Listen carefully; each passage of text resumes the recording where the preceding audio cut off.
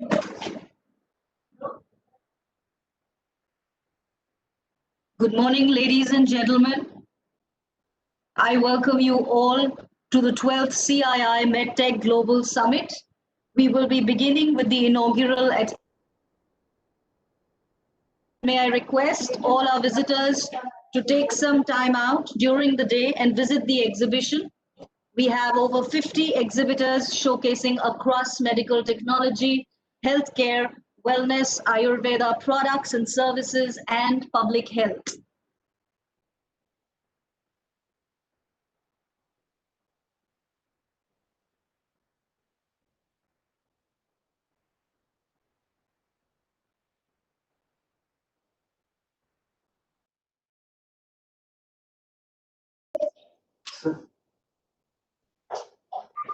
Hi, Manchu. Good morning.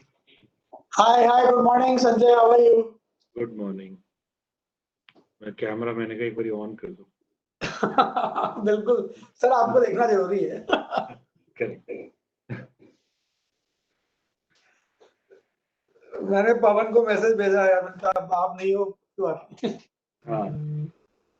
बाकी सब CEOs को मैसेज तो किया है, पर आई डोंट नो कितने लोग आ गए हैं. मतलब I don't know, we have to find out. Correct. I was lot of CEOs. हाँ. I think people generally virtual वाले में ना अपने अपने सेशन में आते हैं. No, I know, but like just ask him to join, you know, if they are not part of the session also, you know, just to join. Right. Yeah.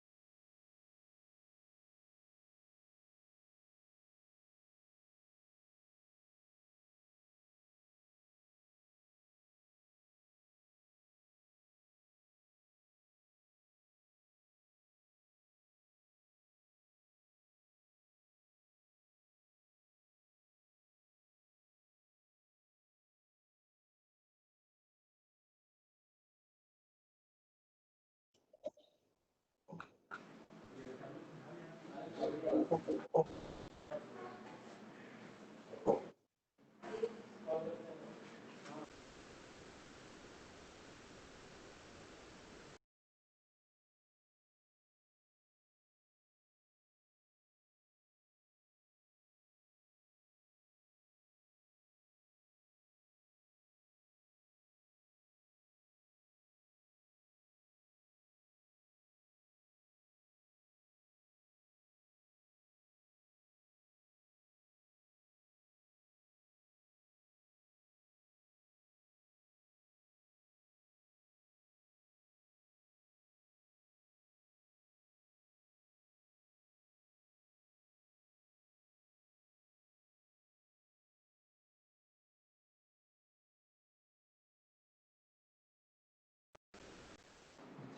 अच्छा ये इसको इधर कर देना पहले भी इधर लगा दो एक minute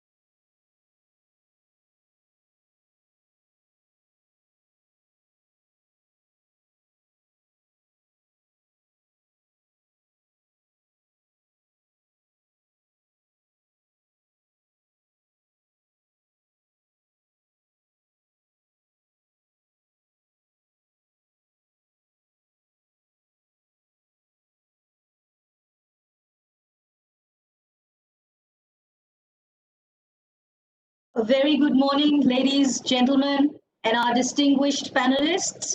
I welcome you all to the 12th CII MedTech Global Summit 2020 on charting the MedTech route to AtmaNirbhar Bharat. May I request our distinguished panelists to keep their videos on for the duration of the inaugural. You may unmute yourself during your address, please. Please join me in welcoming today by Shri D.V. Sadanand Gowda, Honorable Minister for Chemicals and Fertilizers, Government of India, Shri Piyush Goyal, Honorable Minister for Commerce and Industry, Railways, Government of India, Mr. Chandrajit Banerjee, Director General, Confederation of Indian Industry, Dr. Naresh Trehan, Chairman CII, National Committee Managing Director for Medanta Medicity, Mr. Himanshu Baid, Chairman CII Medical Technology Division and Managing Director Polymedicure Limited, Mr. Sanjay Bhutani, Co-Chairman CII MedTech Division and Managing Director Bausch & Lomb Eye Care Private Limited.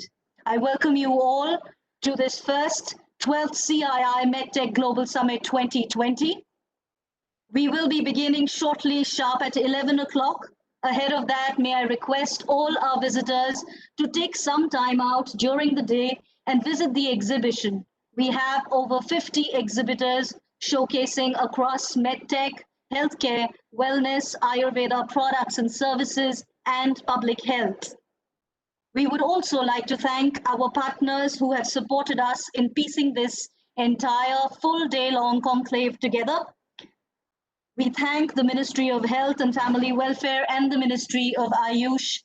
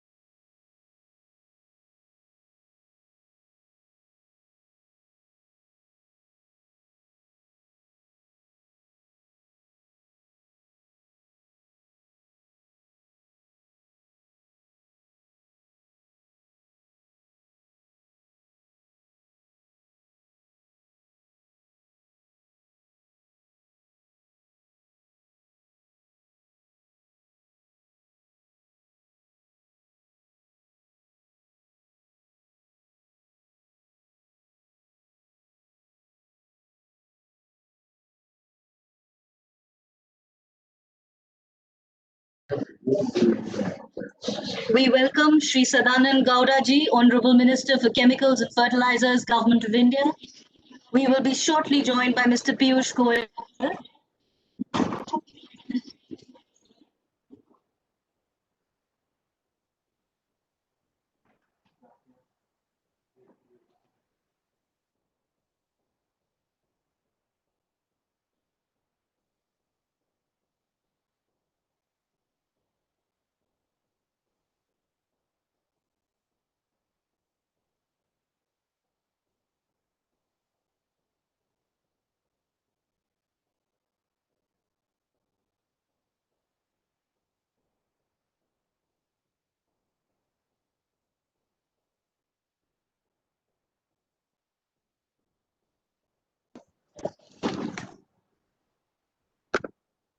Good morning to all our panelists once again. May I now request Mr. Himanshu Baid, Chairman CII Medical Technology Division and Managing Director Polymedicure Limited, to please give the welcome and opening remarks. Over to you, Mr. Baid. Good morning and warm welcome. Shri Sadanand Gowda ji, Honorable Union Minister for Chemicals and Fertilizers, Ministry of Chemicals and Fertilizers.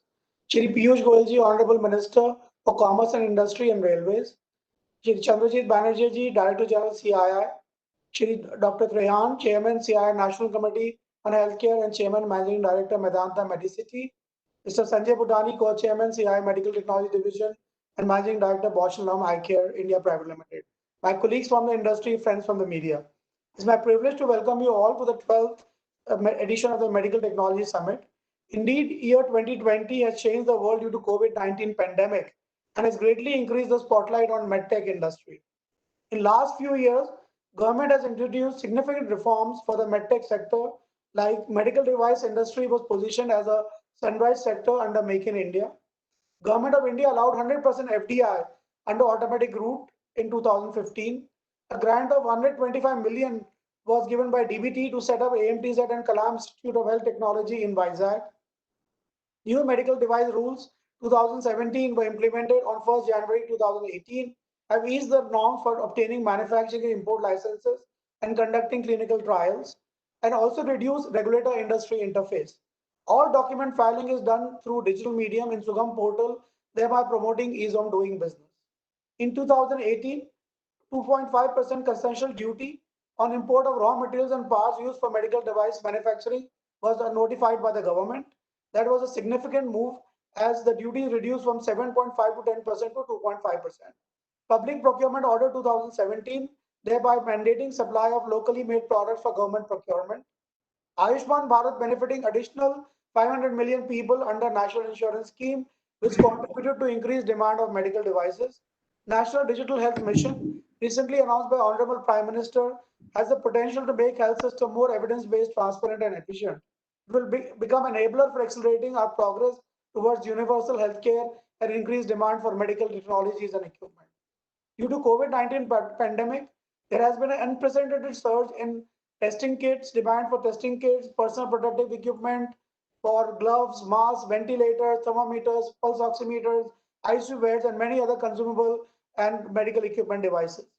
There's been an unparalleled effort from the industry, government, and academia to scale up manufacturing operations, procurement logistics, as well as expansion of capacity and capabilities. Some examples of new partnerships which were formed, like BL and Scanray for ventilators, Maruti and Avga for ventilators, DRDO and CIS are developing number of technologies in a very short period of time, railways developing ventilators and isolation beds, Mahindra and Mahindra Ashok Leyland developing ventilators. Many textile units started making PP kits and masks in a very short period of time. CIA played a very crucial role to bridge the collaboration between various industries. In just 5 months, India has not only fulfilled its own demand, but also started exporting these products to global markets. In recent estimates, 70% of the medical devices are imported. The government of India recognizes this concern and recently announced PLI scheme for domestic manufacturing of medical devices with an outlay of rupees 3,820 crores is currently targeting 4 segments that have maximum imports today and are high value devices: cancer care, radiology, imaging medical devices, anesthesia, cardiorespiratory care, and renal care, and all implants. All these categories, 4 categories and segments will be covered under the new PLI scheme to ensure we make these products in India, and there's a 5% incentive on a performance-linked manufacturing scheme. Assistance for common infrastructure facilities in form of 4 new medical device parks with an outlay of rupees 100 crores each will surely provide the needed boost for local manufacturing of medical devices and equipment. There's a need for well-defined national medical device policy document and a roadmap defining short, medium, long-term goals for the sector. The draft policy NMDP 2015 was made by DOP but never implemented. Thus, CII will collate and send fresh comments and suggestions on the draft document after this conference for your kind consideration and finalizing the policy document. Once this policy is finalized, we should look at maintaining it for next 5 years so that there is a predictability, ease of doing business that attracts new investments in this sector. Today, we have the privilege of 2 very important ministers listening to us.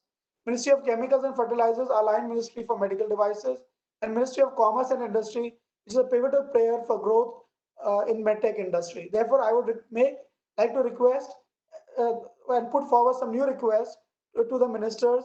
One is regarding tax benefits for R&D and innovation. Today, medical industry needs continuous innovation to meet unmet needs of healthcare professionals. So we request for weighted tax deduction up to 2%, 200% on R&D expenses. GST reduction from current 18% to 12% for medical equipment and IBDs to make them more affordable. Special request for products used in home health segment as there is a shift of healthcare delivery from reactive to preventive care. For MSCB sector, creation of a medical device innovation fund for rupees 1,000 crores like Pharma Innovation Fund for upgradation of medical technology and cheaper funding to see them through valley of death. We can even rope in private sector for this creation of this fund. As per data compiled by Niti Aayog and Invest India in December 2019, we have a disability of 6 to 8% in manufacturing of medical devices in India. We request government to continue export incentives of 4 to 5% for next 5 years to help India to become the global manufacturing hub for MedTech industry. There is a need for a single regulator. Currently, we are regulated by multiple regulators like BIS, CDSCO, MOH, DOP, ARB, MIT, MOEF, NPPA, Ministry of Consumer Affairs, and so on. So my request to the ministries is that we need a single regulator, and that will go a long way in ease of doing business. The National Medical Device Promotion Council, found under DPIIT last year, also needs to be empowered and energized to be able to contribute effectively to the growth of the industry. The CI MedTech Division and CI Healthcare Council have been actively working with the government over the years. Its untiring efforts have brought the much needed focus on strategic importance of the MedTech sector. The novel coronavirus outbreak has managed to teach us the importance of local manufacturing, local market, and local supply chain. The government's new mantras, vocal for local and AtmaNirbhar Bharat, are opening new opportunities in the Indian medical device sector. With government's functional support, India can become self-sufficient and become a factory for the world in medical device space within the next 3 to 4 years. We are looking forward to hearing the dignitaries in this session. I know we are in right hands and the environment has never been more conducive to the MedTech sector. I urge you all to stay safe, practice social distancing, and let us work together to take Indian medical device industry to a new zenith. Thank you very much. Thank you so much, Mr. Banerjee, Director General, Confederation of Indian Industry, to kindly deliver his remarks. Thank you, sir. Namaskar, Namaskar, Mansuji, Namaskar. Sri Sadanand Gauraji, our Honorable Minister for Chemicals and Fertilizers, Sri Piyush Goyalji, our Honorable Minister for Commerce and Industry and Railways, Dr. Naresh Trehan, Himanshu Baid, Sanjay Bhutani, very, very strong group from the MedTech sector, from the corporate sector, excellencies, ladies and gentlemen. It's indeed a pleasure to join this very important inaugural session of the 12th MedTech Global Summit 2020. I just wanted to begin with by saying that to Sri Gaudaji that we really want to take this opportunity to compliment the phenomenal, the stupendous work done by the Department of Pharma under his leadership.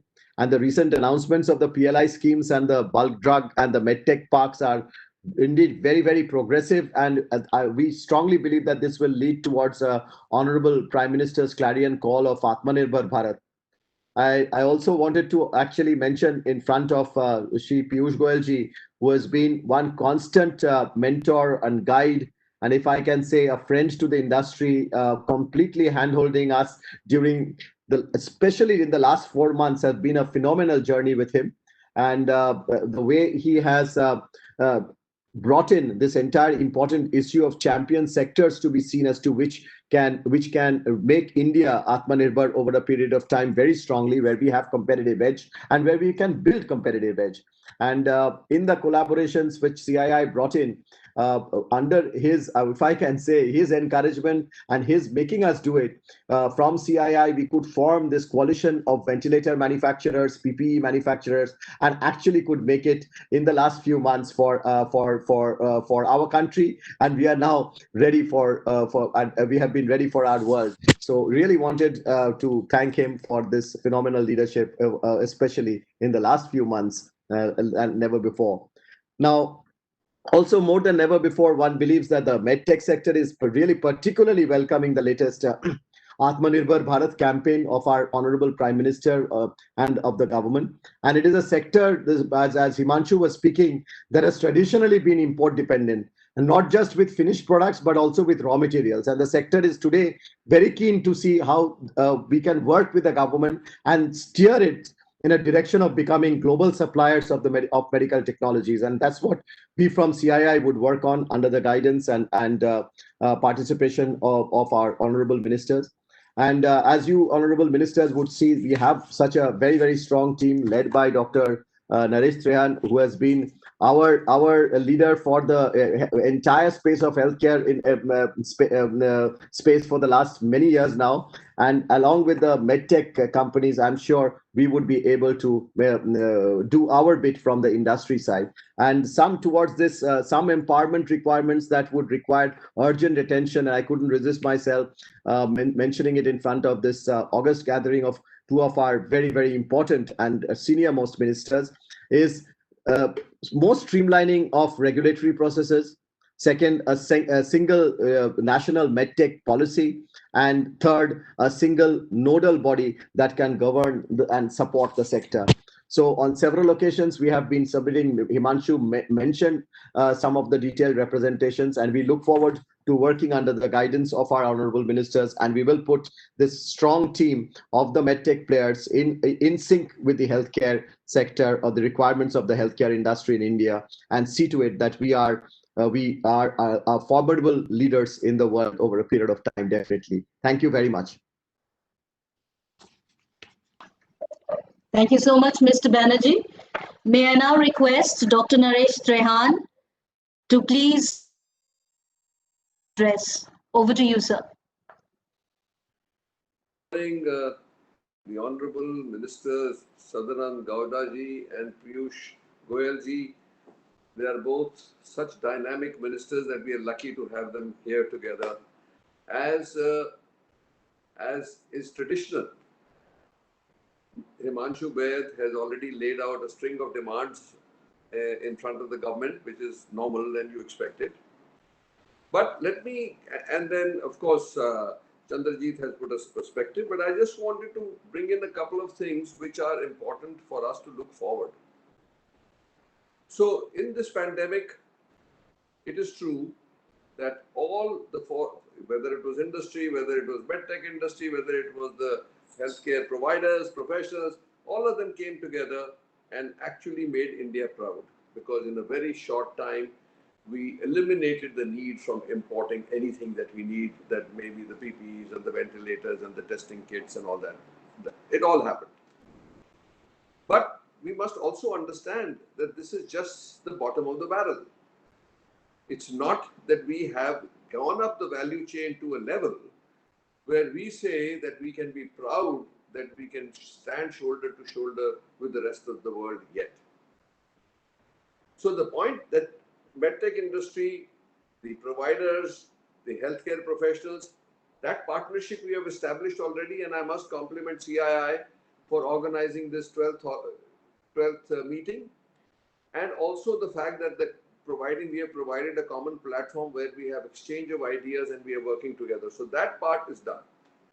The other most important part of the puzzle is government and all the technology-based ecosystem that there is in the government institutions. If you look at IITs, you look at the biotechnology centers of the government, you look at fundamental science institutions of the government, those things have to be brought in together to build that ecosystem that we can look forward to going up the value chain in a rapid manner. So the pandemic has taught us many things. Pandemic has told or very well defined that we will either float or sink together. So I think that these lessons have a lot of contribution to our future in India. Then you take the Prime Minister's scheme of Atma Nirbhar. We have the two most dynamic ministers on call. I think that this is the time where MedTech, the healthcare industry, and the government can take this dialogue forward, where we can do innovation. Innovation anywhere in the world is done in a collaborative manner between all the scientific institutions that may be, all the industry contributors that may be, the engineering, all those people. Unless we bring them all on the same platform, we will not be able to go to the value chain where we will be in 5 years self-sufficient in the most sophisticated of medical equipment. So my request on one hand is to the medtech industry that continue to search for more and higher frontiers. Do not just sit on your laurels and say, oh, we made PPEs, we made ventilators. We made nothing. We provided enough for the country, but say this is just the beginning. If we keep, this is one of the problems that we have in our psyche, that we get too satisfied too fast. The hunger has to be that we must be equal to anybody in Europe, America, or other countries in a defined period. We have the best government behind us. We will need support. Yes, both of you have spelled it out. So I think my urge would be that at the end of this conference, we as providers, we as MedTech industry, we make a little bit of a plan to take to the government in a very concrete manner to say where are the gems of knowledge in the government system, which I can count. You know, there's CDRI. You can have many prestigious institutions which we can actually collaborate with to take it to innovate. Now we must innovate. We can't be copycats anymore. We are very good copycats, but we are not innovators yet. And I think when the transition takes place from copycat to innovation, India will realize its place in the sun. So with that, have a great meeting. And I must thank the two ministers for taking their valuable time in this busy period where a lot has to be, depends on their decision making and all that. But we have great friends in Sadanand Gowdaji and Piyush Goyalji. So thank you again, and we shall follow on this program of making India proud in coming years. Thank you. Thank you, Dr. Trehan.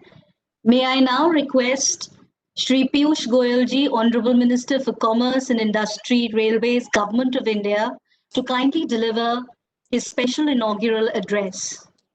Over to you, sir. Thank you very much, ma'am. My senior colleague, Shri Sadanand Gowdaji, Union Minister for Chemicals and Fertilizers. My good friend, Dr. Naresh Trehan, the Chairman of CII's National Committee on Healthcare. Mr. Himanshu Baid, the Chairman of CII's Medical Technology Division. Mr. Sanjay Bhutani, Co-Chair, CII Medical Technology Division.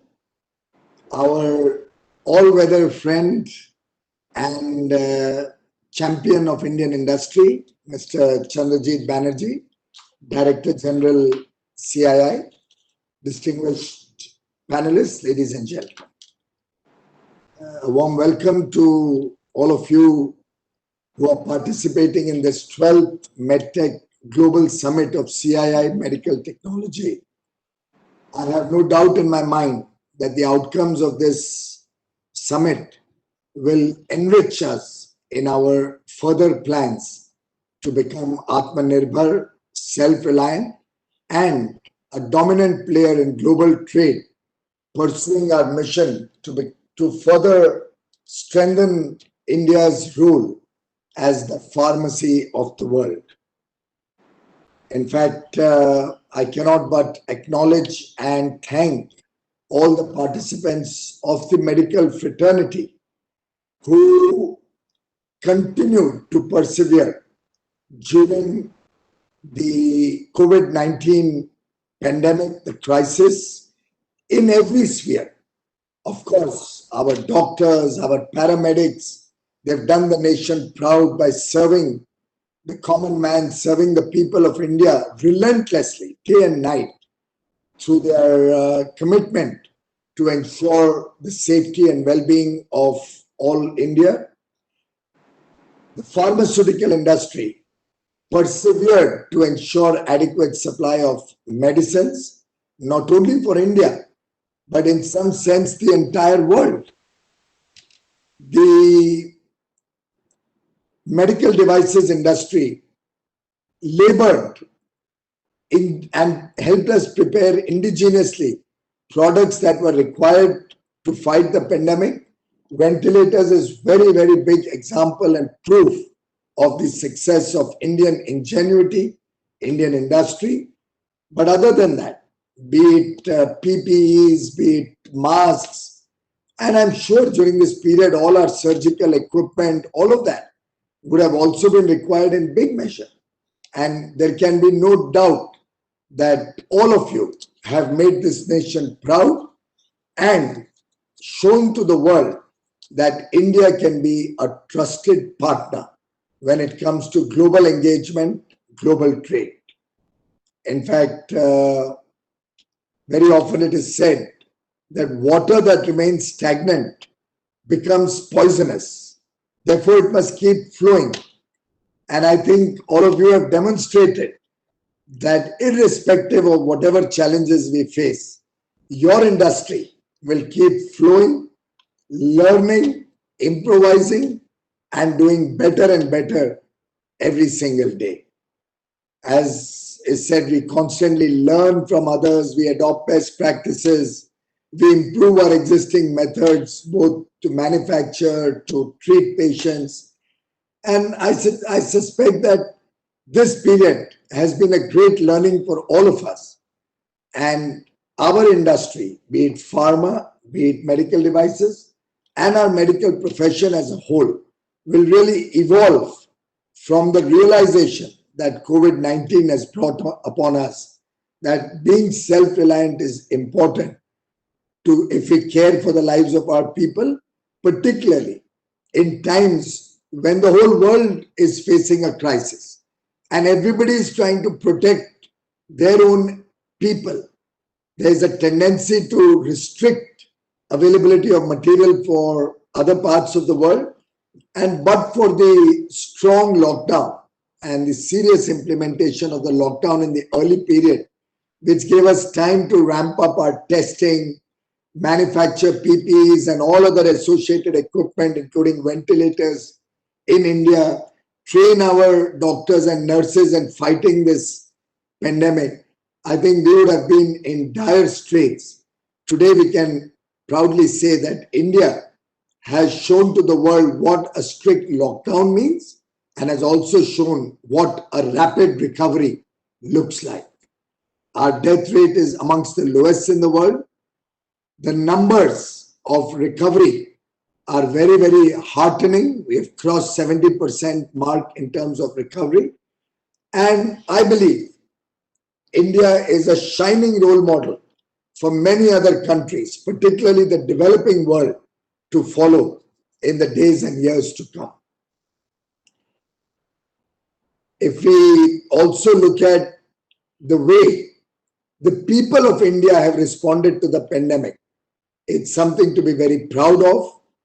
I think wearing masks has become a complete norm. You cannot find anybody going out on the streets who's not wearing a mask.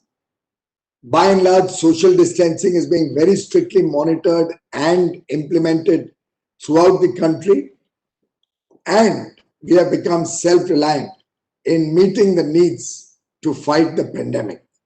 In fact, this is the time, I believe, where we have to leverage the tools of technology to recharge our health system with the power of 3 A's: access, awareness, and availability.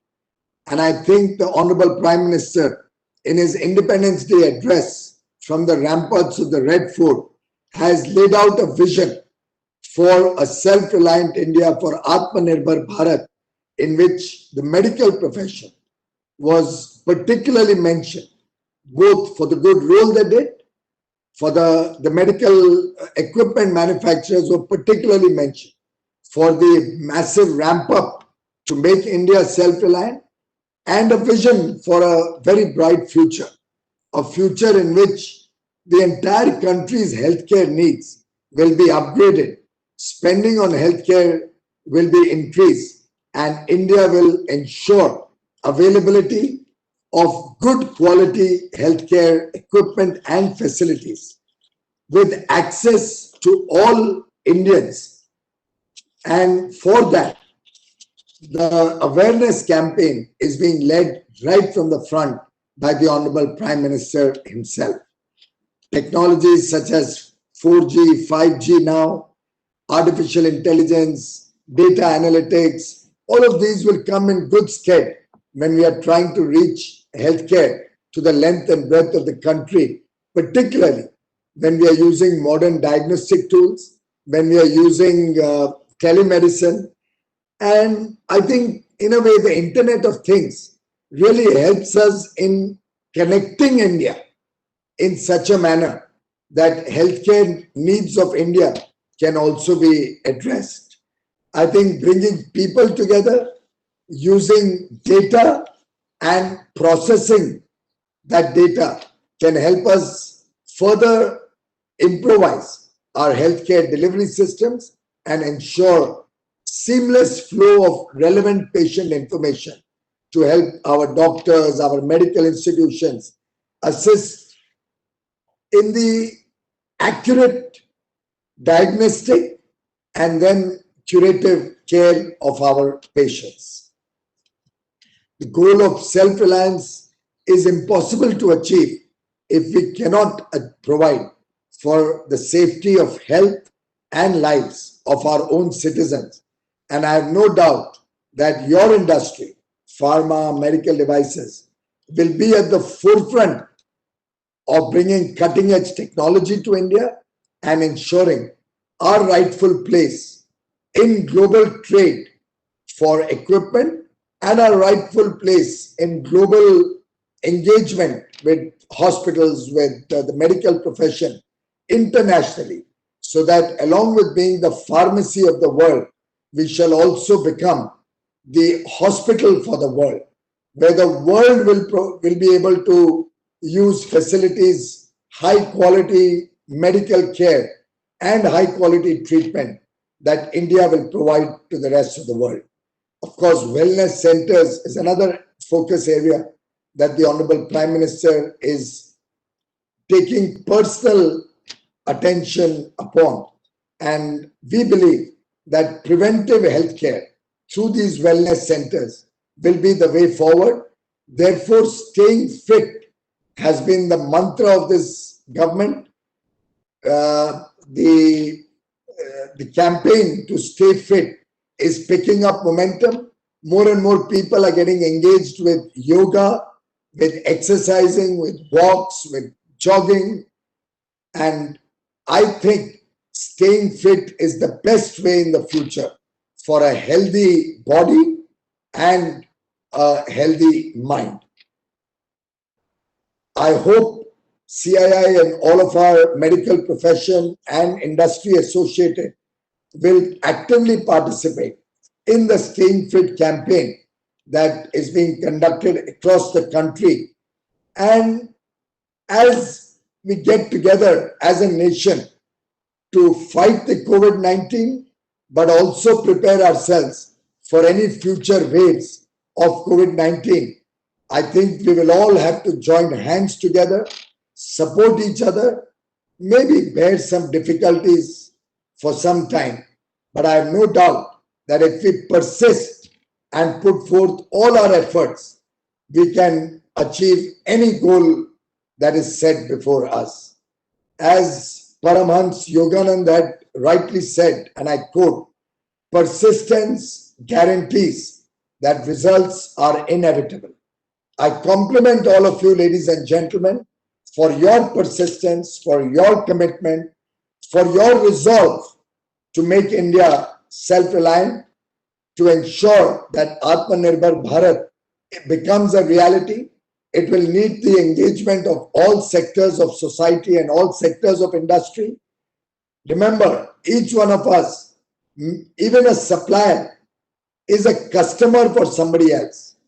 And just as we want our customers to respect our product, our services, we should respect our suppliers whose customer we are and strengthen our supplier base. When the entire chain becomes strong, that's truly when India will become Atmanirbhar and become a dominant player in the global and interconnected world. My best wishes to CII and to all the participants of this MedTech Global Summit. I am sure you will not only chart the MedTech route to AtmaNirbhar Bharat, but every one of the participants will contribute with his heart and soul and full effort to truly make India self-reliant and a global player. Best wishes to all of you. Stay safe, stay healthy. Happy Ganesh Chaturthi, which falls on Saturday. I hope Vignaharta, as Ganesh ji is called, will take away all the vignas of the world, all the vignas that India and all of us are facing this year. May Lord Ganesh shower his blessings on each one of you, your families, and your near and dear ones. Thank you very much. Namaskar. Thank you, Minister Sir. May I now request Sri Sadanand Gowda ji to kindly deliver the special inaugural address. Over to you, sir. Thank you very much. My cabinet colleague, Sri Piyush Goyal ji, DG CII, Chandrajit Banerjee ji, Dr. Naresh Tehran, CMD, Medanta, Mr. Himanshu Baid, Chairman, CII Medical Technology Division, Sanjay Bhutani, Co-Chairman, CII Medical Technology Bhutani, eminent dignitaries participating in this summit, industry members, ladies and gentlemen. Good morning to all of you. We heard a delighted speech from Honorable Piyush Goyal ji, how we should take forward our pharma sector. You know very well that the Honorable Prime Minister Shri Modi ji has recently said that India's pharma industry is an asset, not just for India, but for the entire world. It has played a leading role also in reducing the cost of medicines, especially for developing countries. That is, we all know. Even this pandemic, COVID-19 also, during that time also, our pharma sector has played a very major role, and we have supplied medicines across the world. Medical device sector has a crucial role to play in improving accessibility and affordability of healthcare, especially with respect to the availability of precision device for screening and diagnosis, advanced surgical equipment needed for treatment, and devices for monitoring of health indicators, among others. However, India, you all know, India is heavily import dependent on import in case of finished medical devices, as well as critical medical device components. The size of Indian medical device industry is about rupees 57,000 crore. And import dependence is to the tune of rupees 41,000 crore. That means a high dependency of more than about 85%. We are dependent on import. This has to be corrected, and we need to take care of this issue very seriously. Under the leadership of Honorable Prime Minister Shri Modi ji, Department of Pharmaceuticals has taken several measures, create enabling environment for development of domestic capacity in the pharma sector. To strengthen the country's drug security, the government is committed to build AtmaNirbhar in pharma sector. As rightly said by my colleague, Mr. Piyush Goyal, the government has launched several schemes for development of 3 bulk drug parks and 4 medical device parks across the country. Apart from increasing central assistance for development of common infrastructure facilities in the parks, Union government will also extend production-linked incentive schemes to the manufacturers of bulk drugs and medical device in these parks. Practically, if you talk about medical device park, the Union government will provide incentive at the rate of 5% on incremental sales for the period of 5 years. That is from 21-22 to 25-26. A total outlay of about 3,420 crores are allocated for this purpose. Department of Pharmaceuticals has already released the evaluation criteria of selection of units for this scheme on July 27, 2020.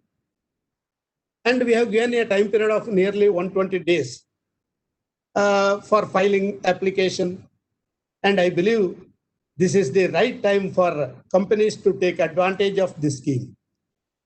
The two-pronged strategy, that is incentivizing the production and creation of common infrastructure, will offset higher cost of production.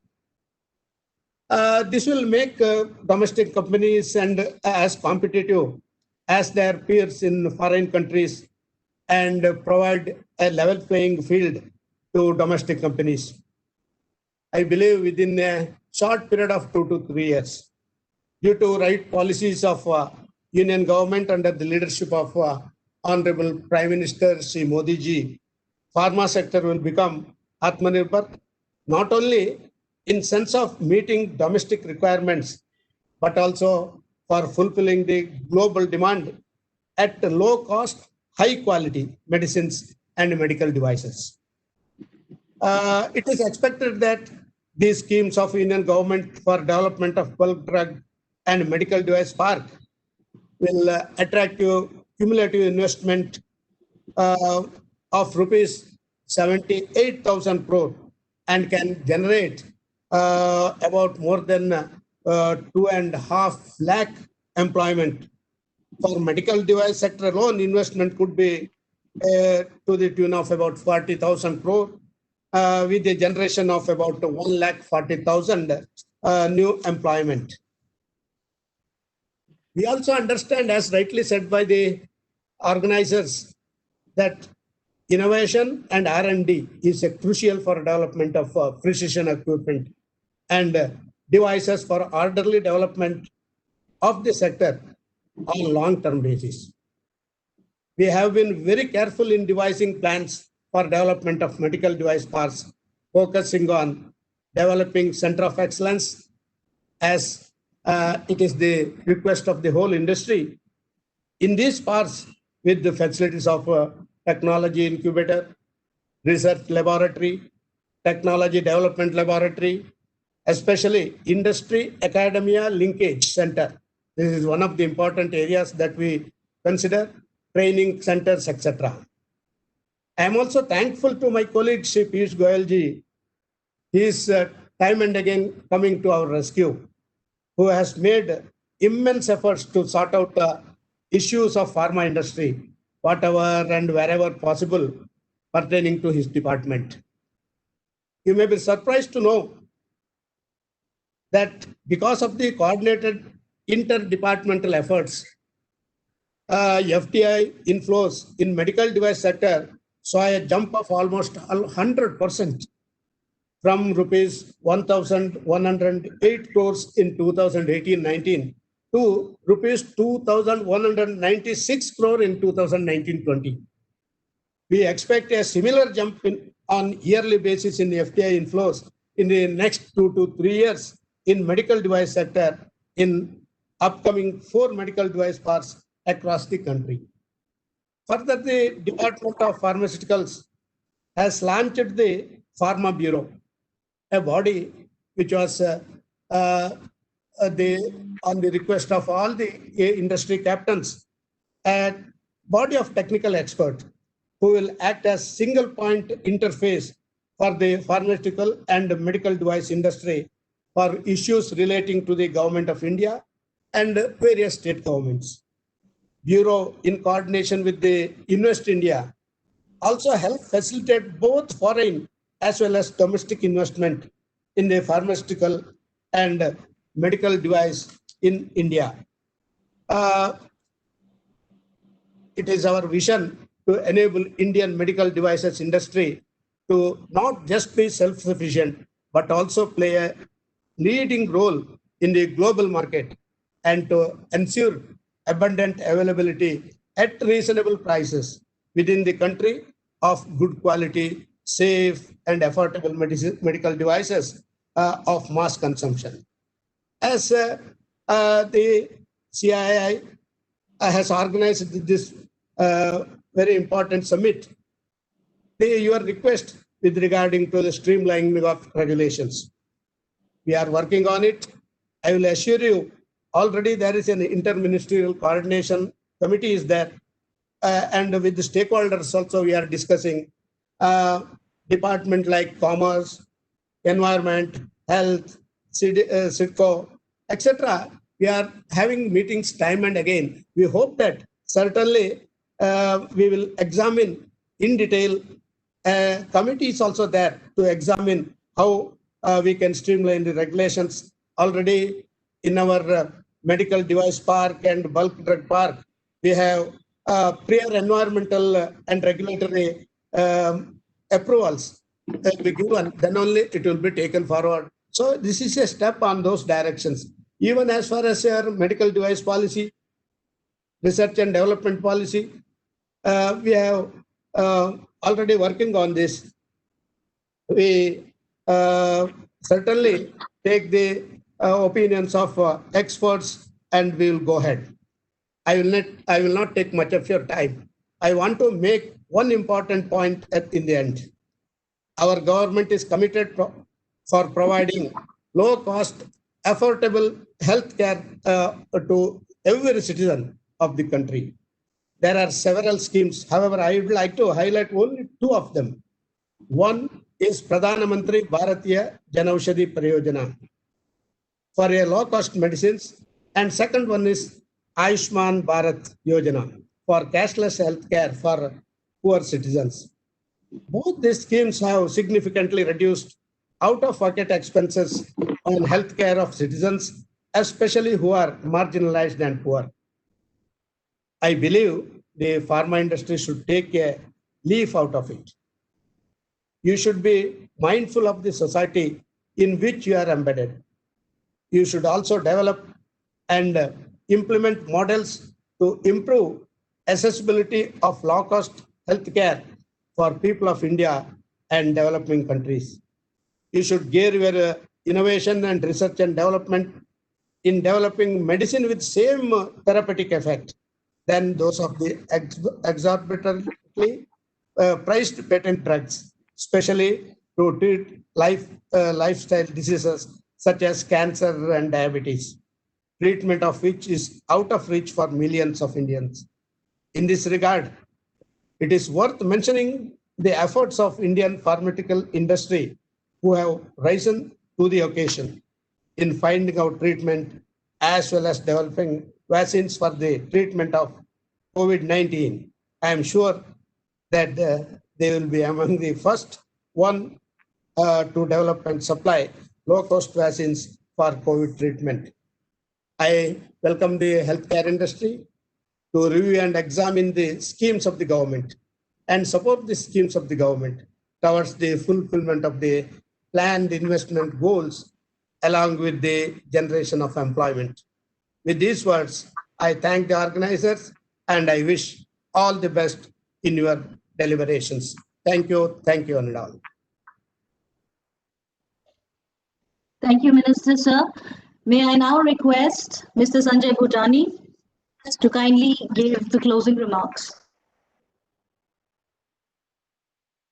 Thank you. Namaskar, Honorable Union Minister Shri Sadanand Gowda ji and Shri Piyush Goyal ji, respected Dr. Naresh Trehan, Chairman CII National Committee for Healthcare and Chairman Managing Director Medanta Hospital, Mr. Charanjit Banerjee, Director General CII, and our CII Medical Technology Division Chair, Mr. Himanshu Bad. I thank you all for the wonderful, thought-provoking inaugural session this morning. Our sincere gratitude to the Honorable Ministers for taking time out from their busy schedules. Their commitment and enthusiasm clearly highlights the importance of medical technology sector to the country. Support from the government over the years has been vital link for the large number of MedTech sectoral developments in the recent past. The CII Medical Technology Division puts on record Its sincere appreciation to the thought leaders, both from the government and the industry, who have supported MedTech sector to reach its present stature in the country. The COVID-19 pandemic has brought a massive challenge to the industry. The industry with the government support is well poised to stand up and face the same.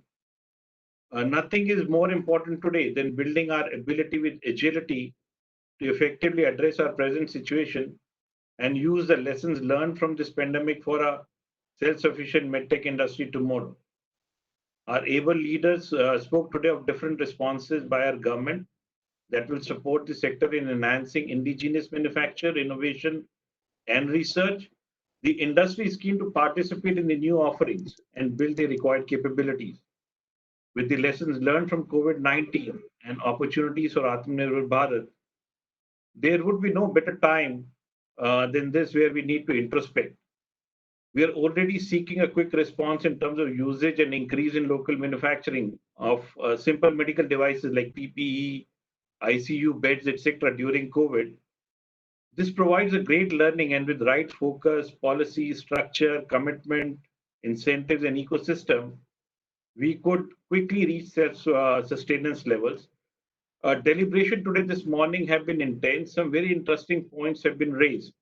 And if I maybe talk about what all the speakers have said, everyone has shown a great confidence in the medtech industry.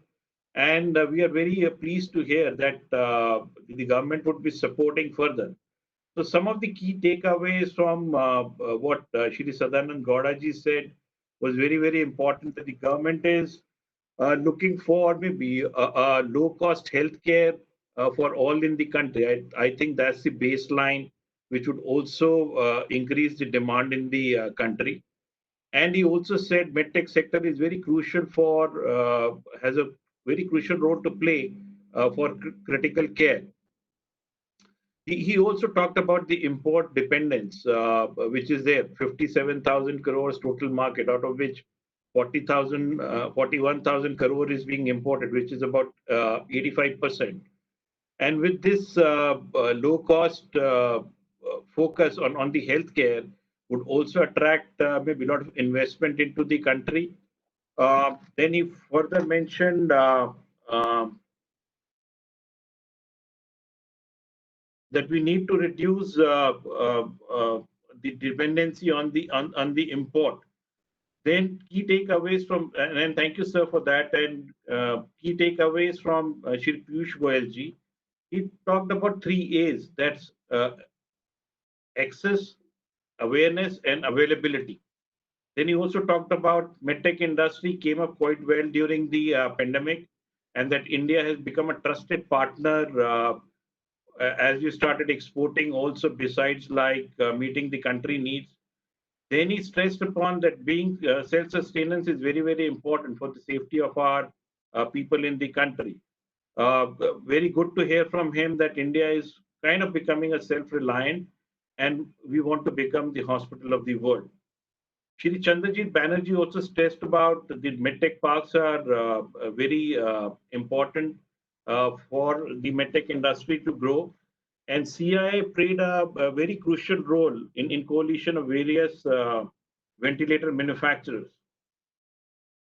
Then he stressed upon that simplifying the regulations is very important for this industry to come up, and with one nodal body approving or giving approvals for various things on the medical industry in the country.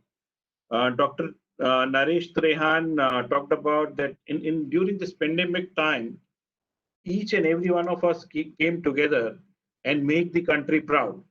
Be it like maybe some of the car manufacturers or some of the textile companies who came together and we started producing like ventilators, PPE, and he gave those examples.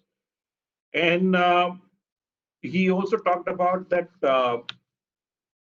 this is just the maybe bottom of the barrel. So in case we need to go forward from here, besides the government, all the IT infrastructure in the country needs to come together, and there needs to be a hunger to take the India to the next level, and we want to be best in the world. So thank you, doctor, for that. And I take maybe some of my key takeaways from what our chair Himanshu Baid said, uh, that the spotlight is on the medical sector from the government, and then it's been quoted as a sunrise industry. 100% FDI in the recent past, and reducing our reliance on the imports is very important. And he talked about that Ayushman Bharat would be increasing the demand in the country. Uh, he also requested, like, if there could be like some tax benefits for R&D, GST reduction, maybe creation of some fund about 1,000 crores, where maybe which could be used to help the medtech industry to grow. And CII has been also helping the government with the policy framework regarding the investment in the country. So, on behalf of the CII Medical Technology Division, my heartfelt thanks to our august dignitaries for gracing our inaugural session and providing us with guiding insights. Sir, we look forward to your further guidance and support as we initiate our journey to self-sufficiency.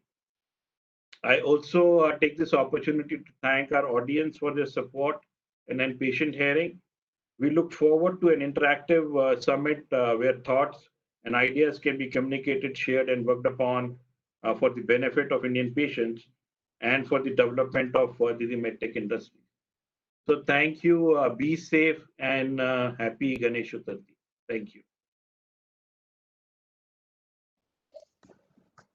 Thank you, Mr. Bhutani. Thank you to all our guests. With this, we come to the close of the inaugural for the 12th CII MedTech Global Summit. Thank you. Please take some time out during the day and visit the exhibition. We have over 50 exhibitors showcasing across medical technology, healthcare, wellness, Ayurveda.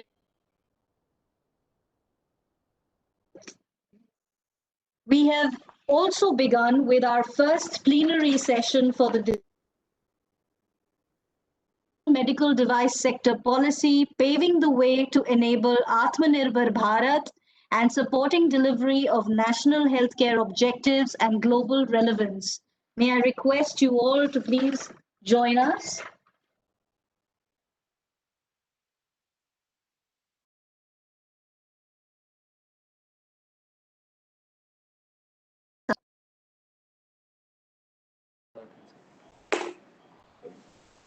That's about it.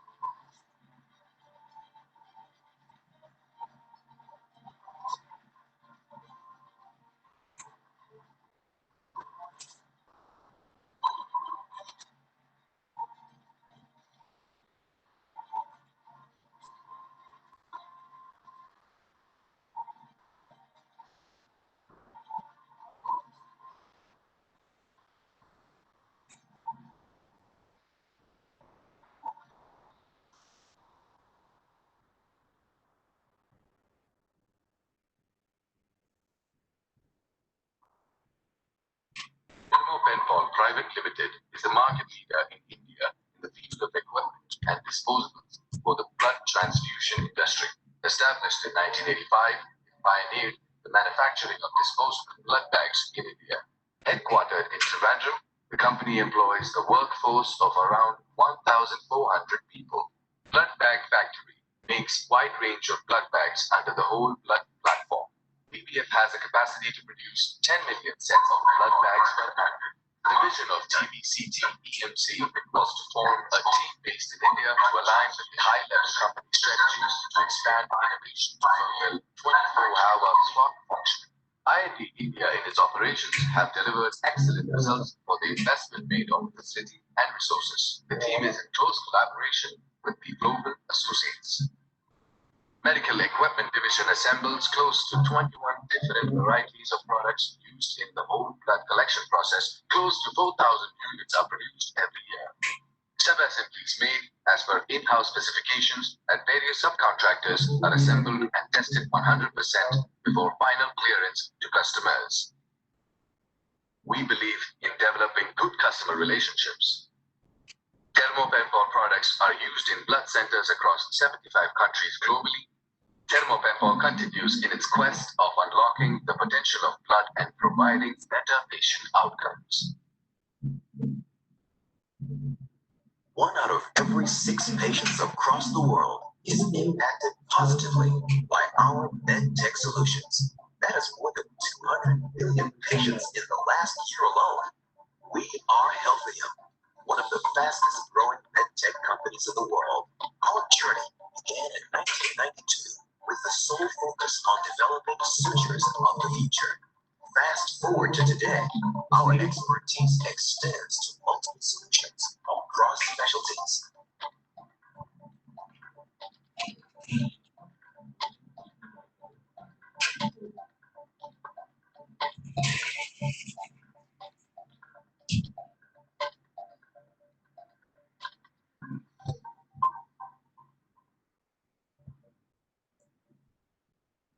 At Healthium, we are driven by a single vision to provide access to precision MedTech solutions to every patient globally. This is something we are very, very passionate about, and we are delivering this by being agile, driving a culture of innovation, by being inquisitive, and collaborating extensively with our partners, surgeons, and hospital staff to create breakthrough solutions, thereby providing a smart and efficient ecosystem to improve the quality of our patients' lives. Our passion pushes us to achieve many medical firsts and enhancing the quality of lives. We did not just build a company, we built a culture which ensures nothing stops us from powering forward, no matter how high we aim. We have a high quality program and products make a real difference. That is why each of our state-of-the-art manufacturing plants follow stringent measures and adhere to the highest international standards, ensuring high-quality output, which is precise to the micron. And it is this quality we share with the world.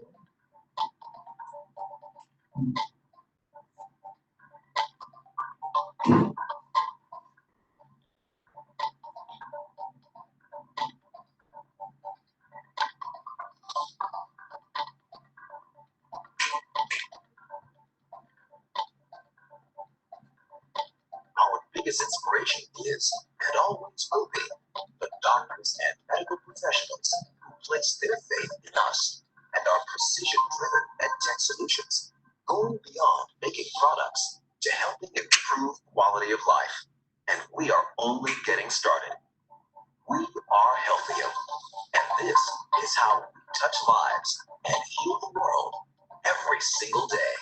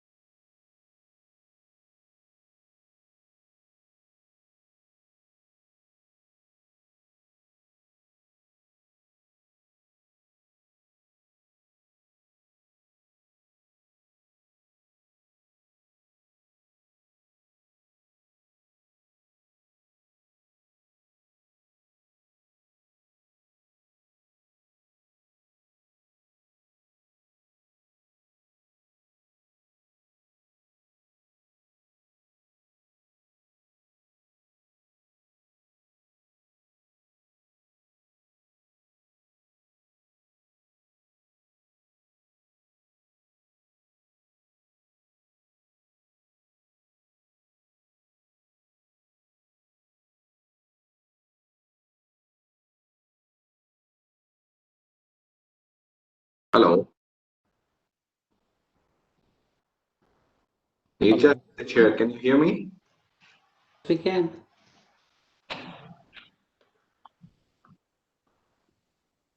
Good afternoon, speakers. The session will start in some time. Meanwhile, may I request you to kindly keep your phones on the mute.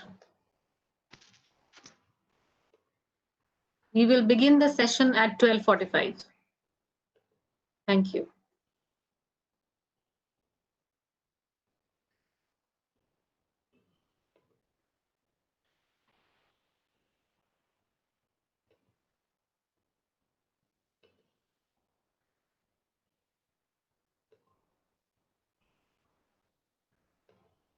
Hello.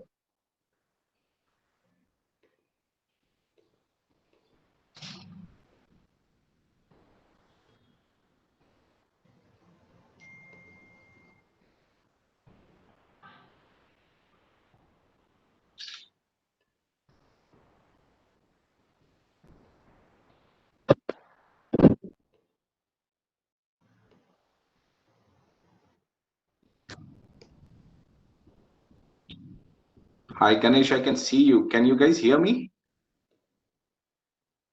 Yeah, Mahesh. Kshitij, we cannot see you, but we can hear you. Okay, okay. Let me see if it works because can you see me now? Yes, very Oh, clear. thank God. Because somehow my laptop is not connecting to this. So I'm going to use my phone to connect it. Is my voice clear, coming clear?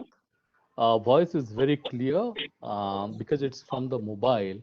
The screen is Right. not full. It's just a little horizontal right now. Okay. Because I need to see. Yeah, no, I think we can can see. see you very well. Your video is good too.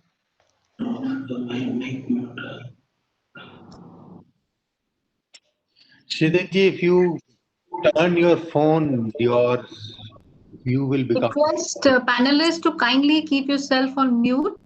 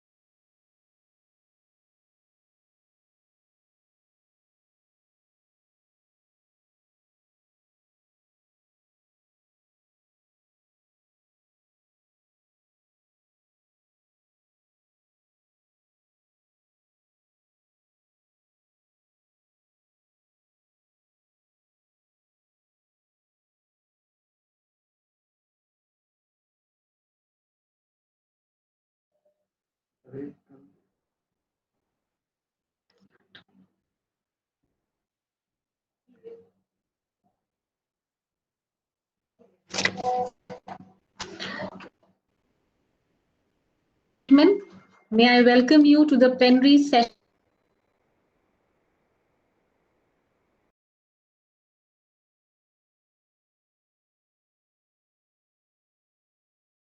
Consider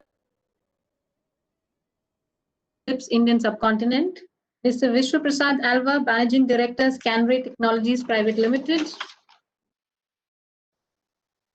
Chief Executive Officer, Shahjanad Medical Technologies Private Limited.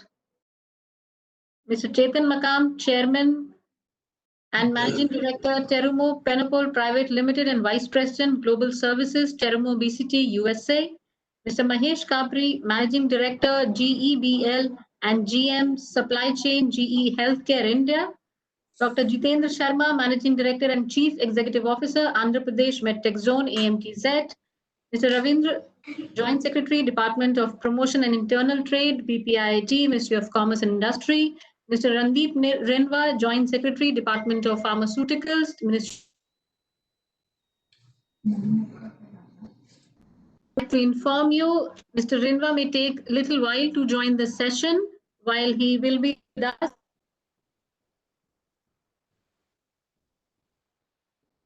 request our panelists to kindly keep your videos on so that we can see you and also hear you.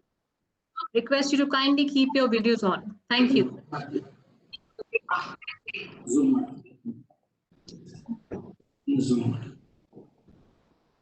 May I request everybody to keep themselves on mute except the speaker.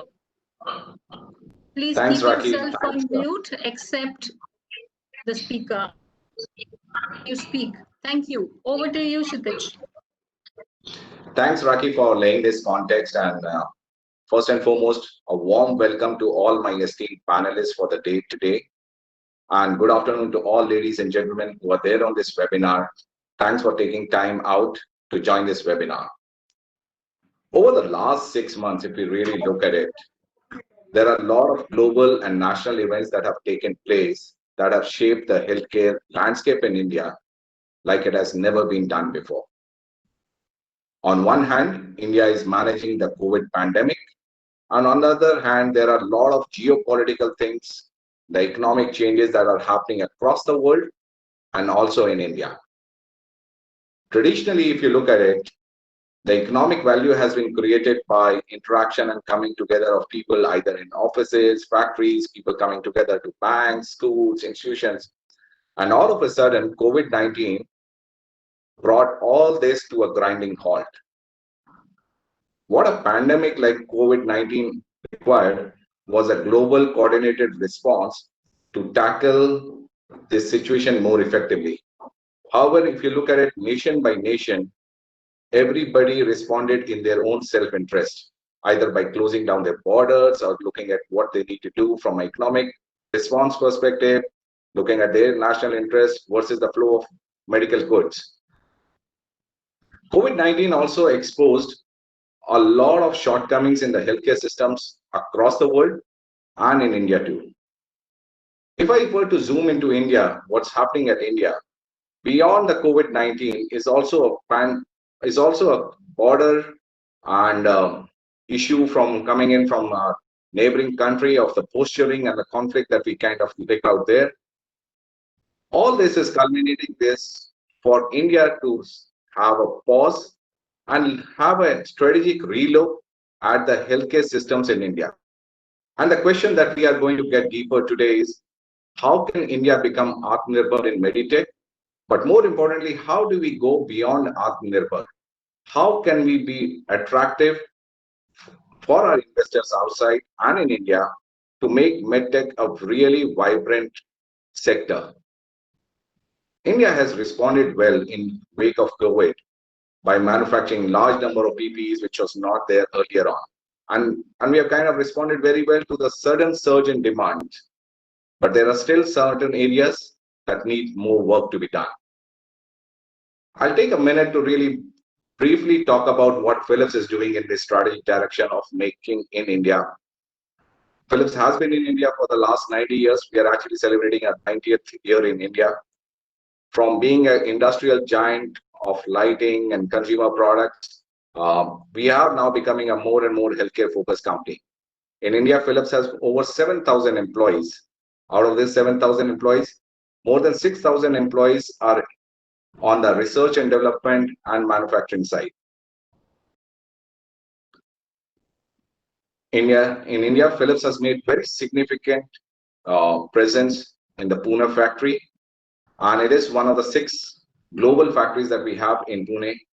Around 3 months back, we announced investing even more in India, and by generating more than 1,000 more people, jobs of R&D engineers over the next 2 to 3 years. So we are putting in a lot of investments and people to make more and more products in India coming out of Philips factory. Let me now come back to our esteemed panel and explore with them together what should be the collective strategy for India in response to making in India for MedTech sector. And the strategic response to this challenge will come by getting some of the best minds which are there on this panel today. We have on the panel esteemed speakers out here, and we are going to explore 3 things in this debate in the next 1 hour or so. With a very strong engineering and R&D talent that India holds, we are going to explore what has worked well and what is holding back. And we have speakers from GE, Bell, Scanray, and Sajanan Medical Technologies talking about what's worked well. Second aspect that we are going to discover more today is MNCs. MNCs in MedTech are a crucial part to this strategic dialogue. And they have resources to allocate across the globe. How do they see India from an investment destination? Where does India stand up in the global supply chain? And considering the intellectual property protection, institution, policy, stability of India, how do they consider their investment decisions?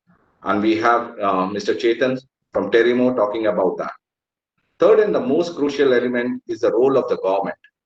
What is the vision that the government has for making it a very attractive opportunity for investors to come in, both at the local and the international level? And we have esteemed speakers from government also joining in this conversation today. Yeah, but let me first start with my first question to Mahesh. Mahesh, you have seen GE Healthcare journey over the last 3 decades. Can you share us your perspective on 2 aspects out there? When you look back, what are the couple of things that worked well, and what are the things that could have been done better according to you?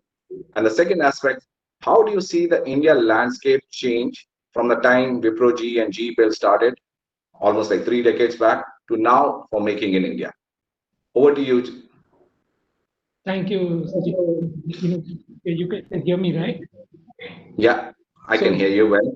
Yeah, so thank you. So GE Healthcare is a leading MedTech company, and we started manufacturing and supply development almost 3 decades back in India. We have 3 manufacturing plants in India, and we do approximately 2,500 crores of medical equipments every year. These are sold in over 70 countries. Very happy to share that almost 95% of the global X-ray generators, 55% of the global X-ray tubes, and almost 90% of the diagnostic cardiology products are made in India for the world. Wipro GE Healthcare was also the first company to start healthcare technology R&D in India over 3 decades. Our healthcare technology center in Bangalore is the biggest and the largest R&D center outside of US, and it employs more than 2,000 technologists and engineers who have close to 600 patents. So on what has worked well, I think India has developed tremendous strength in software and digital. Our clinical domain has gotten excellent, and so is our systems thinking. We have developed strengths in quality and reliability and understanding of the global regulations. We are able to lead development of full products and systems and subsystems, and very strong capability in power electronics, specifically on the hardware design. On areas where we could do well, if I may submit, while we do very good on manufacturing side, we still can do much better on developing strong supply chain within the country. We still need to work with outside countries or lots on the electronic side. And also on the infrastructure support in a country like ours, there are serious R&D limitations on the spending. If you see, India spends close to maybe 0.6, 0.7% of the GDP, which is nowhere comparable with the global developed countries where they do 1.7, 1.8% of their GDP. So in a world where technology is evolving rapidly, it's important for India to earmark funds and on the research for the new innovations in the MedTech industry. So that's what I would submit, Jitendra. Thanks, Mahesh. Thanks for your inputs. My next question is to Vishnu Prasad Alva and Mr. Ganesh Sabat, both are representing Scanray and Sejanan Medical Technologies respectively. And these two are actually a very strong example of a homegrown Indian companies in two very different fields. Scanray is into capital equipments, and while Sejanan has focused on MedTech devices. So my question to both Mr. Alva and Mr. Sabat, and you can go in that order. You guys actually started off from a vision of making products in India, and the products that came out at a price quality point, which could serve not just India market, but also markets very similar to India outside India. So how do you see the sustainable growth for manufacturing in MedTech like yours coming from India against the multinationals and the big giants out there? Also, what were the challenges that you faced? Was growth a challenge, growth capital getting a challenge, or government policy was a challenge, or was it a customer perception about quality for products made in India? What was the challenges that you faced? Over to you, Mr. Alva.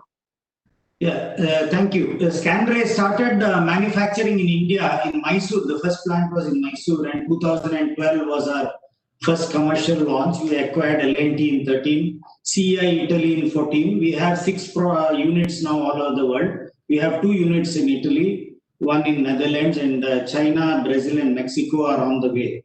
We have 50 products. We have about 80 patents, 100,000 in IB. And we export to about 80 countries, and we are partnering. We have a very unique model of OEM partnerships and own brand across the world. So that has seen us from a startup with 5 people in 2008-9 to about 700 people now and 8 units across the world.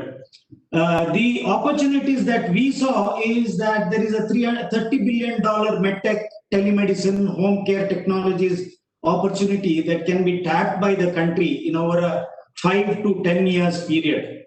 What is very essential is to have a policy continuation and a guarantee from the government that there has to be a continuation and a sustained effort. We have advantages of 60 to 80% lower investments needed in India in core R&D, proof of concept, prototyping, pilot production, product engineering, V&V, regulatory backend compared to US, Europe, and Japan. And we are 50% lower than China, which not many people know that we are much more competitive than China. Our manufacturing cost is 50% of Europe, US, and Japan, and we are 30% lower than China. If you take raw material, it's the same all over the world. I don't think we have an advantage. But raw material processing is about 40% lower than the rest of the world. Now, what are the challenges? One main challenge is that our product design capability is not up to the mark. We have embedded engineers, mechanical engineers, software engineers, but as a whole, system knowledge is quite weak. We have to really gear up. And because of our exposure to a lot of companies that established in India, we have developed a very different approach. And supply chain is also an issue that has to be done. Pure sciences research is something that has to be grown. Material sciences, clusters spread across the country, and policy to attract talents from other countries, like how US is attracting people from India and China and other countries. We have to start now bringing people from US, Europe, and Middle East and Eastern Europe. We have to have a telehealth policy, which is the next boom that is coming, banking reforms, bureaucracy, processing speed, and all that. And you can just see we have delivered 30,000 ventilators in flat 8 weeks because of BEL, DRDO, and Government of India. And this is a great example. Now, my last 10 seconds is on China. It's always we compare, it's a very different country. it's a good model to copy if we do not have time to innovate. And if we have a fair policy of bringing international standards to India, and if China doesn't work, then we should have a quadrangle of US, Italy, Israel, and India, and then together we bring something to the country which is complementary and which is also AtmaNirbhar Bharat. And we are very, very confident and proud. Thank you. Mr. Alva, can I ask Mr. Ganesh to say a few words? How did he see this?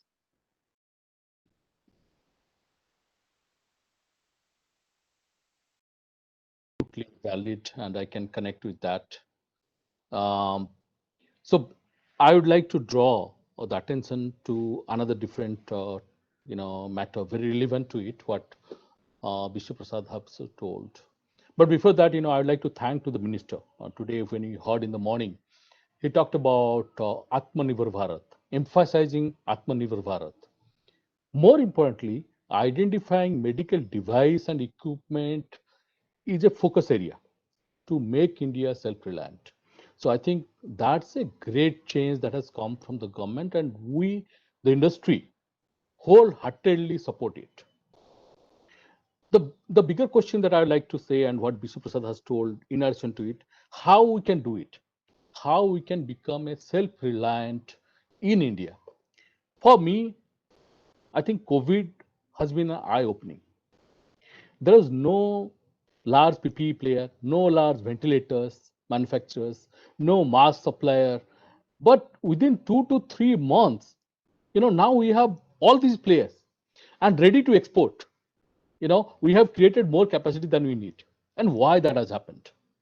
That has happened because overnight there is such a large market that got built in India. So the most important point is to create a large domestic market that will drive self-reliant medical device industry.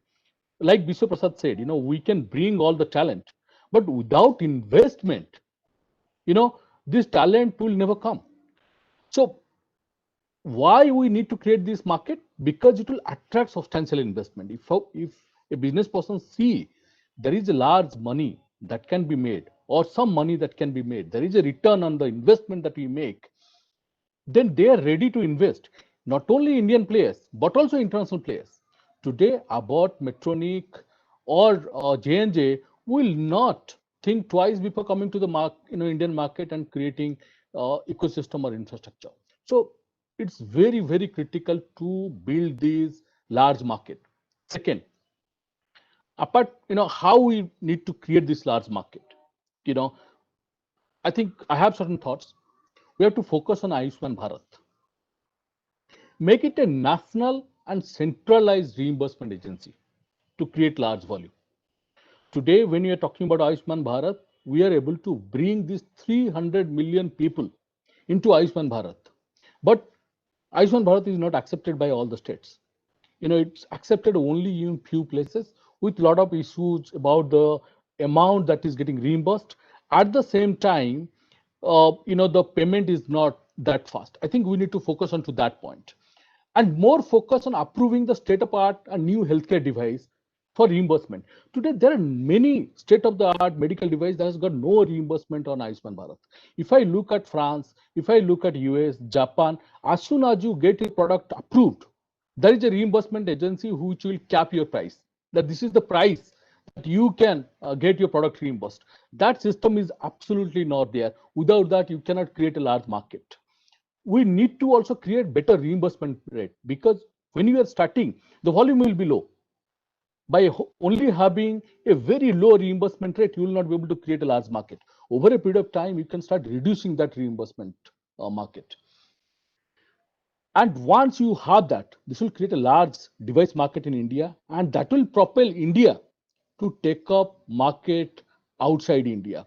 I think the medical device park or the incentive policy, which are very welcome, but it will not be possible without a large domestic market. So I'll focus only on this point, and apart from all the points that Scanray team has told. Thanks a lot, Ganesh. I think you raised a very valid point of creating a large enough market for investors to be pulled into this market and getting attracted out there. My next question is to Dr. Jitendra Sharma. And Dr. Jitendra Sharma is a very known face in this industry. He has been involved in a lot of MedTech devices getting into production into India, and has been playing a very pivotal role out there in making MedTech into India. So I'm going to ask you, Mr. Sharma, Dr. Sharma, sorry, what are the government policies in this direction, especially tackling the issues in what Mr. Alva and Mr. Ganesh mentioned in terms of how can we make MedTech manufacturing grow even faster? And I know you have been pretty much involved in getting MedTech into India, manufacturing perspective. Also, if you could just highlight what policy measures are being taken to build up the startup and the ecosystem and on the digital healthscape as well.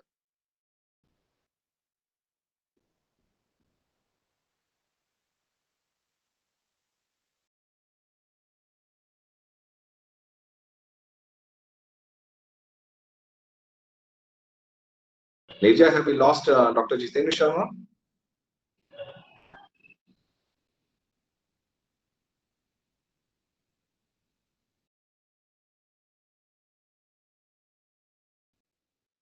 Hi, am I audible?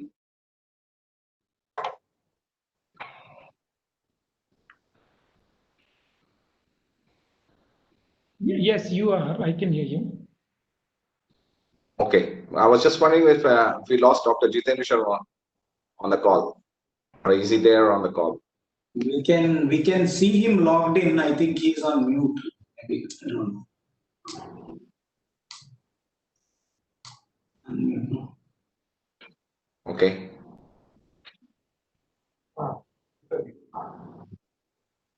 Dr. Jitendra Sharma, can you hear us? Hello.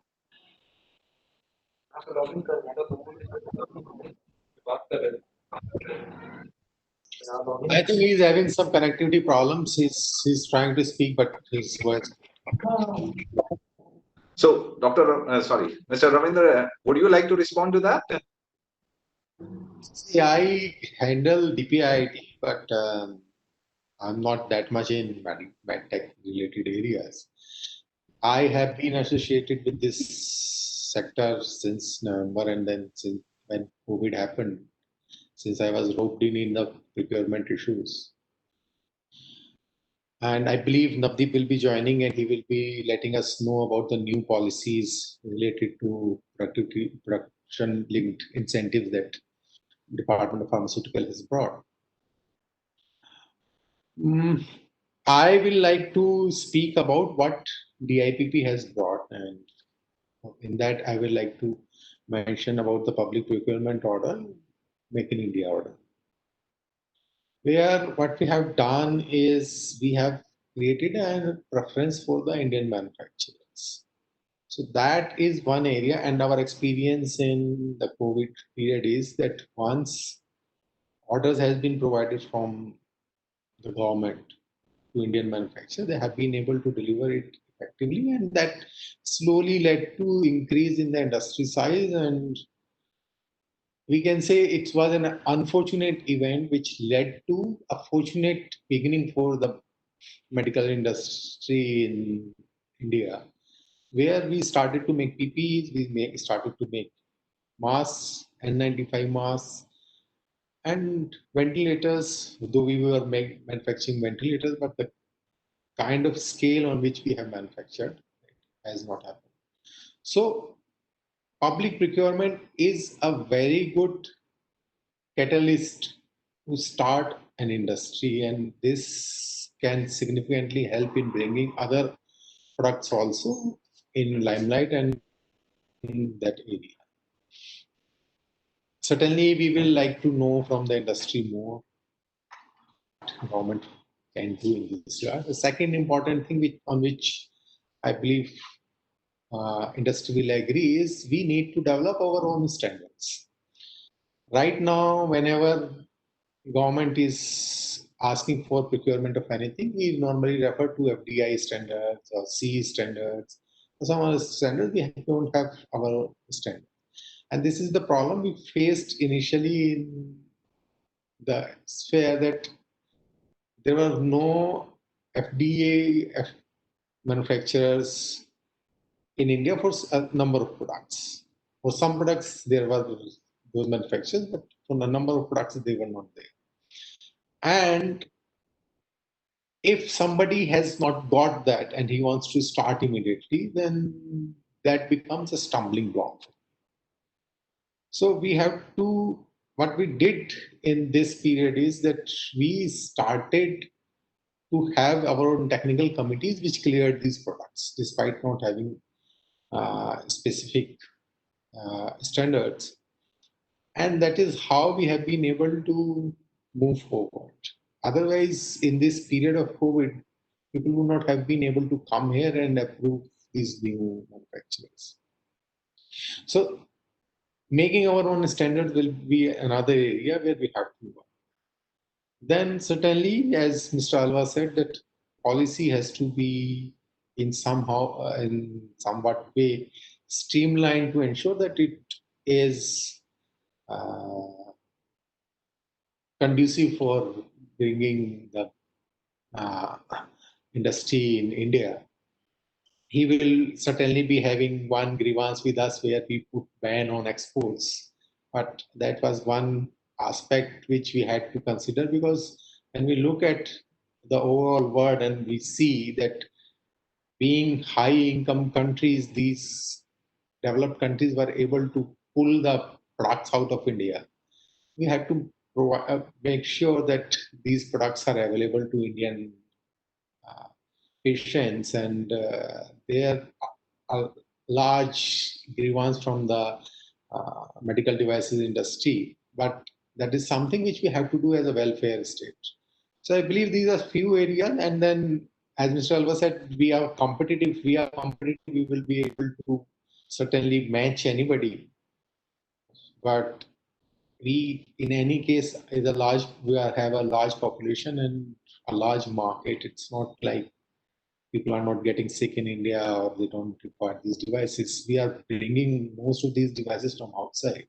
So market is available, but we have to make sure is that our own innovations also get recognized and we are not dependent on somebody else's standards for that. Finally, I handle IPR also, and IPR is one area where we have to work, because innovation has to be then patented, and it has been our experience that it was taking 7, 8, 15 years to get patents. We have manned these posts, we have reduced time. We are trying to bring it down to international standards. Right now, we have not been able to. In some areas, it's taking as long as 72 months to even examine the patents, but slowly we are bringing it down, and we are targeting a time period of 3 years to give patents, which to a large extent is a international standard. These are few areas where we need to work, and I believe once these things are done, it will help medical device industry. Thank you. Yeah. Thank you, Mr. Ravinder. And it's very interesting to observe that COVID-19 actually brought in the power that India always had to the forefront. We knew that we were capable of doing a lot of things, and we actually required a crisis like COVID to make sure that the power of real India comes out. And it's very interesting to see that that power came out in various forms, where the government and the private players came in together to really respond to the needs of this nation. And I think, Mr. Ravinder, very valid point that you said, that a lot of countries had actually put an embargo on their own products, and that gave a insight and a wake-up call for India, saying that can we be so dependent on other countries when we have 1.3 billion people with us? And that's something which Mr. Ganesh also touched upon. We have a huge market, and is there something that the government can do to really stimulate that market? Yeah. So I think if Dr. Jitendra, are you back on the call? I am back. I was on another meeting. Yeah, I am back. Okay. So maybe like if you could share your views. We had COVID, which stimulated this partnership between private and government, and you have been involved in the MedTech devices and a lot of Make in India. What are your thoughts? How do we make it more sustainable and make it a more permanent feature even after COVID is gone? So I had a meeting with, I was on a meeting with Department of Biotechnology exactly on this a couple of minutes ago. Thing is, as Mr. Ravinderji rightly mentioned, we have tapped into our strengths in the times of an emergency. घर में जब आग लगती है तो आप क्या करते हैं? आप पानी भी लेते हैं, आप कार्बन मोनोऑक्साइड गैस भी ले, जो भी हो सकता है आप उसको लाकर आग को संभालने की कोशिश करते हैं. आग लगी, the country responded, multiple industry and public servants and officials and science and R&D all put in. And as Mr. Ravinderji mentioned, we are in an acceptable stage. We have responded well. We should be happy. It has allowed us to tap into our strengths. Now it is up to us whether we may wait for the next fire moment or we build a powerhouse. Yes, the next fire will come. Human race is a 65 million years race after evolution. The next fire must be waiting down the line. Now, if we don't wait, what do? We wait for what lies as defects in our systems and in our response.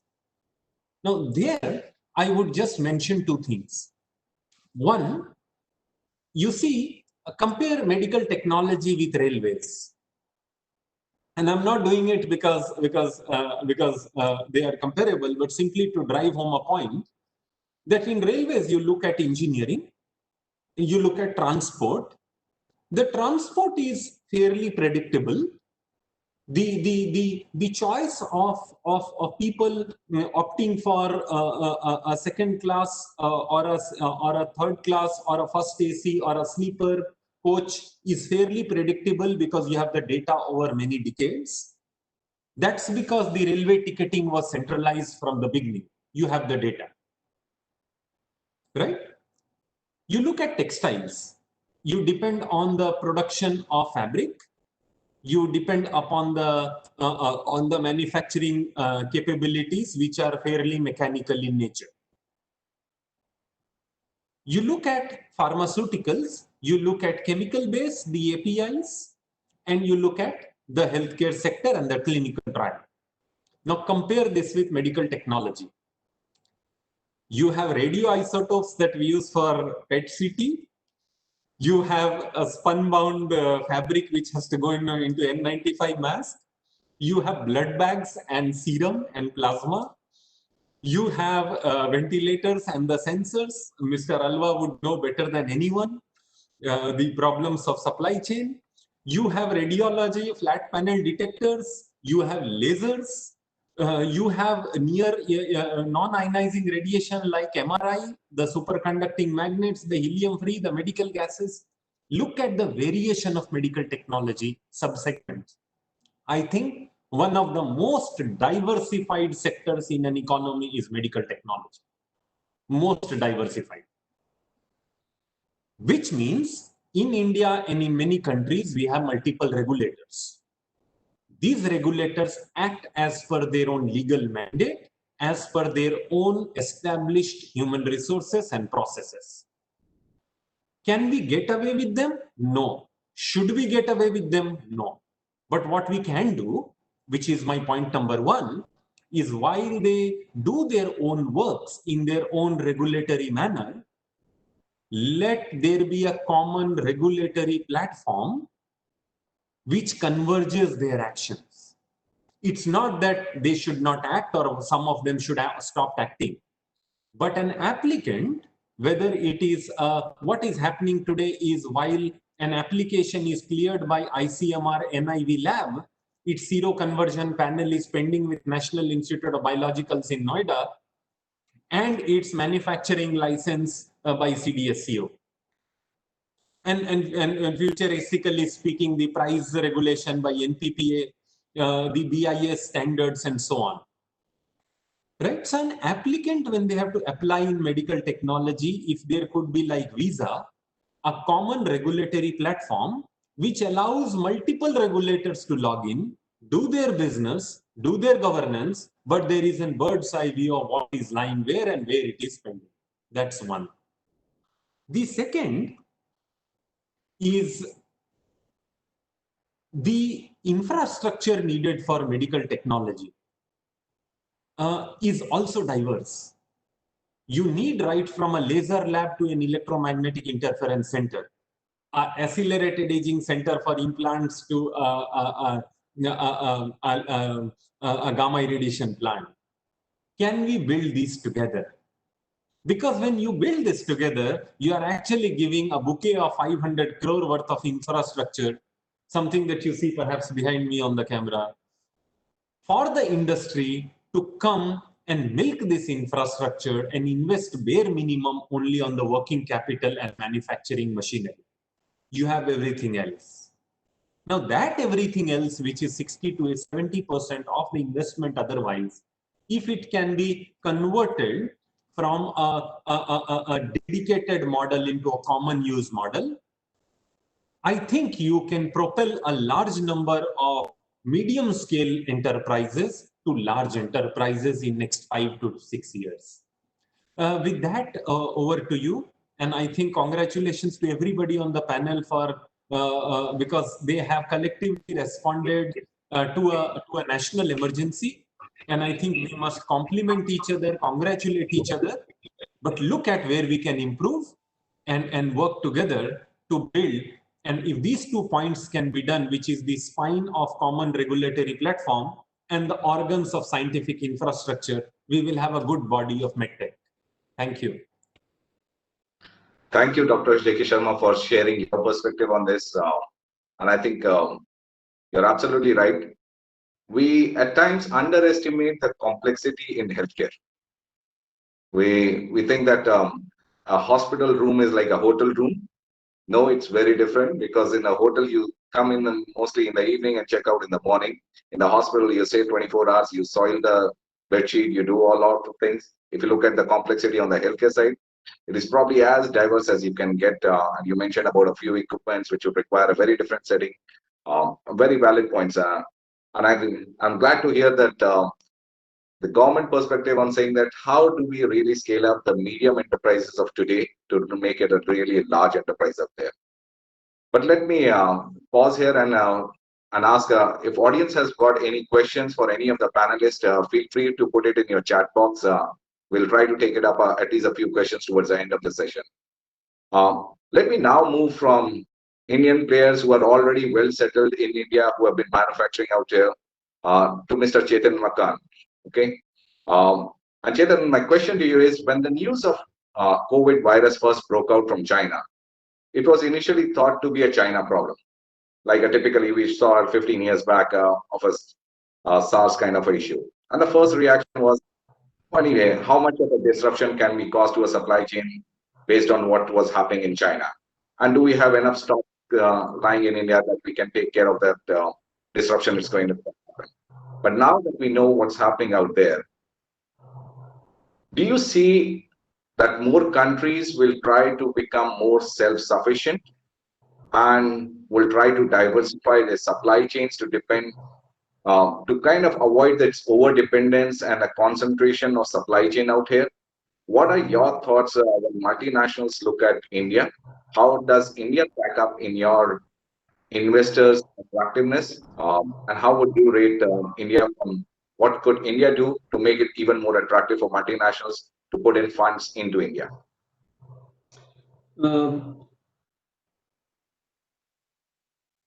I need to get.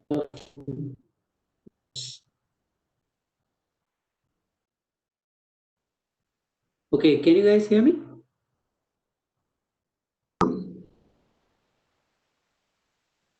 You can hear me, right? Okay, great. Thank you, Kshitij. I think as a multinational company, obviously we have what we call business continuity plans in place as a matter of business. I'm sure most companies around the world do. For us, it's even more important because we deal with blood products and blood bags and devices that are used to collect all kinds of blood components. And of course, we have a reasonable and sizable footprint in India, in Trivandrum, where we make quite a few million blood bags, as the video showed at the beginning of this session. I think in the light of COVID, we have become even more sensitive to business continuity plans because many of our large customers around the globe actually want to see what our business continuity plans are. And so when you think of your supply chain, you're thinking about where can I manufacture products, have redundancy. So for us, because we're talking about COVID, most of the convalescent plasma that's collected globally is collected on Terumo devices. And so we have an increased sensitivity to supply chain and product availability. And we've got redundant systems, manufacturing in the US, manufacturing in Vietnam, and so on and so forth. And of course, that presents its own set of challenges because we're trying to keep raw material stocks so that we can be ready, but at the same time not have too much inventory. Luckily for us, we have positioned our inventory across the globe in such a manner that we are able to meet the requirements of our customers. I think as you think forward with the pandemic and also beyond the pandemic, India is definitely an attractive destination for investment. And like I said, we've actually invested quite a bit in Trivandrum as one of our key plants across our global manufacturing footprint. What I would say is that we need to think about a couple of things, right? Obviously, everyone's talked about on this panel and other panels about Make in India. And I think Mr. Ganesh Sabat made a great point about Buy in India. It's not just about Make in India, but Buy in India as well, that we need to think about infrastructure to move goods around. I think a lot of us did face issues of having product available, but no transportation or lack of transportation when we needed to get product around. I would also say that as we think about supply chain and India as a destination, some of the raw materials that we need are not available in the country. So how does someone like us get incentivized to make more in India so that we can not only meet demand in India, but also try and export, right? Because I think that is what will create more jobs, more reliable infrastructure within India for the MedTech devices. And I think one other thing the government can definitely focus on is looking at free trade agreements. So in many cases, countries, when they issue tenders, put in a clause saying all products must be sourced from countries that have a free trade agreement with the country in question. And many times we found ourselves that products from India are not, we are not able to source them from India, but from our other factories, just because we don't have a free trade agreement with that country. So I think those are some of the key issues. And of course, people have talked about innovate in India, and probably we need to incentivize that some more as well. So I would say those are probably my thoughts around supply chain and how we need to make India more attractive with respect to being a manufacturing hub and actually being a key player in the world medtech market. Thank you, Chetan. Thank you for highlighting that the consideration that you take as a multinational to invest into India. And I'm going to go back to Dr. Jitendra again. Dr. Jitendra, how can you attract more people to your MedTech zone? What are you going to do from a government perspective to make more and more people come to India and do that and really look at the challenges that Chetan and the previous speakers have spoken about? So when I proposed a concept called MedTech Zone, the word MedTech Zone didn't exist. What existed are some beautiful partners that we have today, like Scandray, like Transasia, like Dispovan, who had built with lot of hard work and commitment, passion and persistence, 20 to 25 year of journey to build those excellent institutions in private sector that we have today. The concept of MedTech Zone was to see that the next generation of people don't have to undergo the toiling and struggle that companies like Scandray and Transasias and BPLs went through. Can we have 100 SMTs, champions like Mr. Ganesh, walking out of a campus? And therefore, I proposed, after having studied multiple scientific laboratories and ecosystem across the world, a campus where we have all this for them ready. It was easier said than done because we didn't have a policy or a financial package. In fact, we announced 4 more MedTech zones as a country under the medical park scheme. The scheme itself didn't exist when first MedTech zone came up. So we pooled support from multiple departments from the government of India to create what we created. Today, home to more than 85 partners, 46 of them actively under manufacturing, bringing out products. Now, what's next?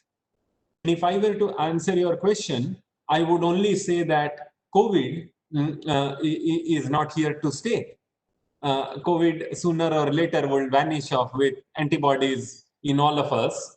And जिस तरह आज जुकाम हो जाता है, बुखार हो जाता है, वी से वायरल हो गया है, दवाई ले लो केमिस्ट के पास जाकर. Fate of COVID after a year or 2 is going to be that. Somebody gets COVID, we would say to our family member, chemist की दुकान से जाकर दवाई ले लो. Now, the MedTech story does not stop there. It neither began with COVID nor it is going to end with COVID. Once COVID goes away, we will have huge pile of cases of cancer, of unmet needs and so on staring at us. And therefore, what we should quickly do and what we tell our investors is we do something called Globexim, a global import-export balance of trade analysis every quarter. Which are the HS codes on which we have highest import in MedTech? Are they radiology? Are they cancer biology? Are they diagnostics? Are they investigational devices? Are they therapeutic devices? We do mapping of about 142 HS codes for medical technology import-export. And we map the trade deficit every quarter. And we publish it also at the end of the year. Now, obviously, the biggest go for segments are those where we are having the highest trade deficit. So it's not the classical red carpet welcome to investors. Ki come, we will give you free bijli, free pani, sasti zameen come, make in India. No. It's a very thoughtful exercise of where do we want our guests, our investors to be from, which segments. So now we have every quarter a list of items, list of product segments, categories, where we would like investments to come in. Then comes 2 questions, what they need in terms of science, because if they were to come for free bijli, free pani, sasti zameen, they would have come by now. If they hadn't come by now, which means they need something else, a delta. What is that delta in terms of infrastructure? What is it that delta in terms of science? Infrastructure we provide as common facilities. Science we provide through joint ventures and partnerships with our research institutions. Do they need access to flat panel detector technology? Do they need access to beam bending technology for linear accelerator? Do they need piezoelectric crystal technology for ultrasonography and so on?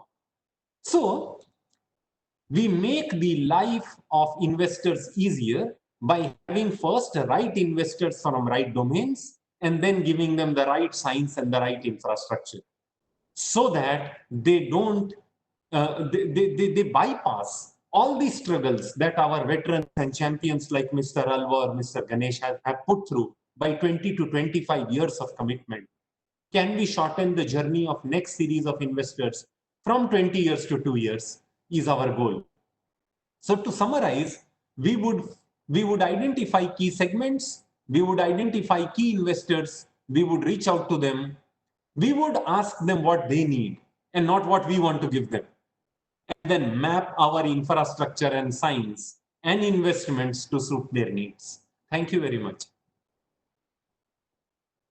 Dr. Sharma, I'm sure your words are going to be welcomed by a lot of investors, whoever is listening to you, because we have been used to a tax regime, give me this capex benefit, give me this infrastructure free, etc., etc., and I'm going to put it out there. Versus a situation where I hear right now is saying that you come in and which are the sectors that we want you to come in and come, and we will kind of customize the kind of benefits both on the technology side. Also, what else do you need to make it happen in India? I would ask my last question to Mr. Ravinder right now. Is there something more that the government is doing to attract more investors into it?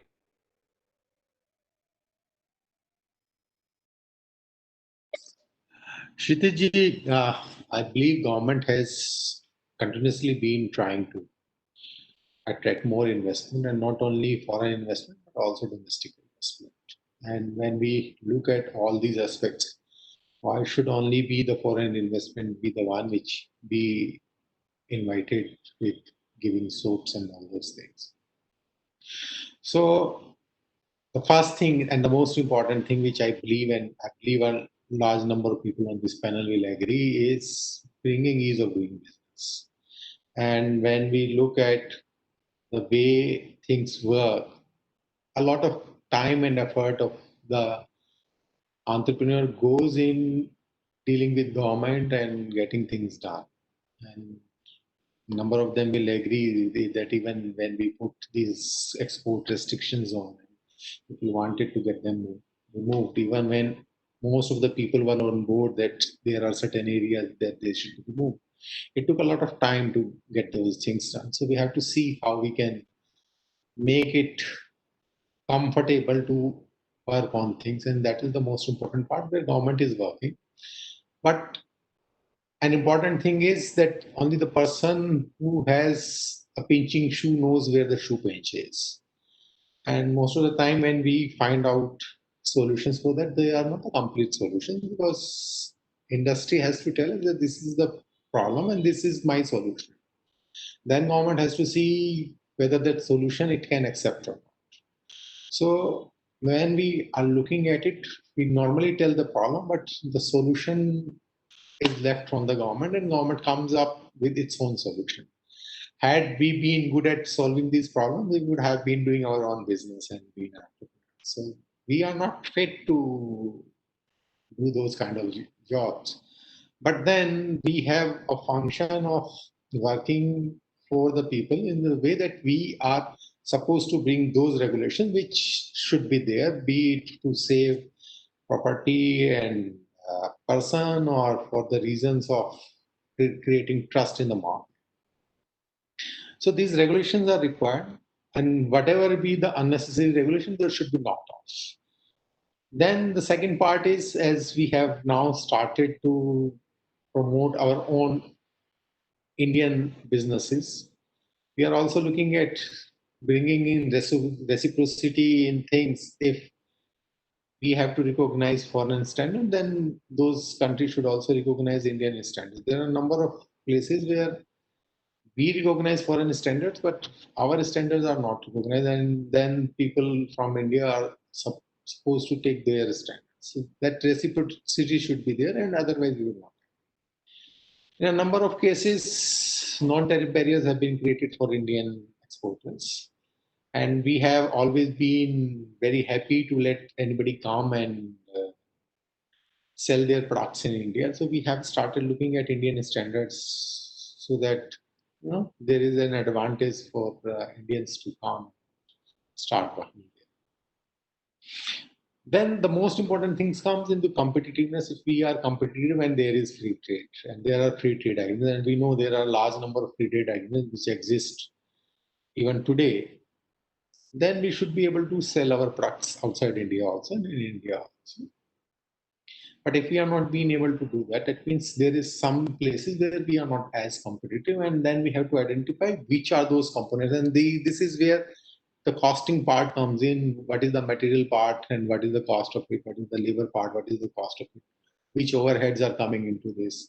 What is building into cost? And when we compare to China, what is it which is, I don't know, additional India? Or when we compare to Australia, what is it which is additional? We have cheap labor, but Germany is expensive country when we look at labor. But I believe there are a number of products in which they are more competitive than we are. So it's not only labor. So we have to, unless we break it down and start looking at things, then it might be infrastructure which we have to create. Then it might be that we have to give certain specific incentive for the purpose of land, because land is a stumbling block. It takes years to come. So until that kind of study is done for every product or every sector, it will be very difficult to actually find out what competitiveness. We have started this kind of business, and then what we have recently started is we have created a special committee which can give case-to-case basis incentive to investors. So it's not like a policy, one policy for all. You come and then decide what is required by you. You will then present it.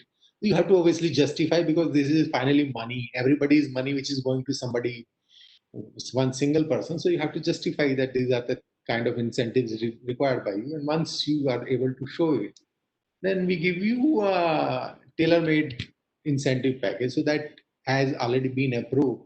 And I believe within few years, we have identified 20 sectors. In those sectors, it will start working. Thank you. Thanks a lot for your inputs, Mr. Ravinder.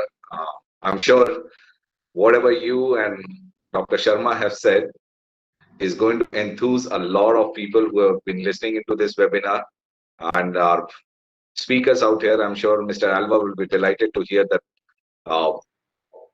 the appreciation that he has from the government now, and the journey that they went through. Of course, it's also an opportunity for us in India to really look at a very flourishing segment of medtech out here. Maybe I'll pause here and give 30 seconds each to Mahesh, Ganesh, Chetan, Mr. Alva to say the last few words. 30 seconds, huh? Okay? Yeah, I think so. So, can I go first, Chitij? 30 seconds, that's all. Okay. So, thank you for the opportunity. As all the speakers have said, India market is still not formidable in size to create India-specific focus in a big way. If the market becomes big, there will be more opportunities to grow skills. We are unable to re-import our exported products for repairs, which are more than 7-year-old. This is primarily due to a restriction imported by the customs notification. Overseas customers are constrained to prematurely scrap the repairable products. Medical equipment have a very long span of lifetime, and the restriction is an impending on the manufacturing expansion program, that we can all, embark on. So, this could be something that we can look at, which is eroding credibility of India manufacturing industry in the eyes of the global customers. And also the last point that I'll make is government scheme like NCIPs are good, but procedurally very complex. So any simplification will surely help, in terms of the precision industry like the medical electronics. So thank you for the time. Thanks, Mahesh. Mr. Alva. The supply chain, when we say AtmaNirbhar Bharat, it is about manufacturing at least to the third level of the components. So there are a lot of companies that are taking Make in India benefits by importing from China or other countries, labeling, or just doing the assembly and testing. So unless there is a 60 or 70% raw materials procured from the country in Indian rupees, I think this is something, I do not have a number, but this is something that the government has to look to clearly identify what is Make in India. There are challenges, of course, even companies that have 80-90% of indigenization have certain components in the next level. So PCBs, the electronic components comes from other countries. So about 3 levels of component, sourcing has to be done. I think supply chain, government policies, and banking. Banking sector is something that the government has to look at. Even when we got a large order, we could not get funding for more than 5-6 weeks from the Indian Nationalized Bank. It was the British government that sanctioned the working capital for Scanray because they hold about 10% of Scanray. And we did not have time to fight with Mr. Ravinder, but we worked together, and without Government of India, the speed that they showed, Pharma Ministry, the Ministry of Health, DRDO, Bell, it was impossible to do what we did in this pandemic. And thanks, I see a huge change that is happening, but a lot more is expected. Thank you. Thanks, Mr. Alva. The glass is half full.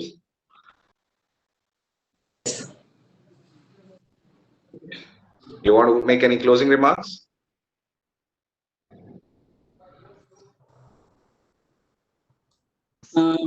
Sure. What I would say is I agree with Mahesh on the devices that can be brought into India, whether it's for repair or for growing the market within the country. But the couple of things I'd like to highlight, Kshitij, is across India we have obviously a federal form of government with states having a lot of say in what gets done in their state. So consistency of policy and transparency of rules is probably something that we should all work on, so that the expectations or what we see with respect to consistency is going to be very important. The second thing I would say is with respect to transparency, I think what Dr. Sharma said in terms of having all regulatory agencies log into a single portal with a single submission, I think that will go a long way in helping people invest in India as well. And the last point is around when raw materials and other things are not available in India, or they need to be developed because now there is a demand, until such time such industries can develop in India, do provide a more favorable customs and import regime so that we can bring those materials, make in India and export, which is what the goal is, right? I mean, we would like to make India a hub for manufacturing, create those jobs. And so that would be really useful. Thank you. Thank you for your remarks. I'm getting messages from, we need to wrap it up. Sorry, Ganesh, I have to see you right down. I'll just put 1 minute on my closing remark. Yeah. If I look at this COVID crisis actually forefront, this is an opportunity for us. This is an opportunity to pause and reset for India. It is actually a wake-up call to seize this opportunity that has presented to us in India, because when the world is looking at alternatives for diversifying their supply chain, India can actually emerge as a friendly destination and a reliable sourcing partner. If we look at India, our inherent strengths, we have all the right ingredients in terms of talent, in terms of the engineering talent that we have, in terms of the market that we have. So we have all that stuff. All that we need is a final united and a committed resolve coming of the government and the private sector together and making it happen in India. Every crisis presents itself as an opportunity also.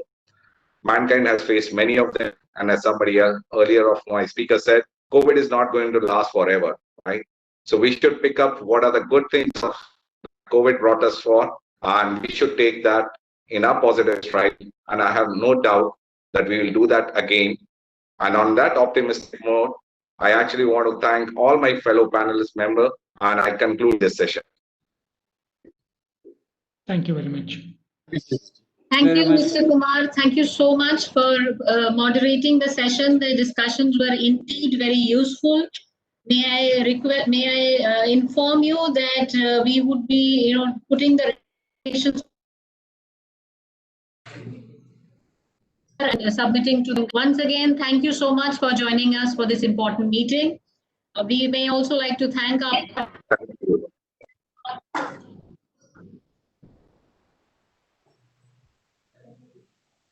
Ministry of Finance. Thank you so much. The next session, plenary session 3, IVD medical devices, will begin.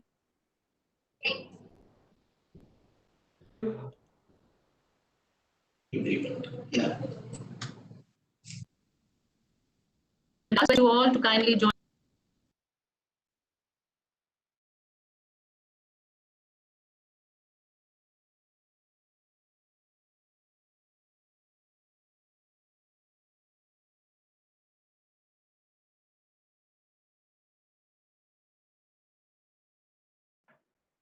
Ma'am, you need to unmute yourself. Yeah. Hi, can you hear me now? Yes, ma'am, loud and clear, and the video is also clear.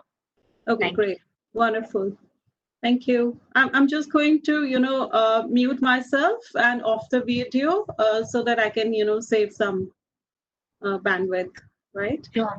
Sure, ma'am. Thanks. Yeah, thanks. I mean, the panel is on. If it's possible, keep the video on so that the audience are able to view you.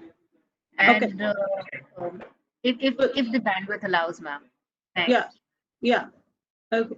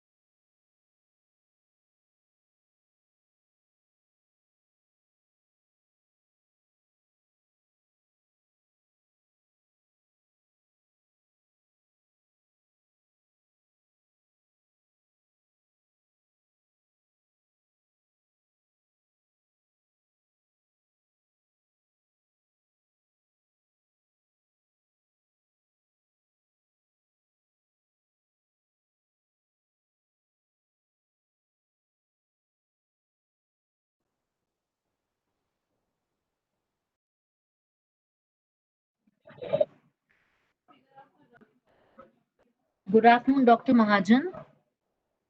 Hi, good afternoon. Sir, would you like to switch on your video? Just checking. Yeah, yep.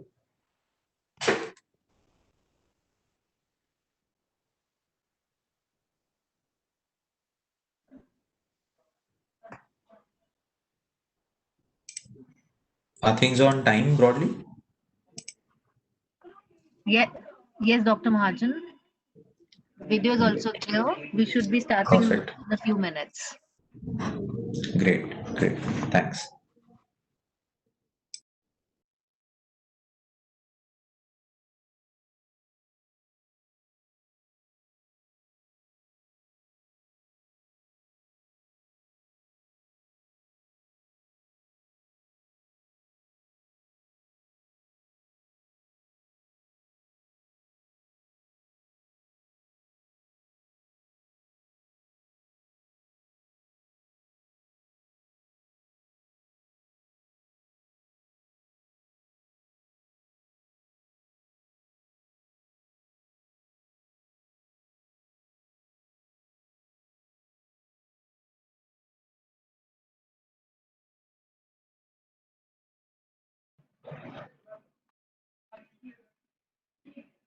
Good afternoon, Mr. Barde. Good afternoon. Am I audible? Very much, sir. Great. The Thank video you. is also clear and the voice is also clear. Thank you. Perfect. Thank you. We should be starting in a few minutes. We are waiting for other panelists to join in. No worries. Thank you, sir.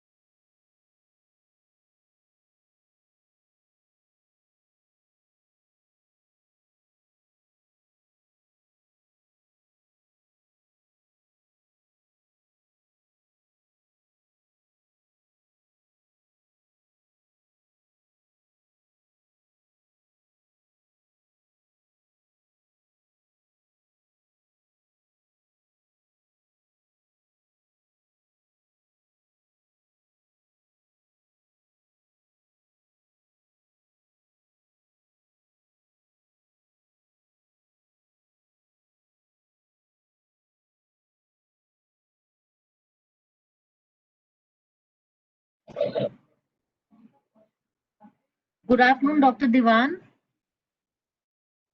Very good afternoon. Sir, your voice is very clear and audible. May I request you to kindly switch on your video?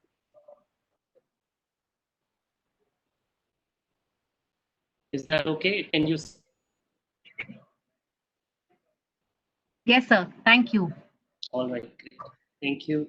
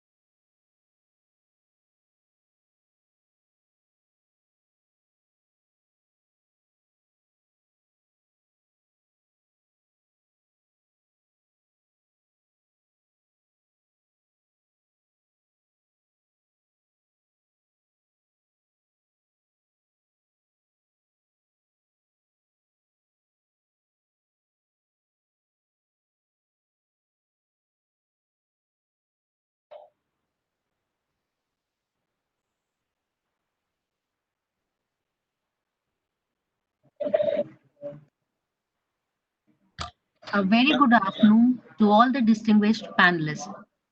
We had some very engaging discussions in the morning, and I'm glad to have such a distinguished panel.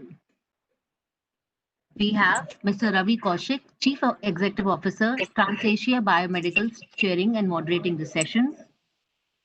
May we also welcome Major General S.S. Bhatia from the Indian Army,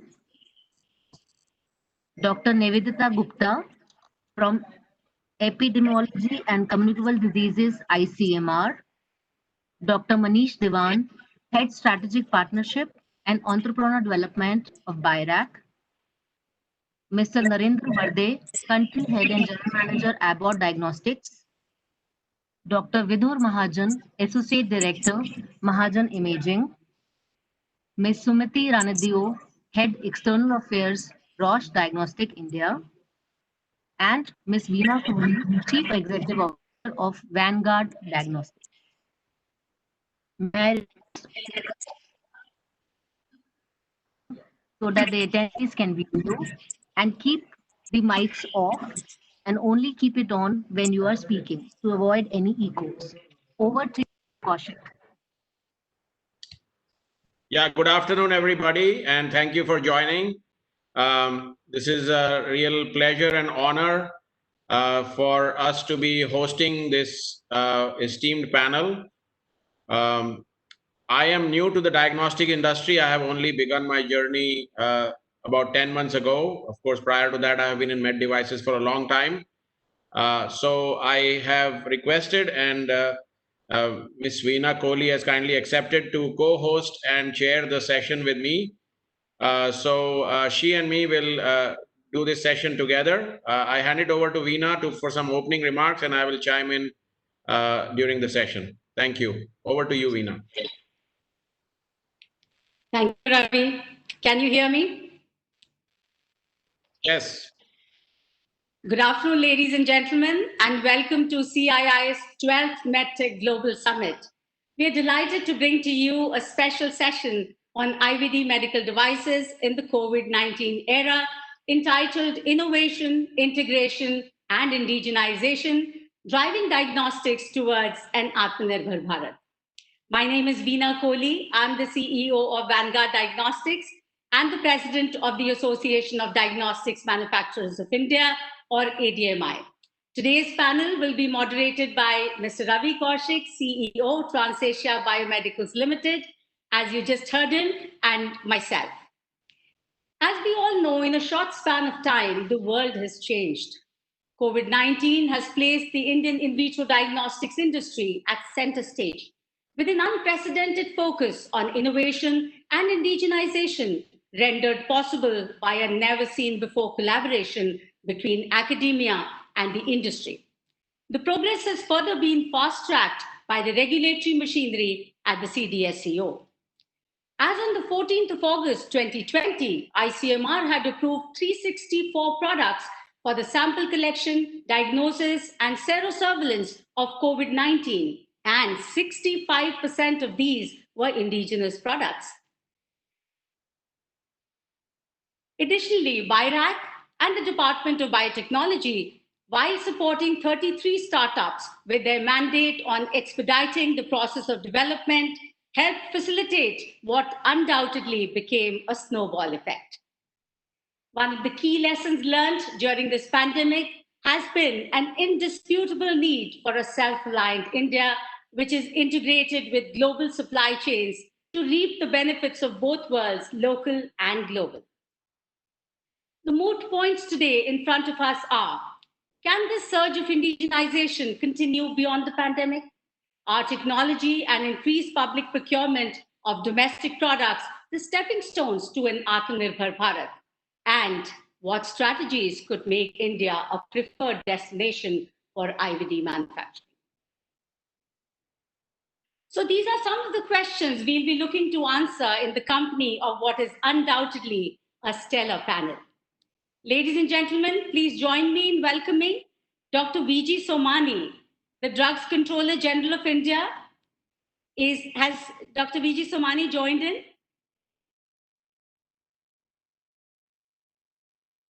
I think he'll be joining later, or we'll be joined by Dr. Ravikant Sharma. So moving over, we are joined by Dr. Manish Diwan, Head Strategic Partnership and Entrepreneurship Development at BIRAC. Welcome to the session, Dr. Diwan. Could we request you for a one-line comment in less than 30 seconds on, is COVID-19 the mother of innovation, like necessity is the mother of invention? Thank you, Veena. Very glad that CII picked up this as a pertinent topic for discussion. I think we need to owe to the ecosystem that is in place. Within 100 to 125 days, we are now talking about testing being done, indigenized testing kits available, getting manufactured. So I think it's a great feat that we have all achieved as a unified unified force to take up this unprecedented challenge. Thank you. Thank you very much. We also have with us today Dr. Vidur Mahajan, Associate Director, Mahajan Imaging. Welcome, Dr. Vidur. Could you share with us a one-line remark on the current situation, besides, of course, the inside of an aircraft becoming a novelty, like you mentioned yesterday? No, I think, this is a great opportunity. I'm sure most of us on this panel and the viewers, none of us would have been smiling had we been doing this webinar, say, about 4 months ago with, businesses going down and, everyone essentially suffering. But I think the entire ecosystem has come up to a level now where we see a light at the end of the tunnel. And not just that, but companies are innovating constantly. So I'm sure we'll hear some interesting stories in due course, and looking forward to participating. Thank you for having me. It's an honor. Thank you, Dr. Vidur. Ladies and gentlemen, we are also joined by Major General S.S. Bhatia, Additional DGA FMS Indian Army. Very warm welcome to you, sir. You've also been awarded with the Vishisht Seva Medal. So could you give us a one-liner on how COVID-19 compares to war? Thanks to CII for inviting us to a session of such great importance, which deals with indigenization and innovation. I personally feel that the opportunity to develop further into the future and become a global player is ripe at this time, and it is only for us to take the lead and march ahead. Thank you. Thank you very much. Do we have Dr. Ravikant Sharma on the panel now?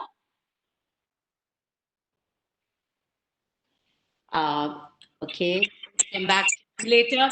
It's also my pleasure to welcome Ms. Sumati Ramdeo, Head External Affairs, Roche Diagnostics India. Welcome to the session, Sumati. Would request you for an opening remark on the current situation. Thank you, Binochi, and I'm indeed humbled to be part of this panel and a great session that I look forward to. So the one-liner that I would start with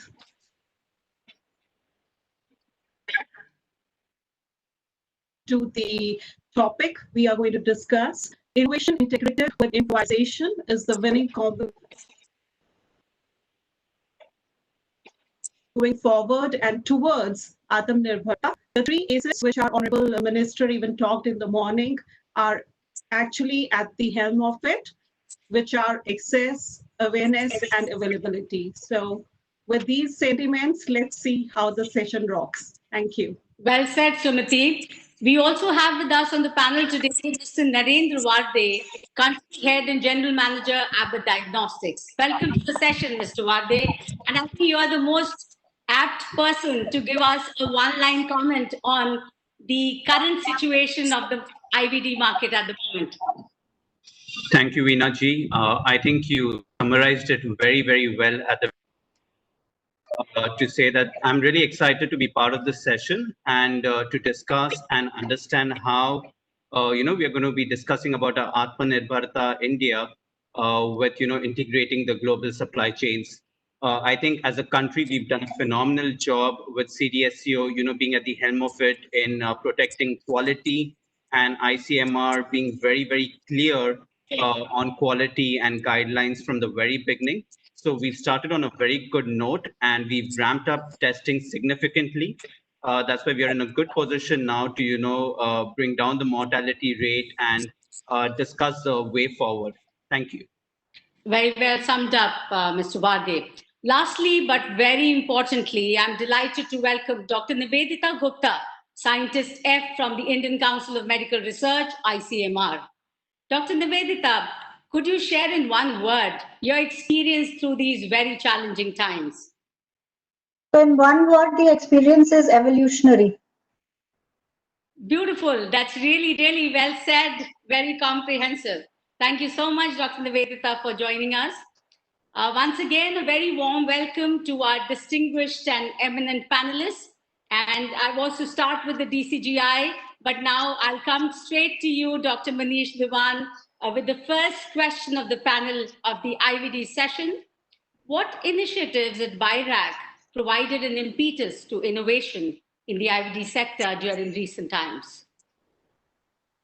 Veena, I think it goes back not only within these COVID times, but I think the laying down the foundation, laying down a foundation of innovation that can be adopted, that can be nurtured in the country, creating an ecosystem of biotech industries and risk innovation.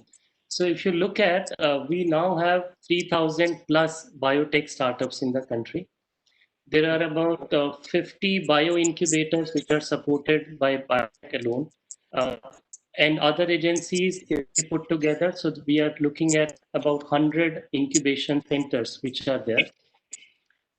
Are industries which are now medium scale industries as well as large scale industries, which BIRAC has supported in terms of the taking or de-risking investment at the R&D center. So there is a department of biotechnology in the country. Many countries do not have a dedicated biotech department. There is Make in India biotechnology cell. So I'm just throwing these numbers or throwing these insights just to realize that this is a large ecosystem which is prevalent in India uniquely compared to many other countries, which is not evident. And this has actually created this ground, a nurturing ground, where we were able to, as a community as a whole, we were able to pitch, pivot, and reflect back. Within 3 to 4 months, we are now talking about testing being done throughout the country in large numbers. We are seeing innovations and new indigenized kits getting deployed. We're also seeing manufacturing of components of the kits being made within India instead of importing them earlier. As well as these kits are getting manufactured in India. So 4 components is essentially. So what DBT BIRAC has put together is created funding facilitation so that solutions can be developed. And for that, as you mentioned in the beginning, for diagnostic alone, I think we have funded close to 30 to 40 projects from the innovation side for developing the diagnostic kits. We have also funded for manufacturing of these diagnostic kits, and across the sectors like PCR kits, rapid diagnostic kits, serological tests, all these platforms. DBT BIRAC put together did one unique thing also, created city and regional clusters where testing can be done. So we now have 14 city or regional clusters and aligned with ICMR so that their data gets documented and provided in the dashboard. These are the centers integrating our autonomous institutions as hubs and then aligning the incubation centers as spokes. So we are now running almost 8 lakh tests have been done through these clusters in hub and spoke model within, let's say, April to we are talking in August. So that's a good platform and integration.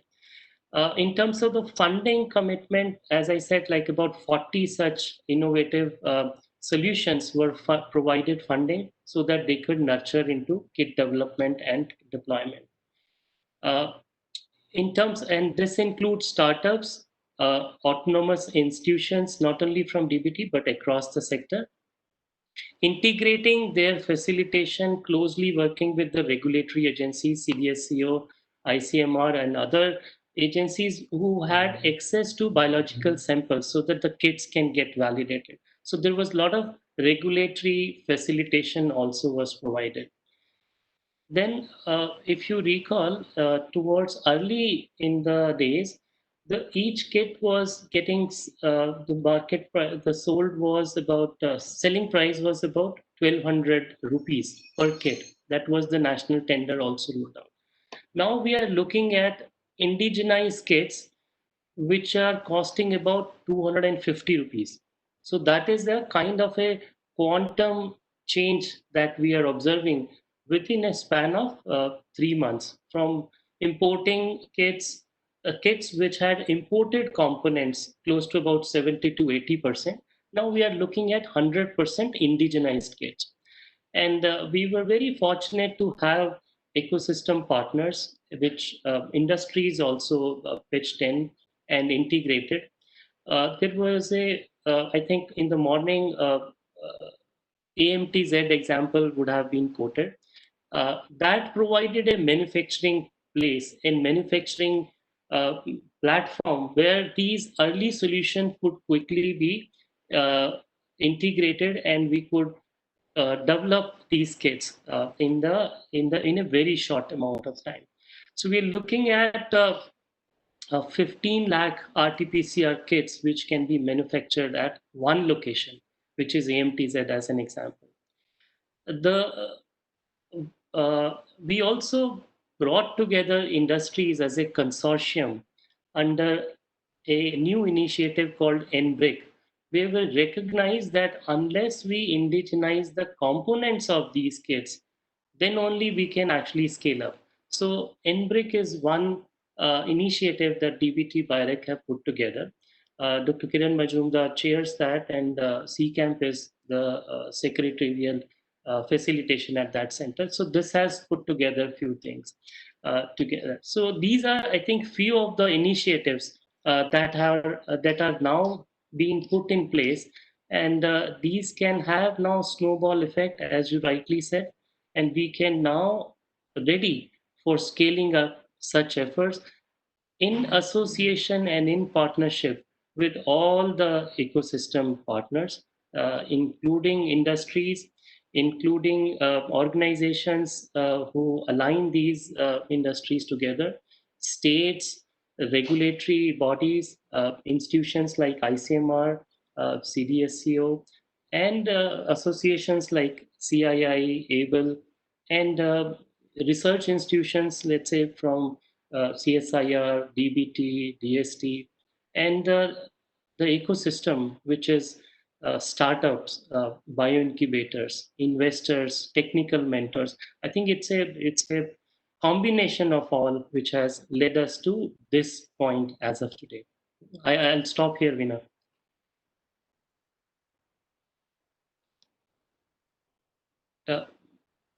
Veena, probably you are on mute, Veena.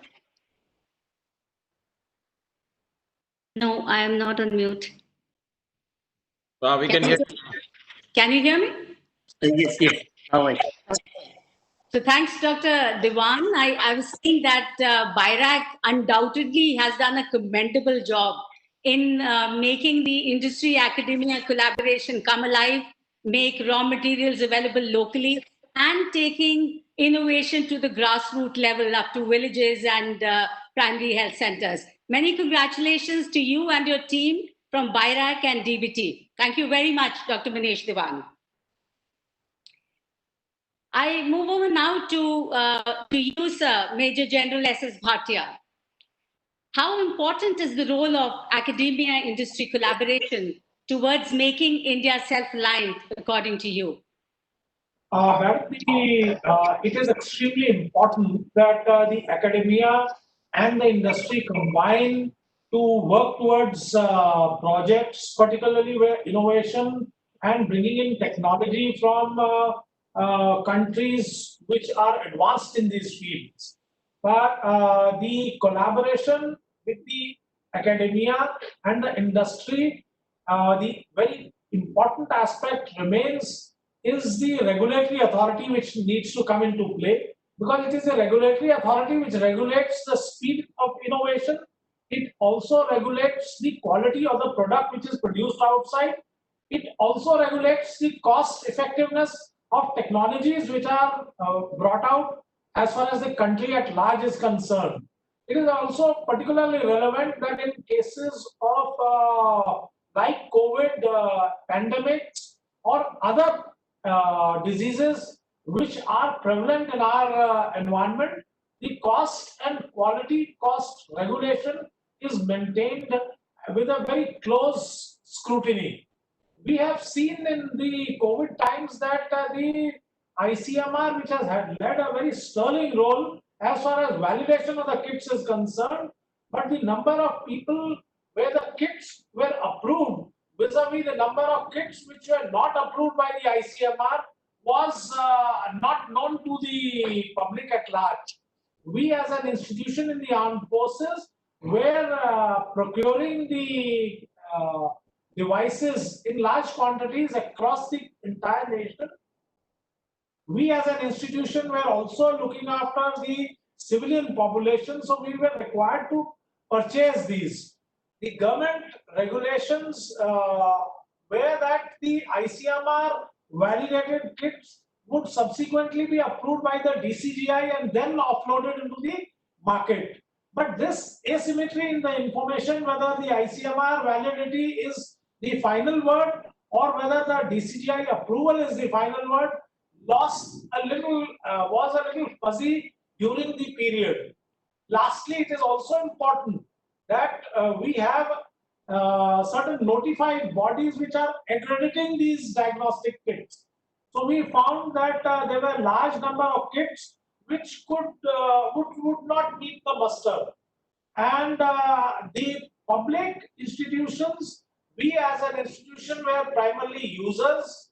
We are the doctors, we are the physicians who are using this. So we find that the validity of the kits insofar as the sensitivity, specificity, the quality, and a unified body which regulates it or accredits this was not very clear for us. So if India as a nation requires to move ahead, we must have an accrediting body. Under the device rules, we do have the notified bodies, but they remain in the background and the information asymmetry grows over a period of time. So I think it is important that the academia and the industry drives that accreditation and allows accreditation to come in at large rather than having the industry spurting in small groups all over the country. That is my take.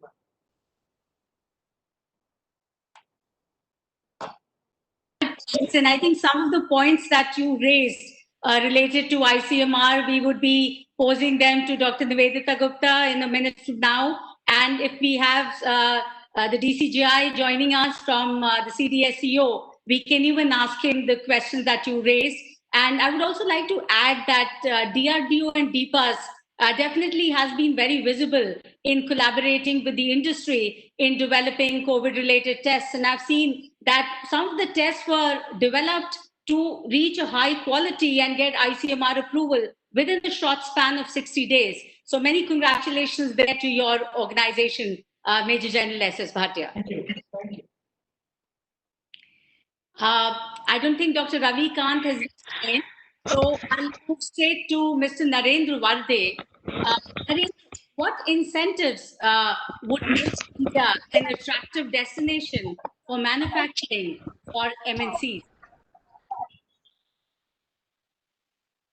I'll put it in two ways. I think for MNCs to manufacture in India, there'll be two things that they'll be looking at.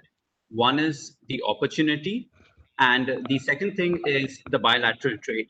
So on the opportunity, I am very sure you would agree, and even the local industry would agree, that diagnostics continues to be a very underpenetrated segment in India today. That also means there is huge potential for the diagnostics industry in India. If you look at pharmaceuticals, for instance, it is very well established. So I think encouraging people to be more aware that diagnostics is the first step, to know, if there is any issue is very important. And that awareness, if it's created, will go a long way. That will also go a long way in reducing the burden on the whole healthcare expenditure, because you'll know early on, what the challenges are, right? So I think creating that awareness and potential for the diagnostics industry is important. I think the government has started in that direction with the free diagnostic scheme, with elimination of hepatitis. So there are a lot of different initiatives that have been launched, and I'm really excited to see, how those are rolled out and implemented.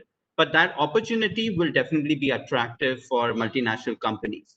The second thing I would say is, the openness to the bilateral trade, because when companies come and and it's part of the Atma Nirbharta as well, right? You come, you start manufacturing in India. You want to make sure that you are able to export from India. At the same time, companies like Abbott, for instance, have a lot of different verticals, a lot of different production lines. So the openness in the supply chain needs to be there, where from India, you can export products outside, but also high quality, technologically advanced products, which may be difficult to, per se manufacture in India. It could be because of economies of scale or, production challenges, could be multiple reasons. So I believe that openness and confidence, if companies can have, that when they are manufacturing in India, they can export, but at the same time, they can import quality products from other countries in India that can help, serve the better good of the Indian population. I think that's going to be important. On your analysis, Narendra, we actually do need the awareness and the opportunity, because the IVD sector right now is just about 2% of the Indian healthcare system, as you mentioned, and less than 2% of the global IVD market. So we really need to give an impetus, and we look forward to MNCs to find that India becomes an attractive destination. Thank you very much, Mr. Narendra Bharat. I come to you, Dr. Vidul Mahajan, with the next question. How has COVID-19 brought artificial intelligence, or AI, to the forefront of clinical practice? No, so I think you said it at the beginning that necessity may be the mother of invention, but COVID has definitely also contributed to a lot of invention and a lot of adoption as well. So one of the things, and I'll talk about AI specifically, but as this very conference, its format is testament to the fact that now we all accept digital media as well, or almost as well as in-person media. And once that one extrapolates that to the clinical setting, we finally have telemedicine guidelines from the government, right?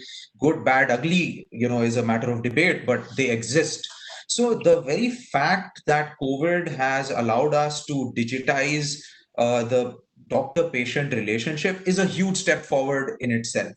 Now, the cool thing about digitization is that you get everything is stored.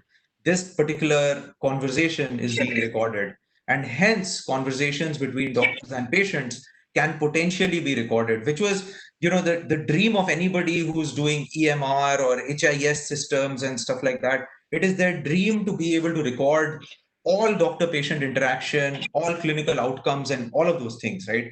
And digitization has enabled that today to no extent. And now, once we have this digital data, it's the deep learning scientists, the machine learning scientists out there, they get this treasure trove of data of literally hundreds of thousands of individuals, not even patients, but individuals going through this pandemic at a daily basis, and which allows them to do essentially two cool things. The first is you can draw, using AI, you can draw population level insights. So the very fact, where do we test? Where do we treat? What do we open? Which area should become a containment zone, etc.? All of these are extremely data-driven decisions. And most academic universities of our country have been at the forefront analyzing all of this data using various levels of models. There are like susceptibility, infection rate models, etc., that people have used to drive these decisions. And hence, today India has one of the lowest mortality rates on the planet. Whether we accept it or not is a separate issue, but it is a matter of fact that our crematoriums are not bursting with dead bodies, right? Like we are seeing from the rest of the world.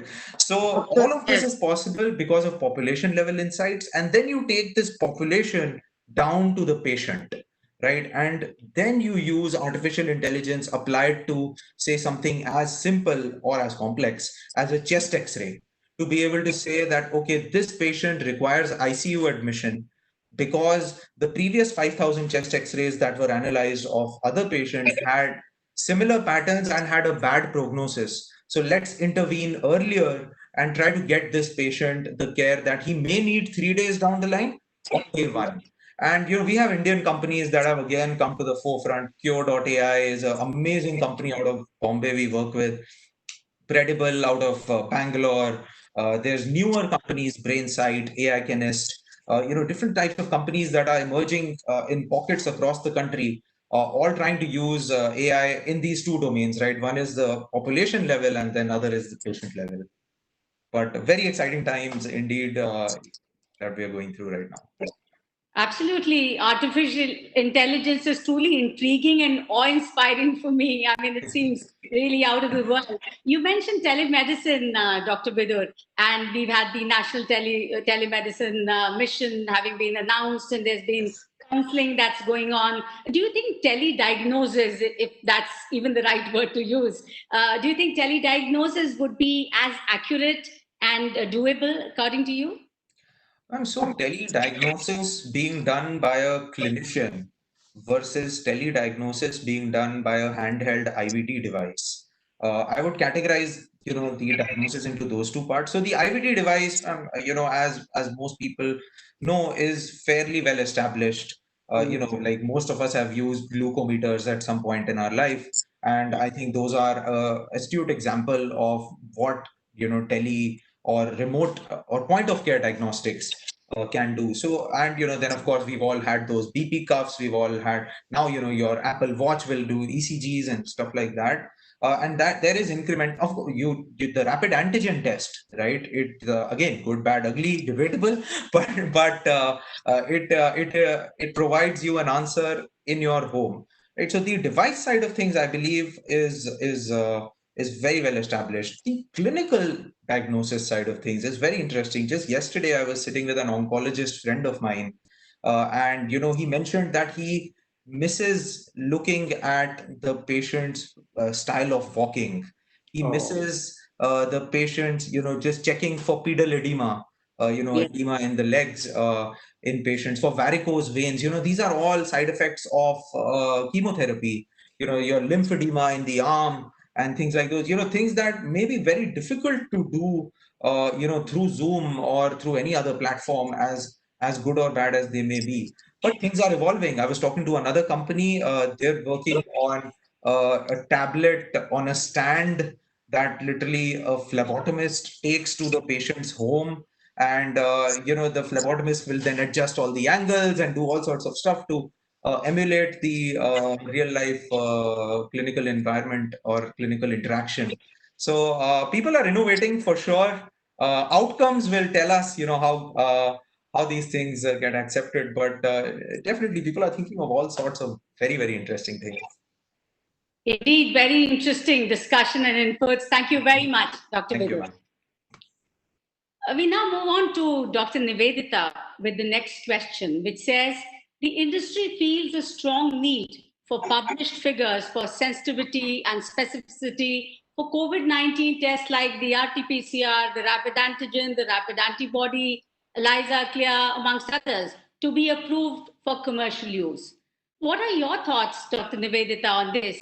And by when could ICMR make this information available to the industry?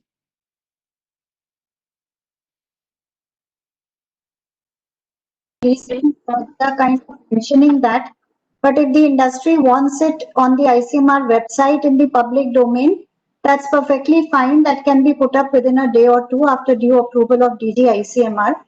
But let me tell you that we are still in the evolving state of the outbreak. So the general consensus is to have kits, be it RT-PCR, be it rapid antigen, ELISA. Kit should have a very, very high specificity along with a high sensitivity. So the specificity parameters for most of the kits are close to 99 to 100%, whereas sensitivity for except the rapid antigen test ranges from 90 to 95%. We have a lower sensitivity bar for rapid antigen tests. It is 50% with a specificity of 100%. So anything which is above 50% as far as rapid antigen test is concerned, we are approving it because we always back up the rapid antigen test and RT-PCR test. That's how the algorithm flows. That anybody who is RAT or rapid antigen test negative but still is symptomatic or is suspected to have COVID-19 should be immediately followed up by the RT-PCR test. So except for the rapid antigen test, the sensitivity specificity parameters for all the rest of the tests are high. And if there is a need and industry feels it, ICMR can quickly put it up on the website. It's a transparent system. We have very well-defined protocols for all the validations that we are doing. So I will immediately process it for the approval of my Director General and we will display it on our website. That's not an issue at all. That's very positive news indeed, Dr. Nivedita, and I'm sure the industry and members who are from the industry listening to this discussion would be delighted that in a few days from now, we will have exactly what should be the approved sensitivity and specificity for a rapid antibody, ELISA, CLIA, RT-PCR, because they are all bound to have a different level of sensitivity at least. Let's say the specificity is pretty good, it's well conquered between 98 to 100%, but the sensitivity is bound to vary from one test format to the other. But Dr. Nivedita, just one question from my side. I feel that a test that has a sensitivity of 50%, for example, the rapid antigen test, doesn't it have a very limited use wherein there is a chance of half the number of tests patients tested giving a false negative result, which would then have to be followed up with an RT-PCR test? Isn't it a waste of resources, time, energy? What's your take on this? If you read all the ICMR advisories, we always say that the RT-PCR is the gold standard test and it's the frontline test. But at the same time, we all realize that setting up an RT-PCR lab really requires high-end biosafety, biosecurity facilities. It cannot go down to the district levels or the primary health center levels because there is a dedicated lab space, lab flow, and the kind of samples that you handle there. You cannot have that lab in every peripheral part of the country.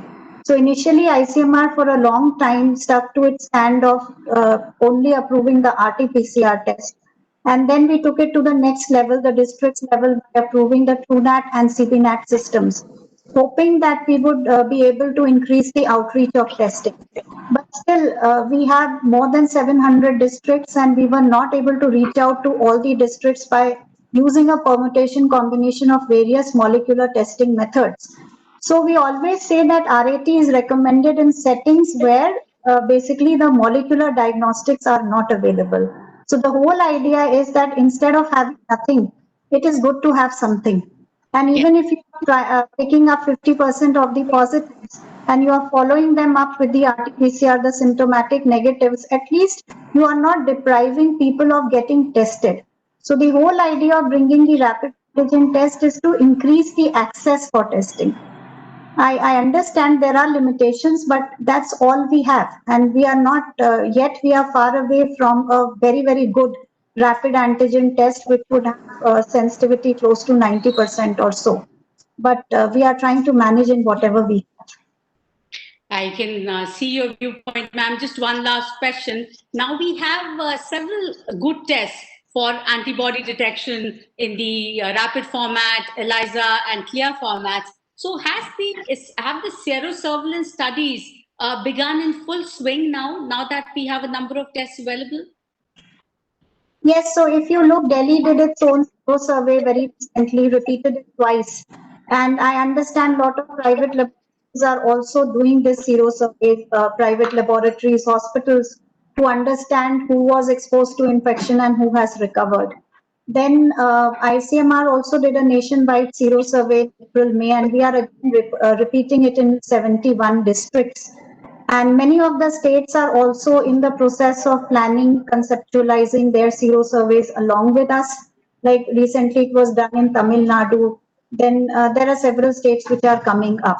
But also the zero surveys also have a lot of limitations in terms of you need a dedicated manpower, planning, a lot of resources to do it, even if you are planning to do it in select segments of the city.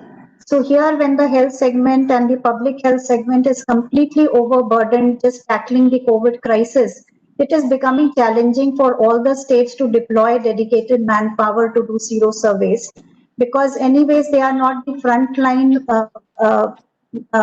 decisive factors for management and saving lives. So then depending upon the resources of the states are taking a call whether to do it now or later. So that's up to the states. Thank you very much, Dr. Nivedita. We inundated you with questions and you answered them. Thank you very much. We now have a question for Ms. Sumati. Sumati, what strategies need to be adopted to revive growth of routine diagnostics during the COVID era, according to you? Well, this is a very pertinent question in today's time, and let me, phrase it in three parts. One is the perception, then comes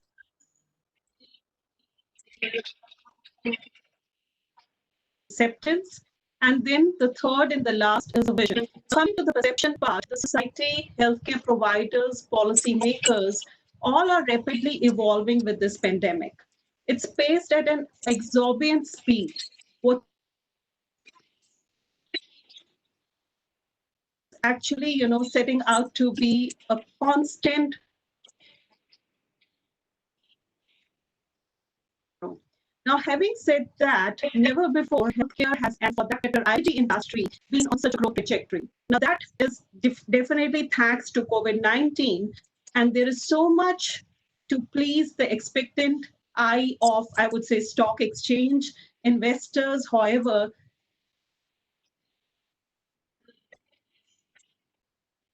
evolving and behind it getting still better every day, which is indeed a new day of learning.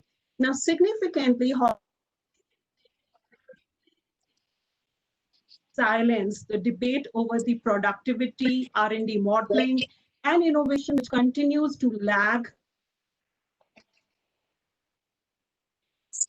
target the right assay, the right margin of safety propagation, as was just as well as the patient study population on the right measures that need to be taken for the R&D focus. As research breakthroughs continue to advance, and we are seeing what's possible, working with agility is the mantra. And that perception, which I said, has set us into a paradox as we move into the post-COVID scenario with the years ahead and the frontiers of science expanding R&D decision makers to bring out the state-of-art innovation, solutions that temper enthusiasm and adaptation for the change into the social strata, which we are now, looking into, be it the, way it has been handled in the COVID situation, which constitutes the state of being ill. Now, it has actually, come to a point where we are redefining what is being ill, right? So something which was normal cough and cold may be considered as a, symptom moving towards the COVID, right?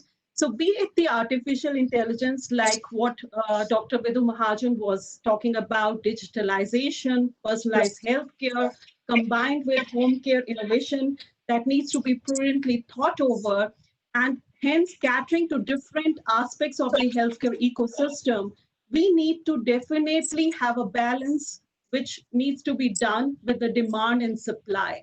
And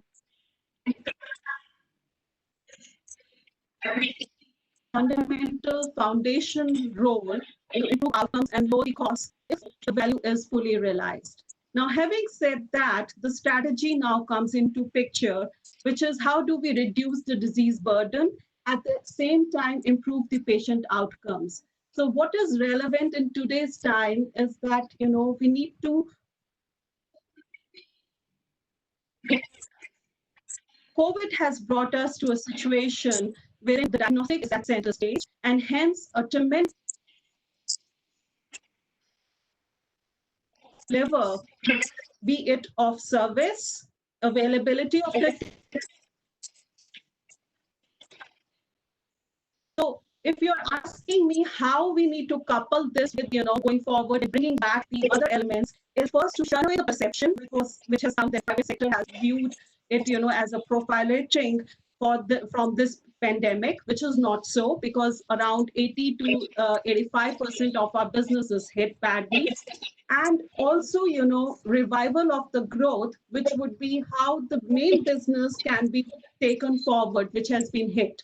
Now, for that, we have to have a recovery curve, which would be actually, bringing back from a recent survey, which we have evaluated, is that 75% of the consumers have, highlighted high risk of infection. So they need to be monitored. The hospitals need to open those venues again, wherein this, diagnosis of the routine tests starts rapidly again. Okay, I'm not saying that it is not happening. We're slowly moving towards that, but we need to do it more aggressively now, as I've given you the background, what has happened. The real definition of what is ill has actually changed, right? Now, also, it is important that the elective procedures, which were, kind of had a setback, now we get back into the normal situation slowly, and we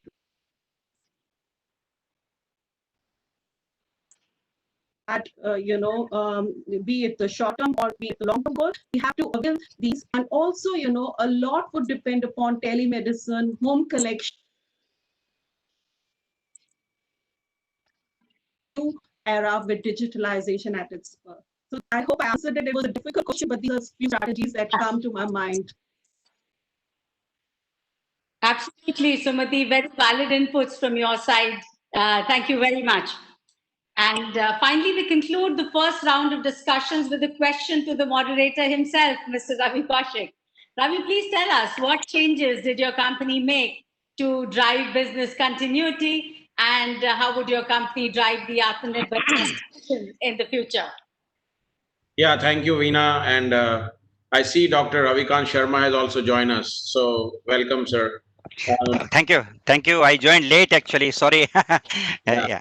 So we look forward to hearing from you. I'll just make some comments about us. So we got into the lockdown right on March 23rd, and being an essential services, we never shut down. So we have been open and we have been coming to office. Obviously, our founder and chairman, Mr. Wazirani himself, has been the epitome of AtmaNirbhar Bharat for 40 years. And he was very strong believer that just like the healthcare providers and hospitals and labs, we being in diagnostics need to also step up and continue providing all the services and the sales and support and customer service.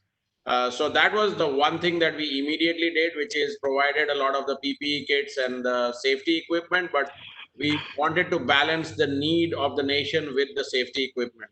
The second thing that we did was quickly got into action related to the COVID kit.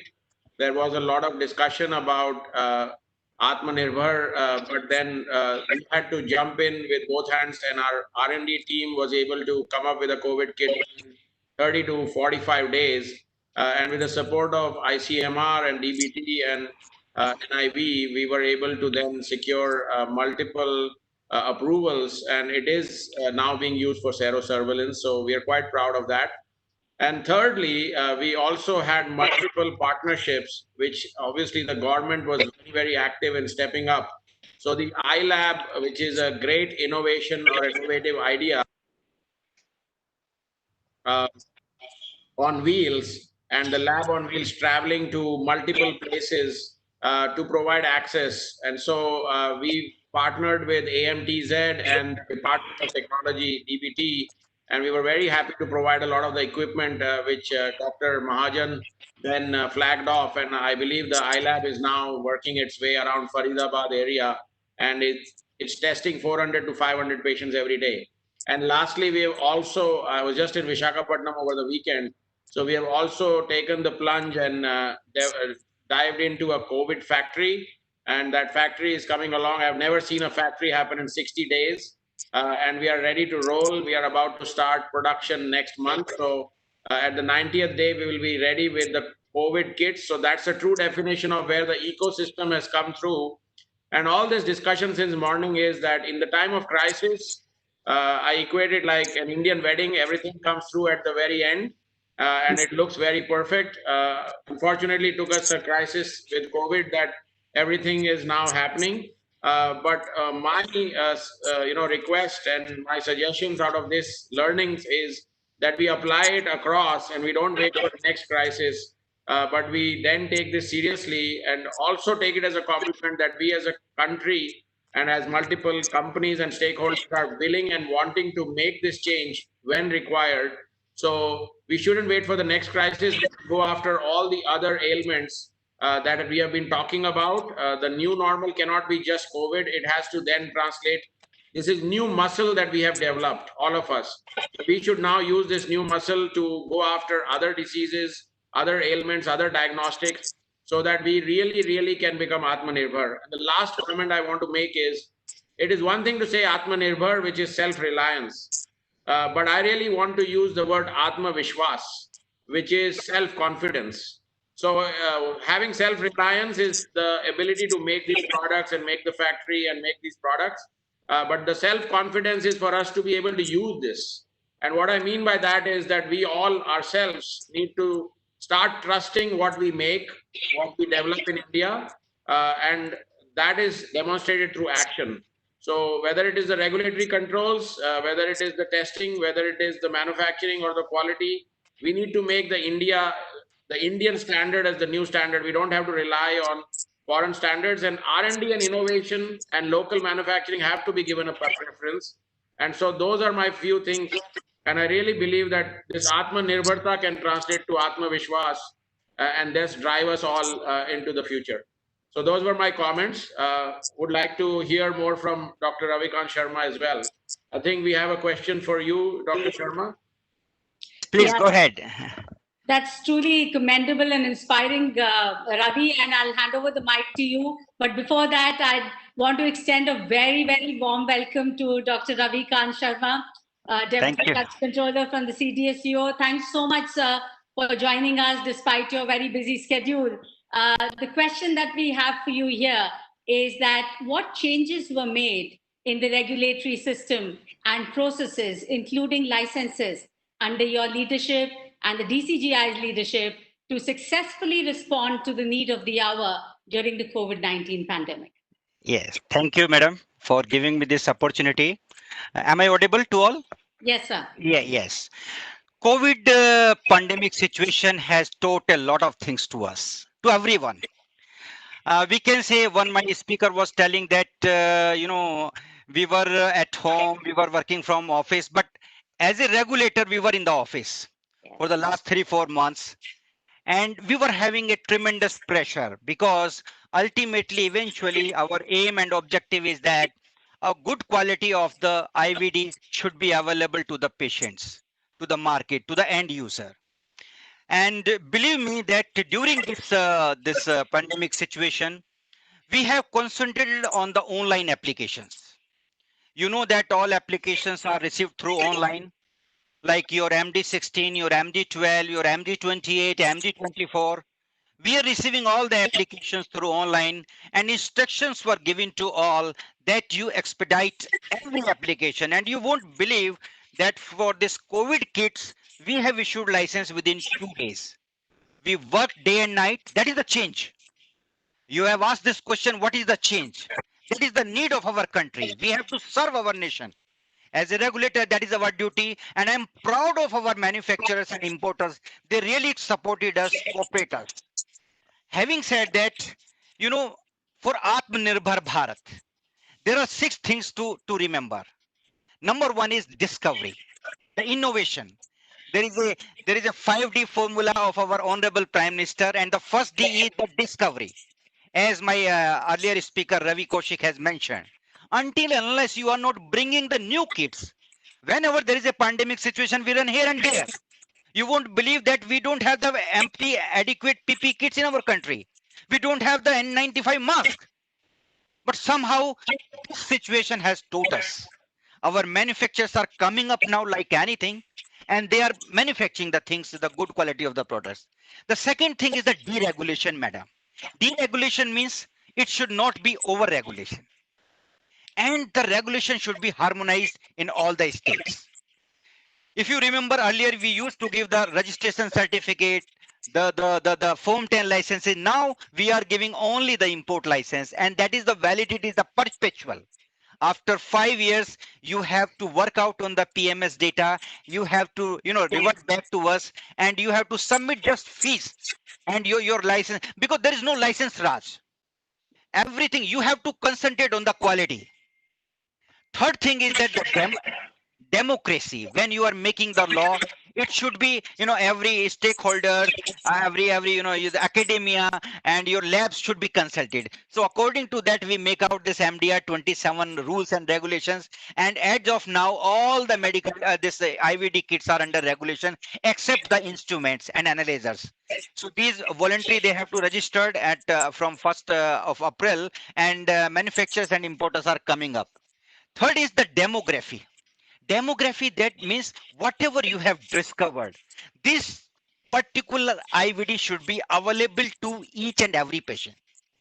Demography hides 3 words: accessibility, availability, and affordability. So these are the 3 words.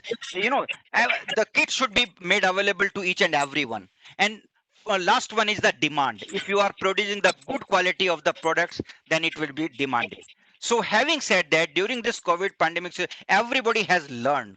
We have got so much patience. People are coming up, no, we want license right now. So there is no certificate of analysis. There is no evaluation report. We pacified them. No, we have to, you have to abide the law. And they really cooperated us. So during this one, now this pendency list has been decreased to now, and the same month application we are processing. So whatever the application you have filed in month of August, we are disposing, we are processing. So these are the dramatic changes for this. Yeah, thank you. Very inspiring indeed, sir. We are grateful to you, the DCGI, and the entire team at the CDSCO for being there for the country 24/7 during this crisis. The industry is really, really grateful to you for all your support, sir. Thank you, thank you, thank you. Now I hand over the mic to Mr. Ravi Kaushik. The floor is yours, Ravi, for the second round of this. Yeah, I think, are we out of time, or do we have a few minutes? We can continue. I was told by the organizers we can continue for any length of time. Oh, okay, wonderful. So I'll just try to jump in with a few more questions, and I think we have had a very robust discussion so far. The other question that I have, and probably this can apply to anybody, but what are some of the learnings? So Dr. Sharma, I'll start with you. Some of the learnings of this COVID crisis. I mean, I know you described a lot of the changes that you made, but obviously during such a crisis, there is a lot of pivots and changes that you also have to decide, and then it happens for us. So were there some learnings? And the other question that I asked earlier is, how are we going to become Atma-Nirbhar on the regulatory itself, and not rely at all on other regulatory bodies from around the world? So any comments or thoughts on there? Yes. So let me tell you this, because when you are producing the good quality of the products, it depends. There is a triangle. One is the manufacturer, another one is the laboratory, and third is the regulator. Regulation should not be a burden, but this is a necessity. Why we are maintaining the SOPs? To minimize the error. We are working as a facilitator. That is the change. We are teaching, okay, you do like that. This is the rule. You have to follow the rule and you have to comply with the regulations. So how can you, because that is your duty, that is my duty, and that is a duty of all. We have to give the good quality of the products to the end user. That is, and when we are doing the innovation, the R&D, and there should be, I'm talking from regulatory point of view, there should be regulation, should not be hurdle. You have provided all the facilities, you have provided the manpower, but you are not getting the license to manufacture or for export. Then what is the use of that? So things have gone now. It should be transparent, it should be simple, it should be articulated, so that our manufacturers can grow. You just mentioned that self-confidence is the most important. So having the self-confidence, then you will be the Atmanirbhar. Yes. Thank yes. you. Yes. Thank you. Major General Bhatia, some more examples. I believe there was this Sardar Vallabhbhai COVID hospital, which was a great example of what you did during this. So can you share some more about the success story there? A few comments? The Sardar Vallabhbhai Patel Hospital is an extremely successful story in the sense that we as a nation realized that we could make a hospital on an absolutely greenfield project, rising up and laying down 1,000 beds with approximately 250 ventilated beds. We had outsourced laboratory services. We had outsourced the radiology services. We had outsourced our pharmacology, the dispensary services. So in that sense, it has been a successful hospital. In fact, as a structure, the hospital, we claim that we are the only hospital in the country which is entirely air conditioned and meets the norms of 100% fresh air, which is brought in. That has brought us tremendous benefits in the sense that today morning we were discussing that the drug tocilizumab, which is tricky, that there could be probably sepsis in patients because it undermines the interleukin and inflammatory parameters. But as an experience, I think one of the sterling experiences has been that we had not even a single secondary infection. So that speaks very high of the hospital-acquired infection practices that we have been able to manage in the hospital. So it is I consider it as an extremely successful venture, which I am heading the hospital at Sardar Vallabhbhai Patel Hospital. So it is extremely good. We have had good successes as far as the treatment is concerned. We have also utilized and also carrying out certain validation of the rapid antigen antibody tests, which are there. We have the rapid antibody test. We are part of the zero surveillance program. So we have there are many things that we could do, and of course, to top it all, we named the wards in the hospital after our martyrs at Galwan Heights. So that was a big thing. However, only as far as the regulatory aspects of in vitro diagnostics, yes, the in vitro diagnostics, because we are at that stage. My questions are actually directed to Dr. Ravikant in the sense that we as a user, as doctors who are working in these hospitals, require quality, which has been underscored many times over by many people, and the Atma Vishwas grows out of the quality that we can generate in the tests. So if the innovation does not allow a reasonable number of people to cross the Rubicon, cross the mark of the quality, then it does not meet the requirement of Atma Nirbharta. And I think the quality underscores the need of the hour. Under the device rules, we have notified bodies which are kind of accrediting bodies as an ongoing mechanism to ensure quality once a license has been issued. So a license has been issued in perpetuity by the CDSCO, but then if the manufacturer does not maintain the quality, there must be an oversight. There must be an oversight mechanism. Atma Vishwas grows out of the ability to read a certification or an accreditation. Notified bodies under the MDR 2017 are much far into the background, and it does not shine like the FDA or the CE, which certifies that if ICMR trusts the FDA to the extent that an FDA approved product can be offloaded into the market straight away. So why don't we have an accrediting body which can assure me, मेरे को विश्वास दिलाए कि the product is safe and it meets the requirements of sensitivity and specificity. So these are the issues that unless accreditation and certification comes of fore, this physician per se has to go because he is the last man that he consults the doctor consults the physician. He does not consult the industry. So unless the doctor is assured, it is either I take the diagnostic value. In any case, the probability of a disease, the positive and negative predictive value of a diagnostic test are based on that Vishwas. So the quality oversight must be brought in due course in a timely manner in which we have the industry have risen up. That is the manner in which the accrediting body, which is really a body which not only in India we trust, but it should go abroad for testing. It should meet the muster as far as the international market is concerned.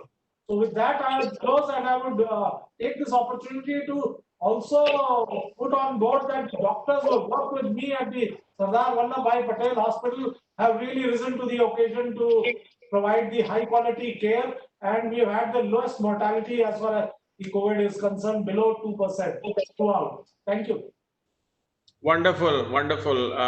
Dr. Sharma, was there any comments that you wanted to make about? I want to make a comment. Am I audible? Yes, yes. Dr. Saab has mentioned very, very good points. See, there are, as per the international norms and practices, all the IVDs are classified into 4 categories based on the risk, class A, B, C, and D.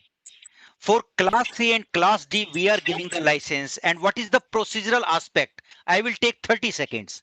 So our medical device officers goes to the medical device unit and whether to ensure whether they are complying with the schedule 5, that is at par with the ISO 13485 quality management system. And after that, if the audit is carried out, and we also ask them to get it evaluated at the NABL accredited laboratory or our central laboratories. For example, HIV, HBsAg, HCV, our National Institute of Biologicals, they have the facility to evaluate the kits. After getting the reports as well as the inspection report, we issue the license. For class A and class B, our notified body, which is accredited by us, they audit this manufacturing site and they verify the quality management system and the license is given. So my point is that it doesn't mean that we have given the license is in perpetuity valid. We can go anytime, we can pick up the sample from the market, we can get it tested and we can prosecute the manufacturer if the quality is not found in satisfactory. So that is in the law. Quality is the utmost priority of the regulator. So when the consignments are imported from the outside, our import this ADC, they are checking each and every consignment. They can pick up the sample and they can send to the testing laboratories. If it is not found of suitable quality, we can either this importer has to re-export the material or they have to destroy the material.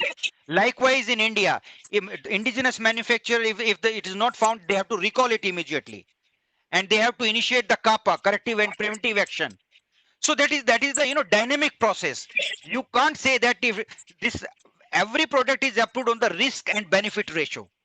Every product is not 100% safe. I can tell you, and you must be agreed with me. But the risk should be less, benefit should be more. It should be our motto. Thank you. Thank you, Dr. Sharma. And yeah, I think both points are very relevant and valid. And I think more of this, one is having the regulation and then the execution in the market, and to ensure that the regulation is being followed is the point. And I think the examples of that are more need to be discussed more, so that the overall idea of CDSO being the strong regulator comes out more prominently, just like the FDA, just like CE. So I would like to ask a question to Dr. Mahajan about imaging and how imaging has played a role during this COVID crisis. Because funnily enough, I was not aware right at the beginning that even RT-PCR doesn't pick up necessarily all COVID. So while it is the gold standard, there's about 25% RT-PCR that misses it. And then it was discovered in the lungs with a CT scan. So I'm sure that played out with you being in imaging. So any comments or thoughts on that? Sir, this has been a constant topic of discussion, the role of imaging in COVID-19. And, there's two schools of thought. The first is that says that imaging should not be used for diagnosis, but it should be used for prognosis. So it should be used to see, whether somebody requires admission. If yes, then do they need to go to the ICU, and how are they progressing well or not? Those kind of questions, because as we would imagine, imaging just gives you an anatomical picture, right? It will tell you how bad the lungs are. Now, the reason there is a debate about using imaging for diagnosis stems from the early days in January 2020 from China, when RT-PCR kits did not exist. And the pandemic was raging through, the entire country. So there they started using images, and there are, some characteristic findings, peripheral ground glass opacities on CT scans, etc., that characterize viral pneumonia. And, in a pandemic situation or in an area where the pandemic is raging, if you find these findings, it's highly likely that you have found a COVID patient. Now, when we start using such techniques for screening, it starts becoming a bit of a wishy-washy field, which is when people started combining RT-PCR along with imaging to say that, if somebody is highly suspect, right, but is not getting a positive RT-PCR, in that case, yes, there again, it's debatable, but there are instances where people are being tested on a CT scanner or on an X-ray, and then 3 weeks later we are finding an antibody positive response. So it's an evolving role that played out beautifully initially, and now people are building artificial intelligence systems on top of this to try to predict, again using imaging, how well or how poorly a person is going to pan out. But I think the key element here is that today, at least in all parts of India, RT-PCR has become so just present that that situation that was in China 6-8 months ago is just does not exist. But imaging is most critical for any kind of seeing how well or how poorly a patient is progressing, and that role is being played very, very well. Thank you. Thank you. Thanks a lot for that. Mr. Vardhe, just a quick follow-up question on the earlier discussion. And, I myself worked for multinationals for many years. And obviously, there's always the discussion of in India being a great opportunity, but then how do you actually capitalize the opportunity? The MedTech sector has been slow going. But now with this, I'm sure that your company, I'm sure they see this. And how are you presenting this opportunity in terms of the attractive destination for manufacturing, for driving the agenda of the AtmaNirbhar Bharat? Abbott has been here long, but obviously Abbott has been here more for pharma, and with the MedTech now, obviously the opportunity exists for Abbott to rise up. So any thoughts, or what are the discussions going on to attract more MedTech investment from big corporations like yourself? Thank you, Ravi, for the question. You're right. So Abbott has been in India for more than 100 years right now. So we don't really consider ourselves as a multinational company. We consider ourselves as a local company itself because we have a very unique local Indian culture. Outside of the US, India is the second largest country with the number of employee strength that Abbott has. We have manufacturing plants in Goa, in Himachal. We have a greenfield manufacturing plant now in Jagadia, in Gujarat. We have built a state-of-the-art R&D facility in Mumbai itself. So you can see that from an investment standpoint, India is a very attractive market for Abbott, and it's very much committed, to this market, right? So when we are having conversations as well, we are interacting very closely with Ravi Kanchi, with Dr. Nivedita, with ICMR to understand what are the India-specific needs. How can Abbott help? How can Abbott support? With bringing the best innovation over here. At the same time, like I mentioned in my previous comment, Abbott is manufacturing a lot in India as well. But we have to create an ecosystem where we also give opportunity that products that are manufactured outside and not available in India get that place, so that openness in the marketplace continues to be there for innovation, for high quality products. And if you look at my vision for India is I want diagnostics to be more penetrated. I want people to be aware that, diagnostics is the first step to any kind of treatment. When your physician, your clinician takes any decision on you, right, he will first see your diagnostic report. And that's where you cannot undermine the importance of accurate results, quality that is required, for diagnostics, right? And that's where when we came with our IgG test, we collaborated with DCGI, with ICMR, we came with higher than 99% sensitivity specificity. Similarly, even the other platforms that we are bringing to India, we want to make sure that place for quality continues to be there, right? That's one. The second thing, if you still look internationally, the way labs are set up, the way automation has been adopted, and what it is in India, we are very far from there. So one of my other visions for India is that labs should get more automated. They should adopt more, high performance technology. So that the manual errors, repeats, and all of these other challenges that are there that leads to burden on your skilled labor, as well as burden on expenditure, turnaround times. All of these can also be improved going forward. So if as an economy we keep a place for both, right, for having a very strong locally manufactured base like Abbott has, and gives that platform from India we export outside. Similarly, there are maybe other product lines where we import from outside into India. I think that will be a very healthy environment for the companies to keep investing in the Indian marketplace.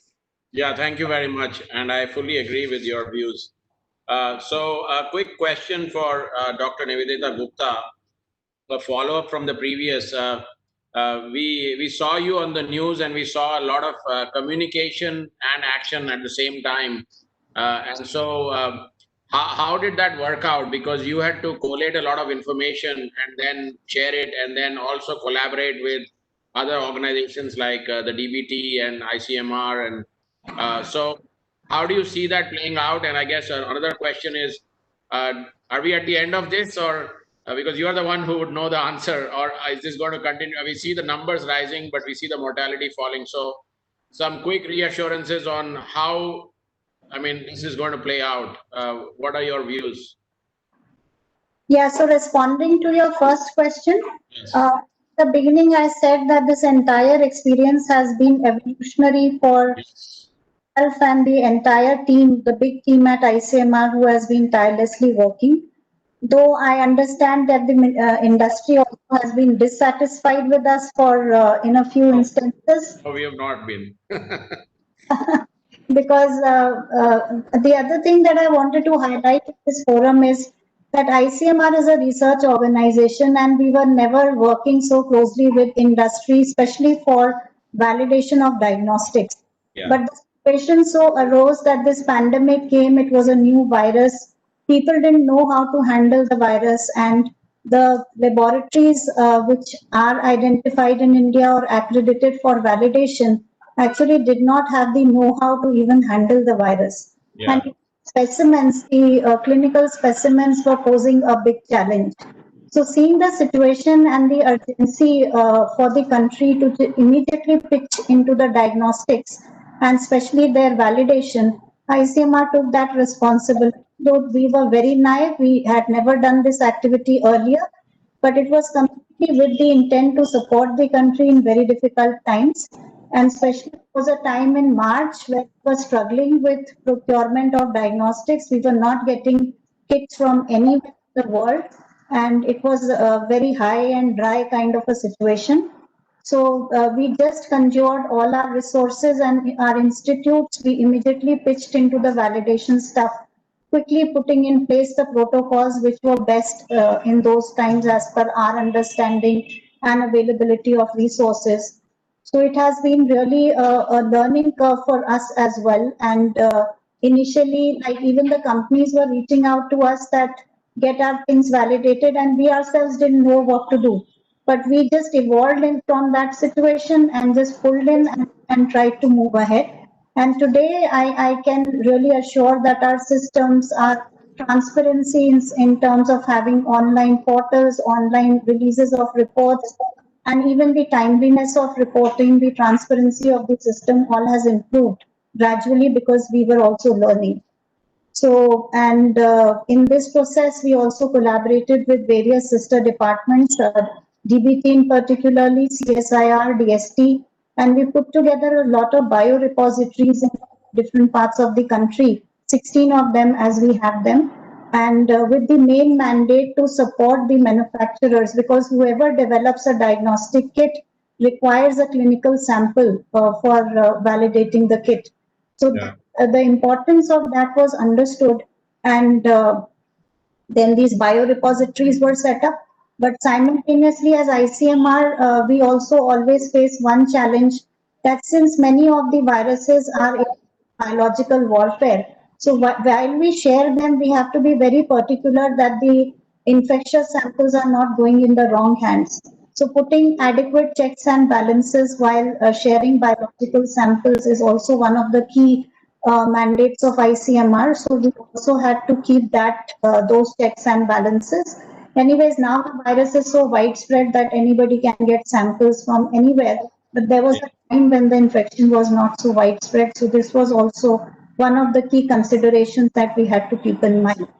And the other thing that we did is with these sister departments, a lot of people were approaching us that we have some kind of antiviral product, or we have some kind of sanitizer, or any particular equipment, instrument, and we had absolutely no idea how to validate it, and we had never done these kind of things. So we partnered with all these departments, and of course they were also struggling to understand what all it is. But then we could put to rest there were a few hundreds of queries and proposals of that kind, which we could review on a fast track basis with the help of our experts, then guide them to the appropriate place and put to rest all their queries. So in these periods, we have dealt with hundreds of such requests and almost 2,000 to 3,000 grievances, particularly on COVID-19, hundreds of RTIs trickling in every day. So it has been a very, very difficult phase for us. And also like setting in place an appropriate governance system. Who takes the information? Where does it flow? Who takes actions? Because all of us were struggling and completely hassled with how to handle this cases. But eventually we were very successfully able to define the governance mechanisms, the proper machineries through which our systems would operate. So God forbid if anything like this strikes again, we would be in a much better position to handle any public health emergency. And the entire effort of ICMR has been from the beginning to support the indigenous products. And as rightly said by BIRAC, that whereas the cost of one RT-PCR test that we were procuring way back in March was more than 2,000, today the ICMR tender, it's a 2-gene assay with a TACMAN-based dye, and we are getting it at 154 rupees. So that is the tremendous, huge benefit of indigenization. And I still remember those days when we were not getting swabs for sample collection because they are specialized flock swabs.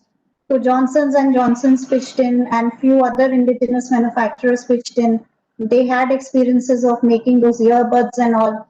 So we sat with them and we showed them how a flock swab looks like. They took the samples from us and tried to arrange it, and then eventually came back to us. Then we validated those products. Ministry of Textiles and all ministries helped us with those initiatives, pharmaceuticals, textiles. All of us came together, and then we tried to have these things developed in India, because being such a huge country, we didn't even have swabs for sample collection. Those materials were also coming from outside the country. There was a point when we had no RNA extraction kits in the country. We were struggling. So used to give us 10, 40 kits, and we were just gathering from whoever gives us anything, and the situation was like that. But today, there are so many indigenous manufacturers, which is I really derive a lot of pleasure seeing the way the indigenous market has come up, and what we see right now. It's really been a very, very evolving journey. And this wouldn't have been possible without all our science and technology departments. But besides that, the Ministry of Civil Aviation, Ministry of Home Affairs, Defense, everybody has helped us in bringing the correct people on board, transporting the diagnostic commodities in times of lockdown when there was nothing to transport places to the one place to the other. So in total, this journey has been very, very, very evolutionary. How to work together, how to work in teams, and how to rise up to the occasion with all the partners and stakeholders. This has really been a very, very huge learning experience for all of us. Thank you. Thank you very much. I think that from my side, at least, I can say it's a huge salute to what you all did. And I think the silver lining, I would say, out of this whole crisis is that everybody now knows who ICMR is and who DBT is and who an NIV is, and all these institutions which have been working so silently in public health for so many years. It takes a crisis, but I hope that then this will continue with not just the thankfulness, but also the other part which has come through is the transparency and openness and communication, like this whole panel with Mr. Manish Devan and yourself and Major General Surinder Bhatia, government people working and talking directly and closely. I don't think that happened so much 5 years ago or 10 years ago. So this is a huge change that our country is going through and seeing. And I wrote a lot of points for summary. I know we have only a couple of minutes, but I'll try to summarize quickly that basically this whole crisis has given a lot of rise, as Mr. Diwan said, a lot of incubation and innovation that happened. And India is one of the few countries which has this ecosystem and funding. And there were 40 projects and 14 clusters for incubation and the hub and spoke model, and how we went from very few tests to 8 lakh tests. And the whole Make in India with AMTZ and NBRIC, etc. So very, very fast, but also the fact that we have these facilities and these initiatives available, and the government has really stepped up on the innovation side with BIRAC and DBT, followed by Major General Bhatia talking about academia partnerships and the need for regulatory bodies to enforce and drive that, which obviously Mr. Sharma also talked about. And then some of our MNC colleagues talking about India as a manufacturing destination with both import, export, having a demand creation as well, not just the innovation, but for the government to now take this opportunity and leapfrog into other diagnostic and not just stick to COVID. Sumati made the point that illness is not COVID, but everything else is also an illness, and we should treat it with the same urgency and address it so that we can take this opportunity and improve the overall public health. Dr. Mahajan talked about data-driven AI and also the importance of imaging for this, but also how this can then leapfrog into AI becoming the new norm, and for us to leverage that AI and again the invention that has come through. And Dr. Nivedita, of course, you made several points which were about the evolutionary nature and how providing access led to you selecting that rapid antigen test, but then explaining very importantly how you had to balance between the demand and the need and also the constant innovation which you have been talking about. And there were some other discussions about infrastructure and going big now with this base, and also Mr. Sharma talking about the 5Ds and how CDSO has evolved to improve the affordability, accessibility, and availability applying the 5D model. So all in all, and Veena, of course, did a very, very good job in setting the stage and asking all the questions up front. Thank you very much, all of you. It has been great. A lot of learning, a lot of experience. I'll put this all together and send it across to CII. I think IVD has a long way to go. This is a great start, and we really appreciate all the stakeholders and everybody participating and driving this journey forward. So with that, Jai Hind, and thank you very much. Namaskar. Thank you to all the panelists and Veena and Ravi. Thank you. Thank you. Thank you. Thank you. Thank you. Bye-bye. Thank you. Enjoyed the panel. Thank you. Thank you.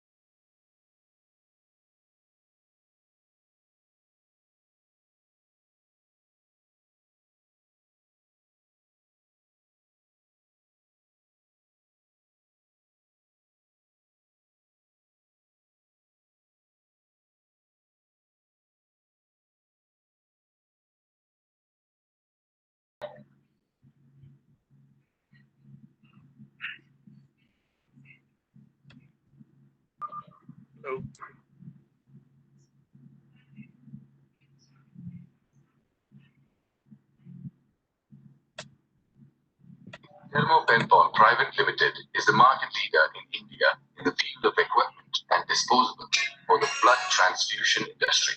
Established in 1985, it pioneered the manufacturing of disposable blood bags in India. Headquartered in Trivandrum, the company employs a workforce of around 1,400 people. Blood Bag Factory makes wide range of blood bags under the whole blood platform. BBF has a capacity to produce 10 million sets of blood bags per annum. Division of TBCT EMC was to form a team based in India to align with the high-level company strategy to expand innovation to fulfill 24-hour clock function. IIT India in its operations have delivered excellent results for the investment made on the facility and resources. The team is in close collaboration with the global associates. Medical Equipment Division assembles close to 21 different varieties of products used in the whole blood collection process. Close to 4,000 units are produced every year. Sub-assemblies made as per in-house specifications at various subcontractors are assembled and tested 100% before final clearance to customers. We believe in developing good customer relationships. Thermopempol products are used in blood centers across 75 countries globally. Thermopempol continues in its quest of unlocking the potential of blood and providing better patient outcomes.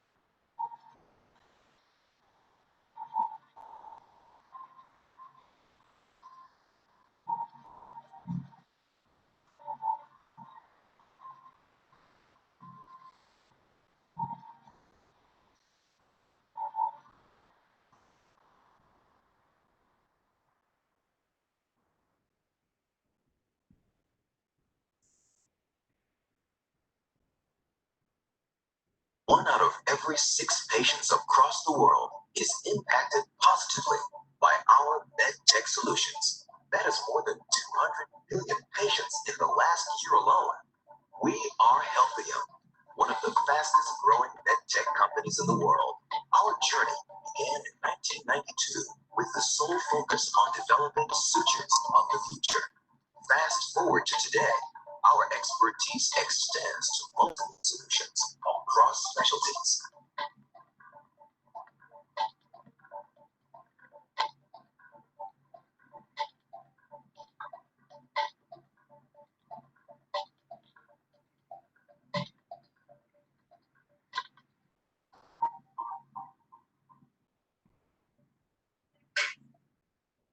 At Healthium, we are driven by a single vision to provide access to precision MedTech solutions to every patient globally. This is something we are very, very passionate about, and we are delivering this by being agile, driving a culture of innovation, by being inquisitive, and collaborating extensively with our partners, surgeons, and hospital staff to create breakthrough solutions, thereby providing a smart and efficient ecosystem to improve the quality of our patients' lives. Our passion pushes us to achieve medical firsts and enhancing the quality of lives. We did not just build a company, we built a culture which ensures nothing stops us from powering forward, no matter how high we aim. In a high quality our products make a real difference. That is why each of our state-of-the-art manufacturing plants follow stringent measures and adhere to the highest international standards, ensuring high-quality output, which is precise to the micron. And it is this quality we share with the world.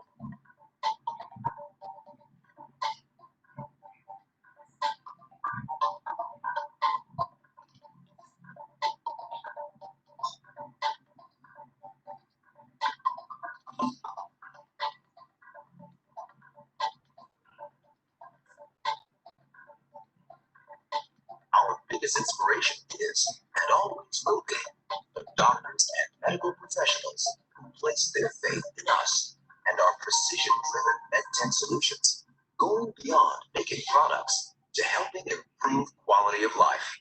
And we are only getting started. We are healthier. And this is how we touch lives and heal the world every single day. Benpal Private Limited is the market leader in India in the field of equipment and disposables for the blood transfusion industry. Established in 1985, it pioneered the manufacturing of disposable blood bags in India. Headquartered in Trivandrum, the company employs a workforce of around 1,400 people. Blood Bag Factory makes wide range of blood bags under the whole blood platform. PPF has a capacity to produce 10 million sets of blood bags per annum. The vision of TBCT EMC was to form a team based in India to align with the high-level company strategy to expand innovation to fulfill 24-hour clock function. IIT India in its operations have delivered excellent results for the investment made on facility and resources. The team is in close collaboration with the global associates. Medical Equipment Division assembles close to 21 different varieties of products used in the whole blood collection process. Close to 4,000 units are produced every year. Sub-assemblies made as per in-house specifications and various subcontractors are assembled and tested 100% before final clearance to customers. We believe in developing good customer relationships. Thermopempor products are used in blood centers across 75 countries globally. Thermopempor continues in its quest of unlocking the potential of blood and providing better patient outcomes.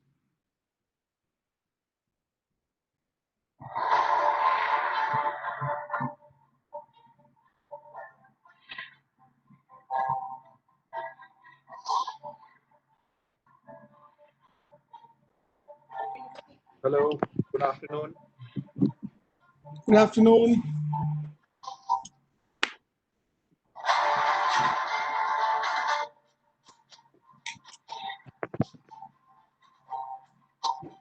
Hi Art, can you hear me? Hello. Hi. Can you hear me okay? Yeah, I can. Right. Good afternoon, everybody. Good afternoon. Good afternoon, Mr. Alkuban. Yes, I'm able to hear you. Thank you.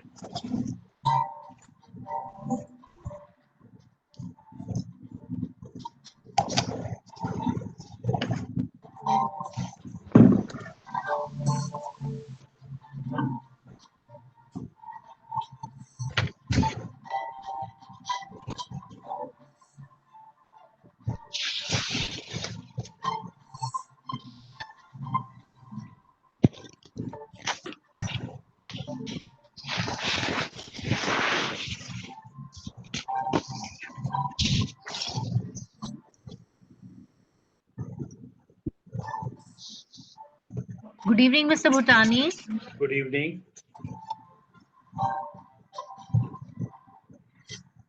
We're going to start in about 12 minutes. Yes, sir. We shall be starting the session exactly at 4 p.m. Okay.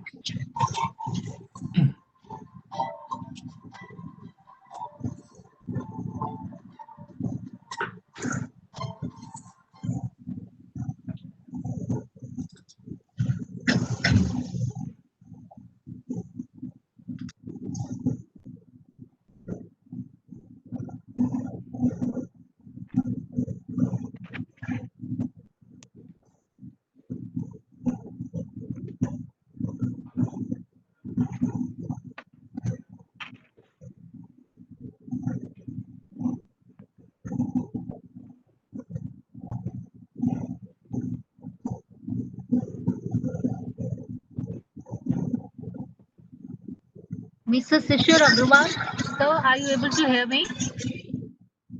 Yes, I am. Hi, Sishir. Hi, Sanjay. Thanks. Hey, Sanjay, I hope we'll close by 5 today. Sorry? Do we close at 5, this session? I think we can go up to about 5:15 because we have the largest number of panelists in this group. So Even if everybody takes like 4 or 5 minutes, we would cross an hour. So they have said because there is no section for the panelists, so we can extend it by about 15 minutes. Hey Sanjay, this is Rohit here. Can you Hi, hear me? Rohit. Yeah, Hi. I can hear you. Sanjay, I've got a different kind of a problem. There's a global meeting that's getting extended for me. So I actually wouldn't mind if you take, if you ask me the question towards the end rather than the beginning. Okay, I'll do that. So that I know we'll start on time, but if it's going to extend, my other meeting's going to extend till about 4:15. So I'll miss that by about 4:15? Yeah. Okay, no problem. If you ask me after 4:15, I'll be there. Yeah, also Sudhakar sent me some change in the questions which I've done. Okay, that's great. That's great. Okay. All right. So I was thinking to maybe start briefly and then give about each of the panelists and then ask them to maybe say a line or two on the topic before we that would also be an introduction, and then we move on to the questions. Okay, but Sanjay, I can do that after 4:15 because if and So that saves me some time I as well. can maybe I can make that reference, and when you come back, then maybe introduce you. Sure. Okay, sounds good. Sounds good. Thank you, Sanjay. Yeah. And apologies to the rest. Sorry. No, I was just going to say apologies to the rest of the panelists No. that I'm inconveniencing you guys. So sorry about that. Sanjay, Nigel Tallboys here, just doing a sound check. Am I coming through loud and clear? I'm hearing you very well, Nigel. Good Good. afternoon. Thank you. Good afternoon. Good afternoon, Nigel. From one Terumo person to another. Yeah, hi. Hi. I think that's a good way of doing it. Hi everyone, Amit here. Hi, Amit. Thank you. And hi everyone, Ian Burgess from Medical Technology Association of Australia. Hi, Ian. Yeah.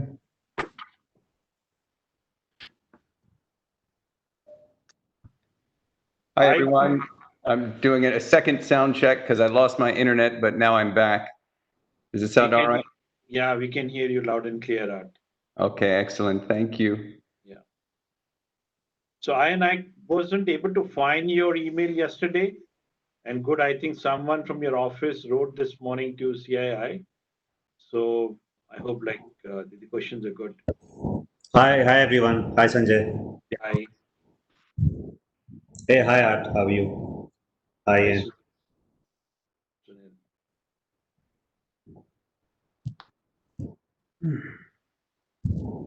What time are we going live at? 4.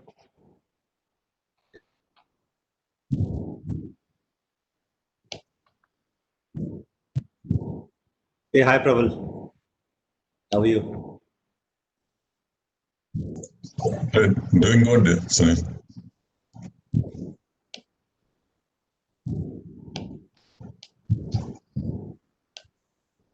Sanjay, any idea how many people in audience today? I can't see that.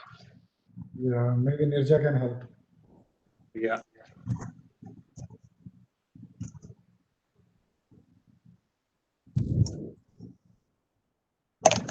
And people might be in the other sessions. They might come in late and join.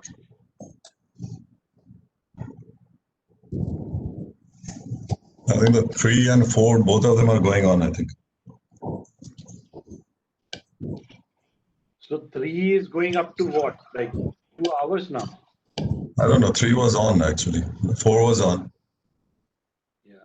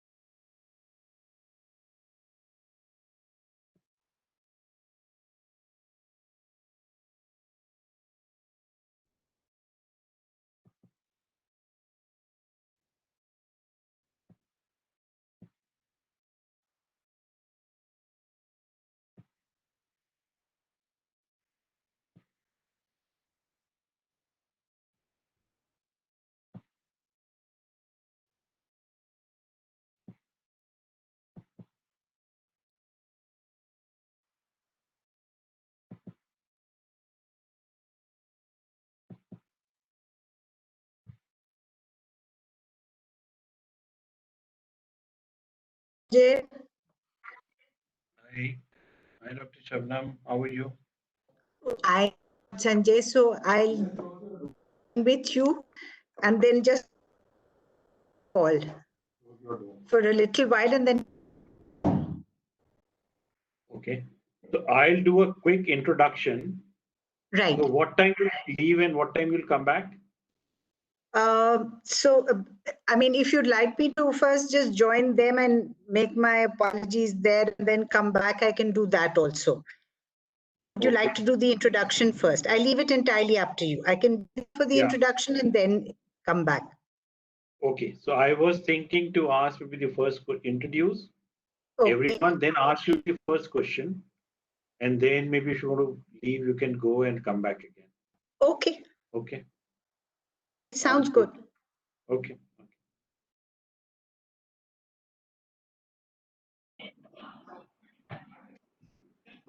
It's Sanjay, this is Rohit again. Sorry for the confusion.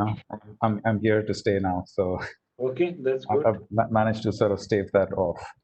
Welcome back, Rohit. What would we do without you?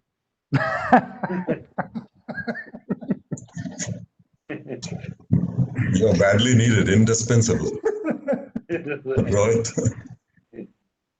This whole world of doing online calls is just sort of, earlier when you had to go walk from one room to the other, you got time to think in between. It's like with a new one. You can snap your fingers and move rooms now. Good evening, Dr. Ilungavan. Sir, am I audible to you? Yes, yes. Good evening. Thank you, sir. Dr. Sandeep Diwan. Dr. Diwan, am I audible? Yeah, I can hear you.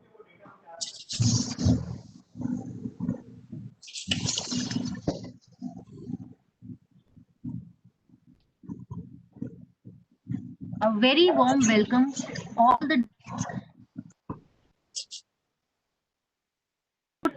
this amazing panel with the support of Dr. Bhutani and Dr. Shabnam Singh.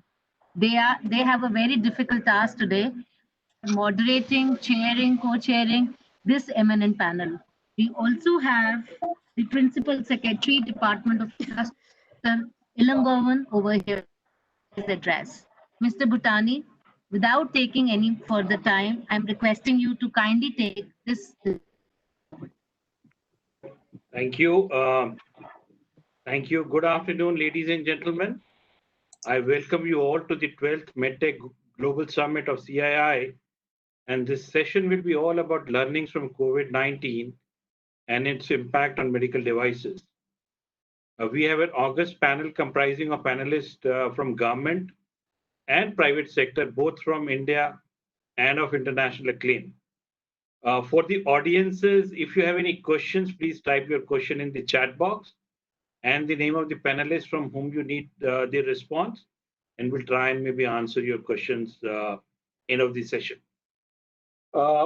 Beginning the session now, ultimately there is no such thing as failure. Nothing is more important to our ability to effectively address our present than understanding the lessons learned from which this pandemic has brought to the mankind.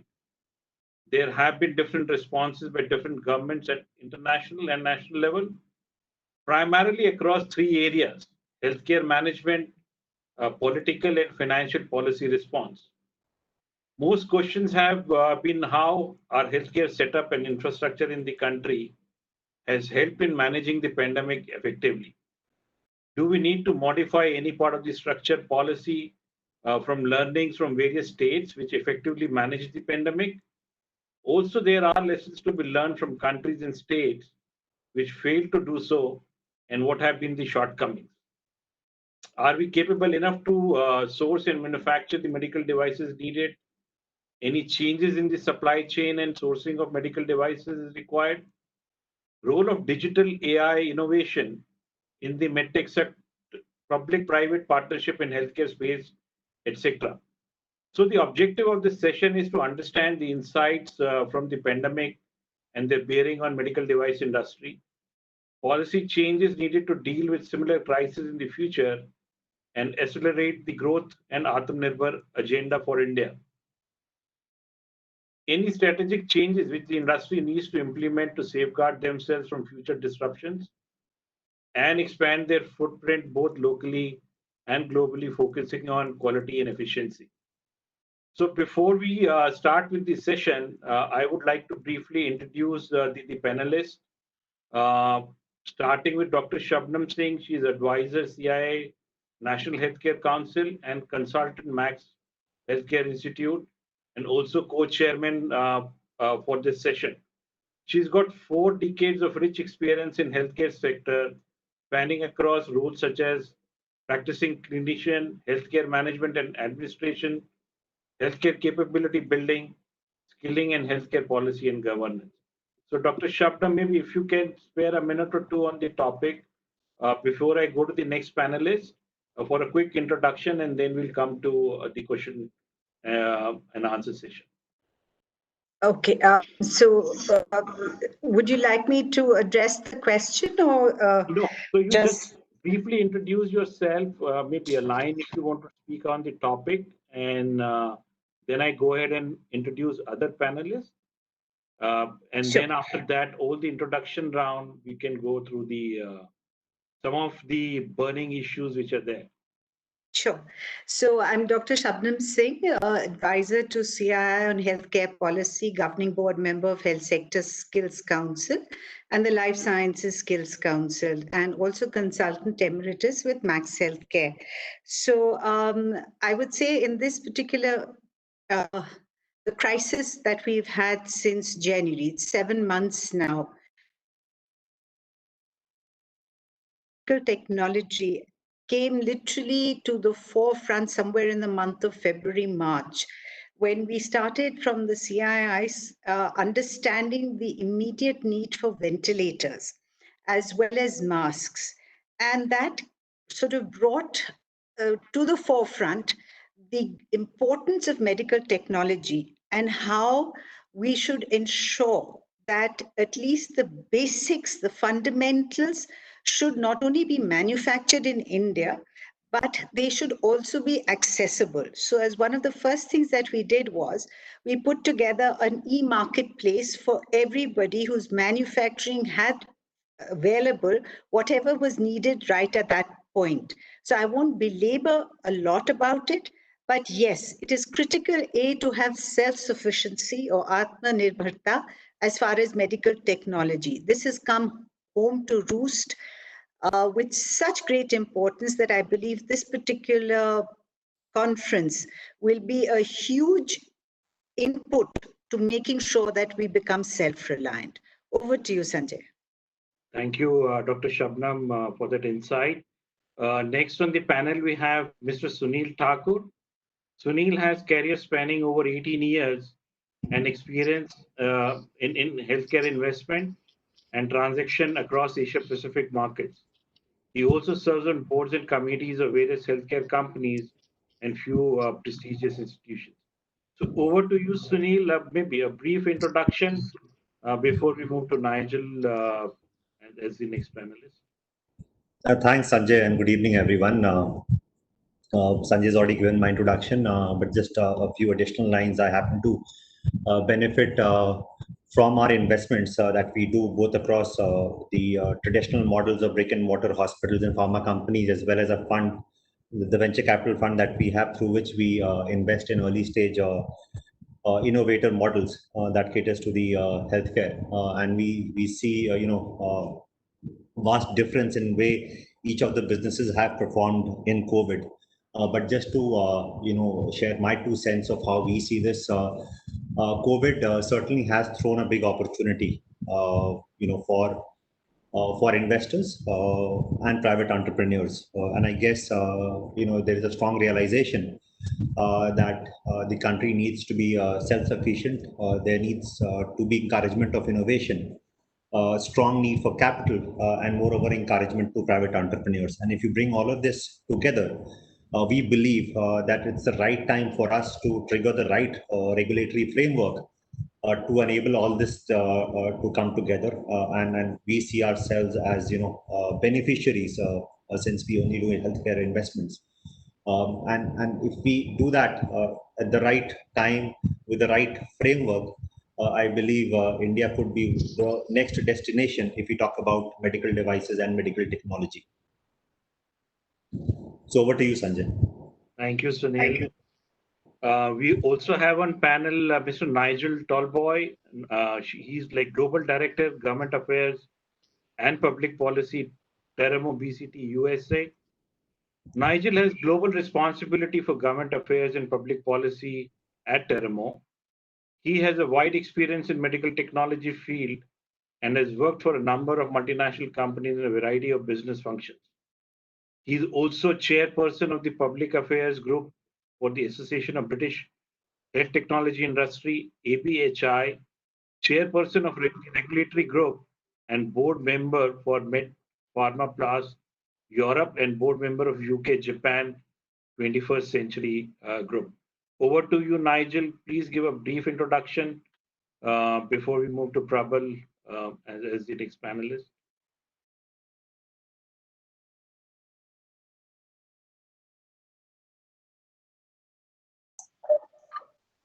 Nigel, we can't. Okay, I was on mute. I've been unmuted now. So thank you, Sanjay. And yes, I have a wide experience in the medical device industry, and I want to bring some context to this panel of an international experience that I can bring. But I think really importantly, around medical devices and COVID-19, we have seen that medical devices have been put at the center stage in the initial pandemic, the initial stages of the pandemic. Normally, we see pharmaceutical industry being put at that center stage, but the medical device industry is put there. And I think one of the things that we should be extremely proud of is the response of the medical device industry. That is in India, but also in all parts of the world. We really have managed to move forward very fast. And something else has happened, which I'm quite surprised about, the speed that regulators and governments have managed to implement new policies. And I want to go through some of those when we explore this topic further in the panel discussions. Thank you, Sanjay. Thank you, Nigel. It was good to hear that MedTech was put on the forefront, has been able to maybe help to get the pandemic under control to some levels, besides pharma. So Prabal Chakravarti is next on the panel. He's a governing council member, CII Medical Technologies Division and Healthcare Advisor. Prabal's forte lies in launching new businesses, leading large teams and developing leadership pipeline. In his last appointment as India Private Limited, for over 7 years, he led BSCI in setting the vision, strategy, and launch of the Powered to Win strategy. Prabal is currently working as care advisor to corporates and startup ventures. So over to you, Prabal. Please give a brief introduction before we move to Ayan. Sanjay, I think you already introduced me. So I have about 27 years of experience in the medical device industry, and I have the opportunity of looking at it across geographies and both within through the industry bodies, and I have the opportunity of engaging with government and other stakeholders quite extensively. I'm particularly excited about the things that have happened post-COVID. There are a couple of things which really excites me, and I'm looking forward to this debate and discussion. One is obviously, I think the clear winners are innovation and quality. And if you really want to really sum up, I think there are several trends which are already existing in the environment. For example, the digital wave, what it has done, it has accelerated the several trends which are already there, and organizations and institutions would have taken maybe next 5 or 10 years to reach this point. But in just 5 or 6 months, they've accelerated so much, they've reached a point where fantastic things are already happening and about to happen. So over to you, Sanjay. Thank you, Prabal. I think virtual meetings would be the way going forward, the way digital has taken up. I think that's one of the plus or minuses, I don't know. but we'll go as we move on from here. Mr. Ian Burgess, Chief Executive Officer, Medical Technology Association of Australia. Mr. Burgess is currently the CEO of the Medical Technology Association of Australia, the national association representing companies in the medical device industry. He has experience in providing continuing education, member services, and advocacy to promote healthcare. So, Ian, if you can briefly explain or introduce yourself before we move to Shishir as the next panelist. Thank you, and hello, everyone. Yes, the Medical Technology Association of Australia, we're the peak body representing the industry in Australia, and our members range from large multinationals to small Australian-based companies. We have on our board a representative of a small startup. So we have a very diverse membership base that represents the diverse nature of the industry in Australia. So some great comments that have been made already by my fellow panelists. And I think that point around how the medtech industry stepped up. We were at centre stage and we still are at centre stage, but we stepped up, and it was also the speed and agility at which we did so. And that has then driven the speed of certainly in Australia's case, the speed of the government's response to the pandemic here. So I found it quite inspiring and a fantastic response from our industry, and I've been proud to be part of it. Thank you. Thank you, Ian. Next on the panel is Mr. Shishir Agarwal, Managing Director, Teramo India. Shishir has over 20 years of work experience in the medical device industry. Currently holds responsibilities for Teramo's business in India for cardiac and vascular and hospitals product segment.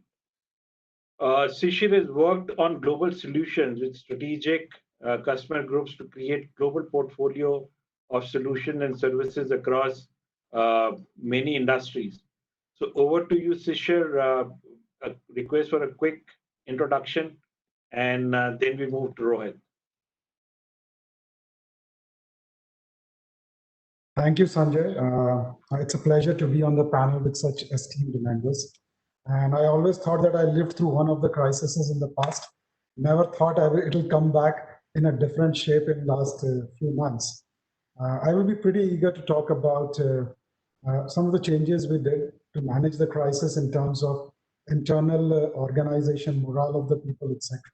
But at the same time, in managing our supply chain on what we did and some of the changes that we've made for the long term.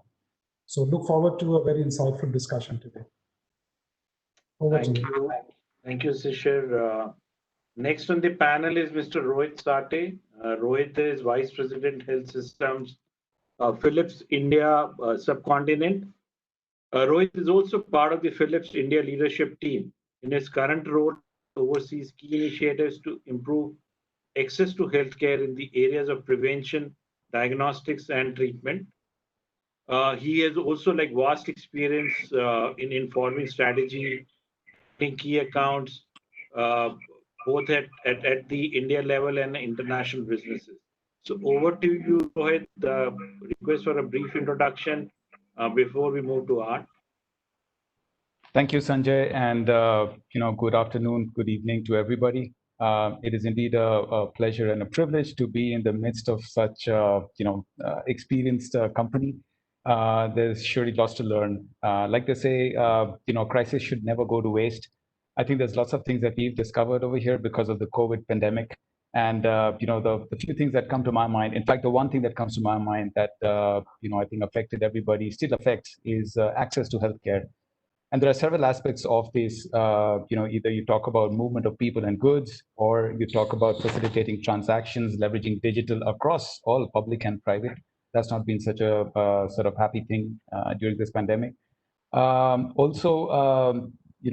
Looking at basically the whole COVID versus non-COVID treatment in hospitals.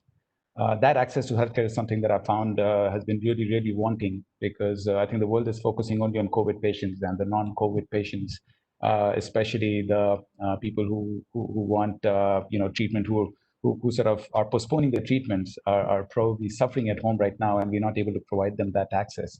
I think that's the one that worries me the most, and I'm happy to participate in this panel discussion. Hopefully, we learn some and we develop some ways to provide the access to those patients. So thank you very much again. Thank you so much, Rohit. Next on the panel is Mr. Art Butcher, Executive Vice President and President Asia Pacific for Boston Scientific. Art is currently based in Singapore and is responsible for overseeing the continued growth of business across Asia Pacific. He's member of Boston Scientific Global Executive Committee. Art has handled, besides the regional role, he also had global responsibilities for the product lines in the past. He's worked in different countries. Art has held a variety of marketing and strategic planning management positions within endoscopy, urology, and pelvic health businesses. So over to you, Art, for a brief introduction. And next we move to Dr. Deva. Sanjay, thank you so much for the introduction, and good afternoon, everyone. I am also very honored to be joining this esteemed panel and glad to be here for this conversation. Like with all of us, COVID brought unique and unexpected challenges to Boston Scientific. And I just have to echo a couple of comments that have been made, that one of the things that has impressed me so much is perhaps a silver lining, is the collaboration that has emerged between competitors, also between caregivers and governments to bring care to COVID patients and hopefully, as Rohit just said, to non-COVID patients as well. And the way that industry was agile in shifting to production of PPE and ventilators to aid quickly, really lightning speed in so many cases, makes me very proud of our industry. And for today, I'm really excited to talk about the lessons that we've learned that will make us stronger and a better healthcare community going forward, and making sure that we don't lose sight of actually some of the key learnings. So thanks for having me, and back to you, Sanjay. Thank you so much, Art, for the brief introduction. Next on the panel, we have Dr. Devan, and it's really good to see, like, we have people from the industry, from private equity, from the government, and from the provider side. So Dr. Devan is the founding director of Fortis Memorial Research Institute. He has over 15 years of experience in critical care medicine. He has several national and international publications to his name.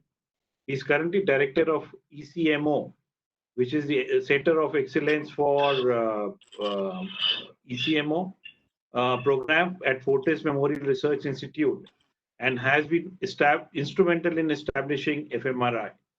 Over to you, Dr. Devan, and next on the line would be Mr. Mohammed Amil from the Government of India. Thank you for the kind introduction. Well, I happen to be the only doctor in the panel. What has happened in COVID, I feel, has actually brought a specialty which we call as critical care medicine. I'm as a physician to see that somebody was saying that we have achieved a lot in the last 3 months, particularly as far as the healthcare awareness is concerned.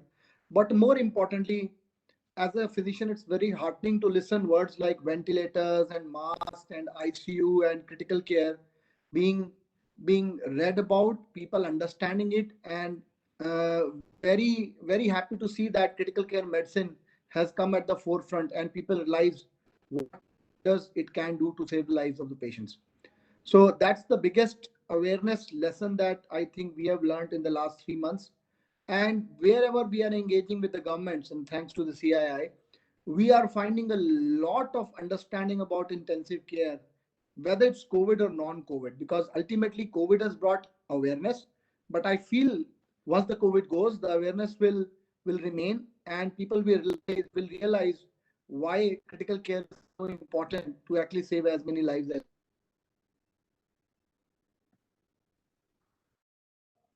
EICU platform about 10 years back when we were associated with Fortis, but now we are actually working it more like an independent model. And thanks to a lot of our helpers, we have enabled various state governments.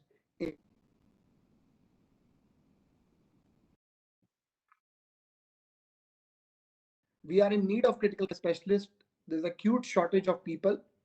We can fill ICUs with the equipment and the ventilators and the monitors, but we still need eyes and mind to actually understand the values that these monitors are throwing.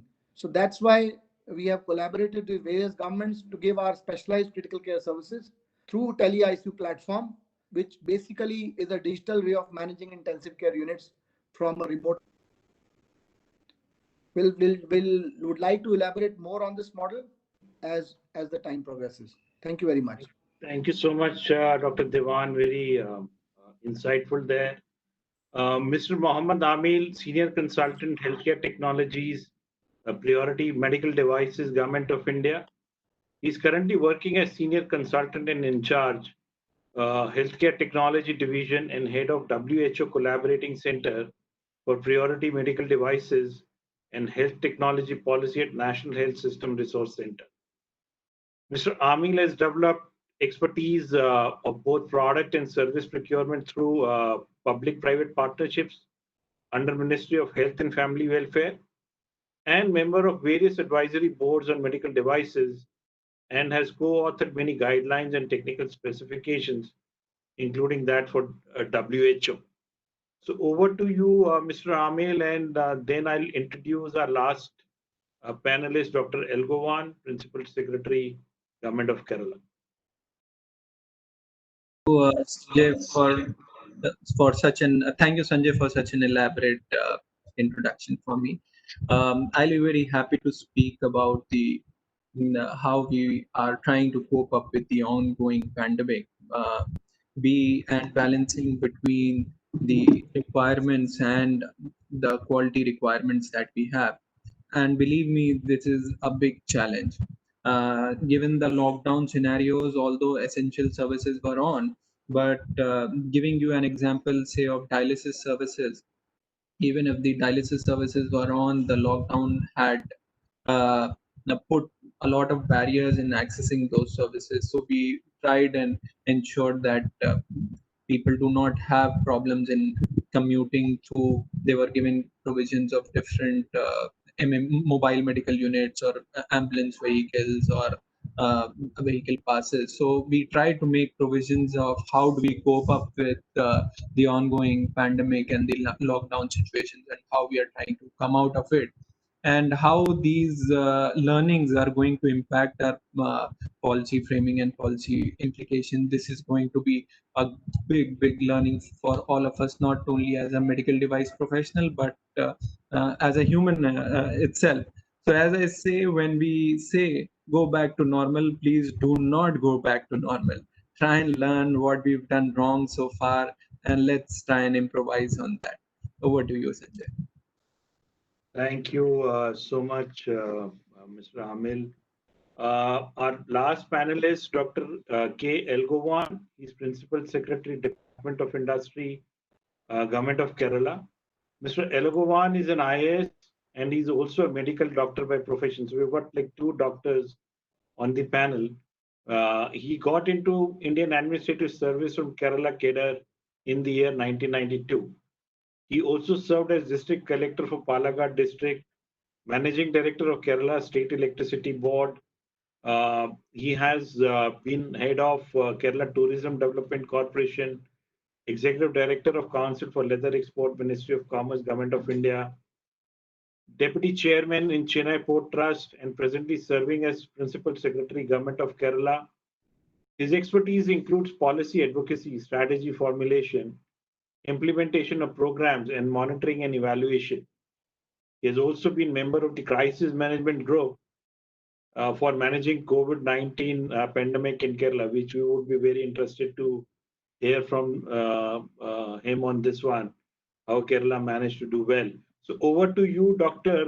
Elgovan, maybe a brief introduction before we move to the Q&A session. Okay, thank you, Mr. Sanjay, and hi to everyone on the panel. I'm happy to be in this very distinguished panel and share my thoughts about what's happening with the medical devices industry and what looks like for it to be. As an opening comment, I want to make 3 quick points.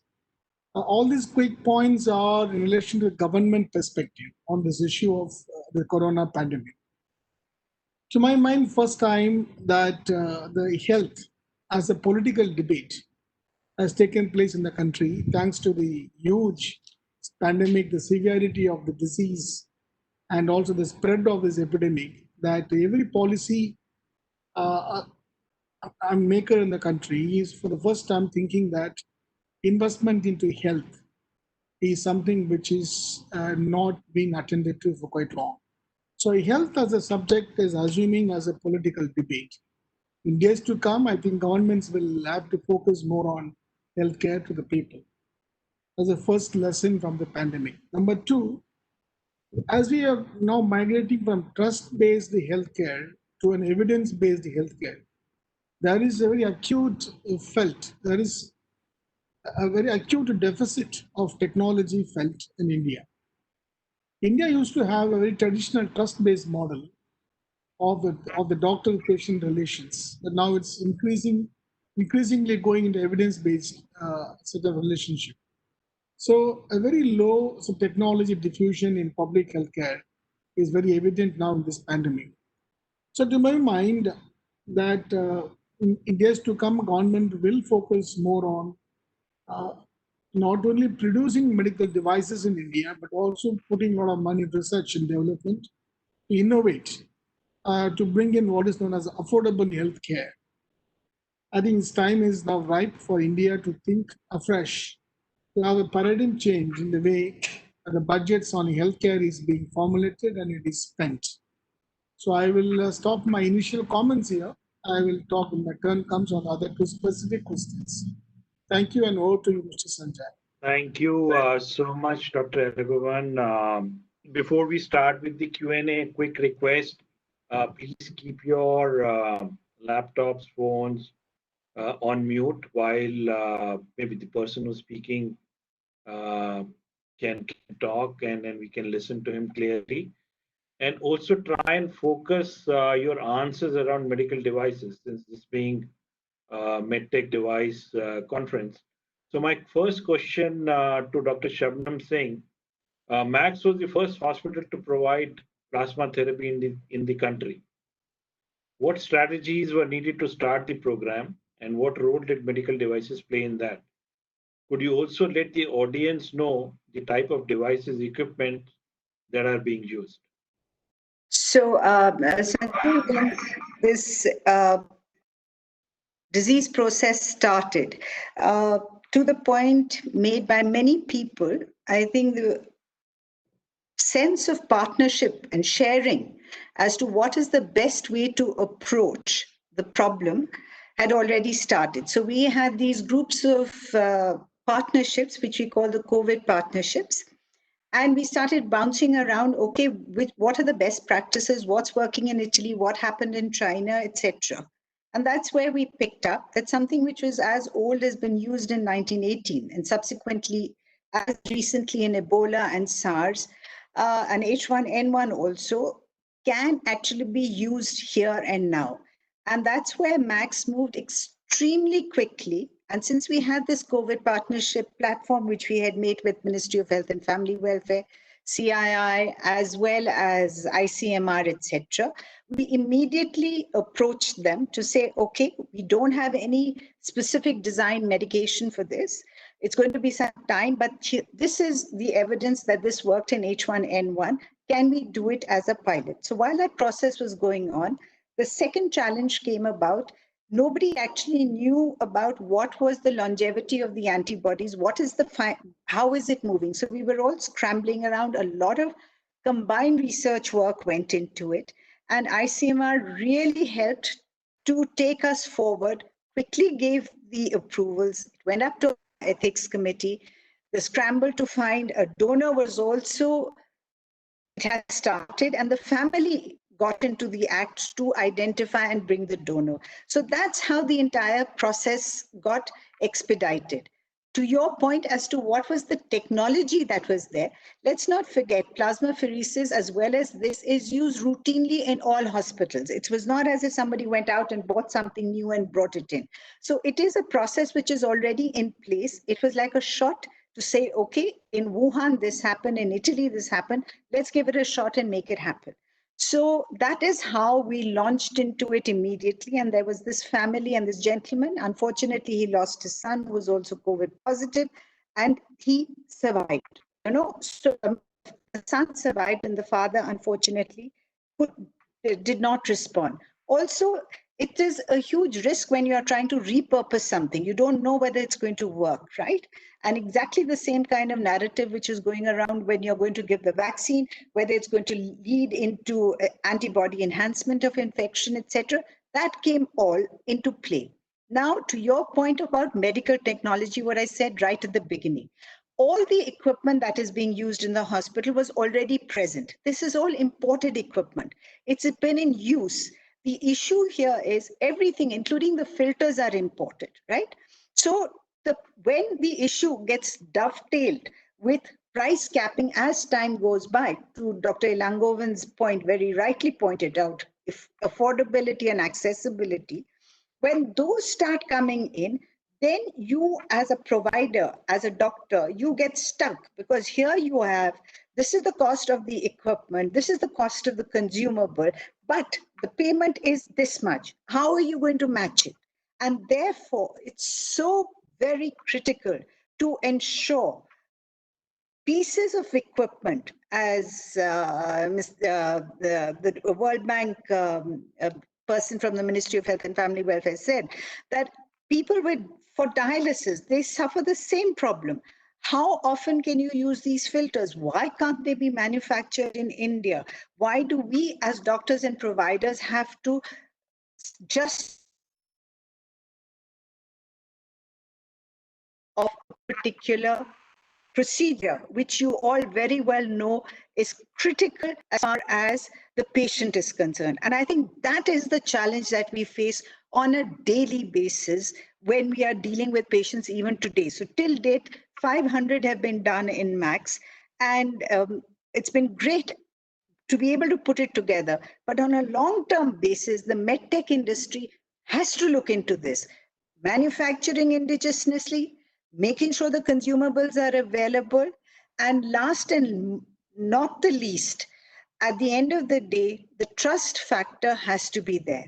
I mean, this was absolutely repurposing something new. So it took a lot of courage, I would say, and hats off to the medical directors and all who got into the field to make it happen.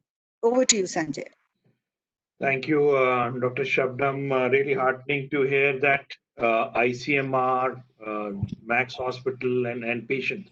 So everybody kind of came in together at the same time to at least start the testing in those trying times. And to your point, manufacturing in India at a low cost, I think we have next on board Sunil. Sunil, healthcare industry is going through extremely trying times due to COVID.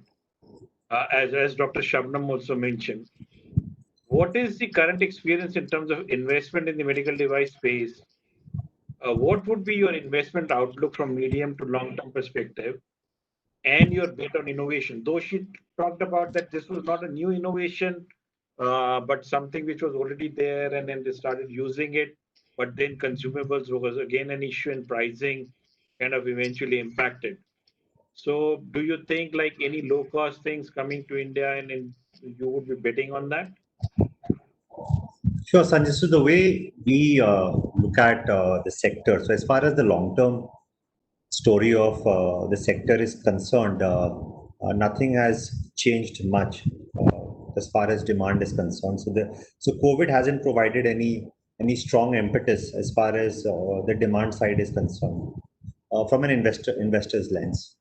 So long-term story remains intact the way it was before. As far as the investors' interest in the sector is concerned, overall interest in the healthcare sector has increased multifold, because as you know, this is the only sector that could withstand, because of the need, that could withstand the brutal onslaught of COVID. And therefore, what has happened is that generalist funds also jumped into the sector.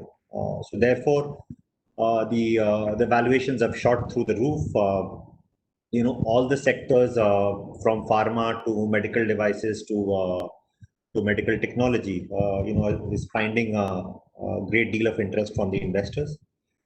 The positives that have happened, which is drawing further interest from the investors, is the entire behavioral change. The care model innovation, and we are moving towards that. The digital impetus that has now come, both on the clinician side as well as on the patient side. And more importantly, the intent as far as the regulatory impetus is concerned. So these are the positive things. And as we see in our daily lives, the digital quotient has increased multifold, and that's relevant even for medical technology. So that's the good thing. The challenge that we are facing is at the end of the day, any kind of innovation needs to find buyers, and there has to be a strong demand. So what is still lacking is a strong coordinated demand generation model, which can actually usher in great deal of innovation, on a wide basis. The second thing is, the quality control. That is very, very important. So demand generation, and then you filter it with good quality products. That still remains the same, and there is no policy. The third thing is, the encouragement to local entrepreneurs, private entrepreneurs. While there have been announcements, but I don't see any new entrepreneur jumping into to latch on to whatever incentives that are being shared by the government or offered by the government. What we saw in the initial days were that people, through a herd mentality, jumped into those ventilators, masks, and PPE equipments, and quality suffered. So investors like us, we were very, very clear we will not jump into anything of that has a very short demand window. And the fourth and the most important thing is the pace of change. That still remains to be tested. So while the intent has been positive, the announcements have been made. But just like the pharma sector, I guess even on the medical devices, medical technology, post the announcements, we don't see strong action. Not to blame the government saying that they don't have the intent. I think it's the entire the complexity of the situation that we're dealing in with. So to summarize, between the long-term strategy, the positive changes that we've seen through COVID, and the challenges that we foresee, we believe that overall the interest remains positive, but similar to what it was earlier. The only micro change that's happening is that, which I'm not sure if I can link it directly to medical technology, but digitization, so things like e-pharmacy, things like DIY models, those are gaining traction, but those are very small pockets of the overall medtech space that we talk about. Thank you, Sunil. I think rightly said that the focus has been toward the healthcare, but the challenges as in the past remain. I think the biggest one being the demand, and on the policy side from the government. So Nigel has got varied experience into different countries. So Nigel, in your opinion, with the advent of COVID, what healthcare policy changes from medical device perspective have you observed across the country? Is it like happening, still happening? People are only talking about it. And I touched with Dr. Shabnam about the plasma. I know like you've been with Terumo for long years. So could you also share a couple of your thoughts or maybe what Terumo has been doing around plasma therapy and have been successfully in dealing with the COVID situation? So Nigel, you're on mute, seems like. No, I seem to have come off mute now. So thank you, Sanjay. I think the first thing that I want to say about this, any changes that have happened have only happened because of one industry, but two, the willingness of the regulators and the policymakers to move quickly. And in my time in the medical device industry, and we heard some people saying 27 years, I hate to say mine is over 30 years, I don't think I've ever seen the coordinated approach as we've seen since March of this year. And this is something that has been very important. And what we have seen is that these changes have made sure that there have been adequate and sustainable supply of medical devices. And in a number of jurisdictions, we've seen those fast-track procedures for the use of promising technologies. In the US, in February, the FDA issued a number of emergency use authorizations for in vitro diagnostics. And these were expanded in March to include devices such as blood purification devices that can be used for the treatment of cytokine storms, also ventilators, PPE, syringe pumps, and other medical devices.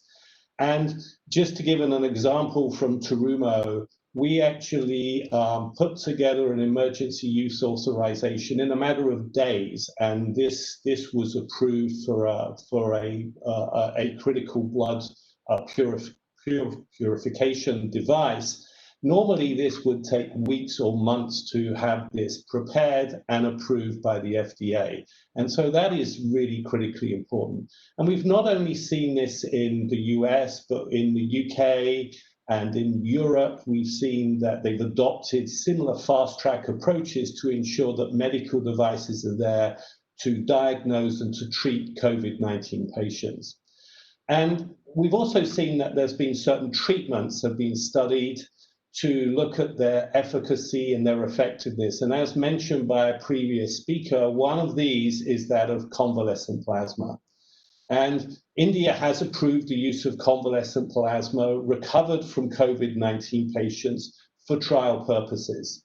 And the Ministry of Health and Family Welfare in June issued a clinical management protocol which incorporated convalescent plasma as an investigational therapy. Thus far, it's being used widely across many states, and it has been reported success in treating patients through this plasma therapy. If we look beyond India, the US FDA said that the transfusion of plasma from recovered patients may help save the lives of other patients and has urged the recovered patients to donate plasma for the cause. Of course, at the same time, the FDA have also said that plasma therapy is plasma therapy is being investigated for treatment of COVID-19 because there are no approved treatments for the disease, and there is some information that suggests that it might help for some patients to recover. And in July, it was announced that there would be an expansion in plasma collection. This effort was led or has been led by the Health and Human Services and the Biomedical Advanced Research and Development Authority, BARDA. And they have said that they will stockpile 200 to 400,000 COVID-19 convalescent plasma doses for transfusion. And similar to the US, the European Commission has been leading efforts on convalescent plasma in the European Union. In March, they developed guidelines incredibly quickly, much faster than I've ever seen the European Commission move before. And they said that convalescent plasma was a blood product and could be used under existing blood legislation. And at the end of July, it was announced by the European Commission that it would be providing 40 million euros for grants to 200 blood banks across the EU to purchase apheresis equipment and consumables. And this initiative is in preparation for any second phase in Europe. Now, these are just two examples of many things that have happened throughout the world. And as I said at the beginning of this, the ability for policy to move rapidly for treatments to fight this pandemic with medical devices at the center has been critical. The policymakers have stepped up, the regulators have stepped up, and the industry have stepped up. And I think we're seeing the benefit for patients on this. And what I wish that we have going forward is that we continue this strong dialogue, and there is this continued support for the medical device industry that we've seen thus far. Thank you very much. Thank you so much. Prabal, if we see, like all the previous panelists have been talking about, that healthcare is one of really heavily regulated industries. So policy framework from the government is very, very important. Sunil talked about like demand, maybe this is short term, maybe the demand might be an issue going forward. And then there are like price controls. So you have seen the crisis from both inside when the price controls came in while you were with Boston Scientific, and outside now with COVID. In your larger view, what are the key learnings? So what is your advice to both government and private sector on the way ahead?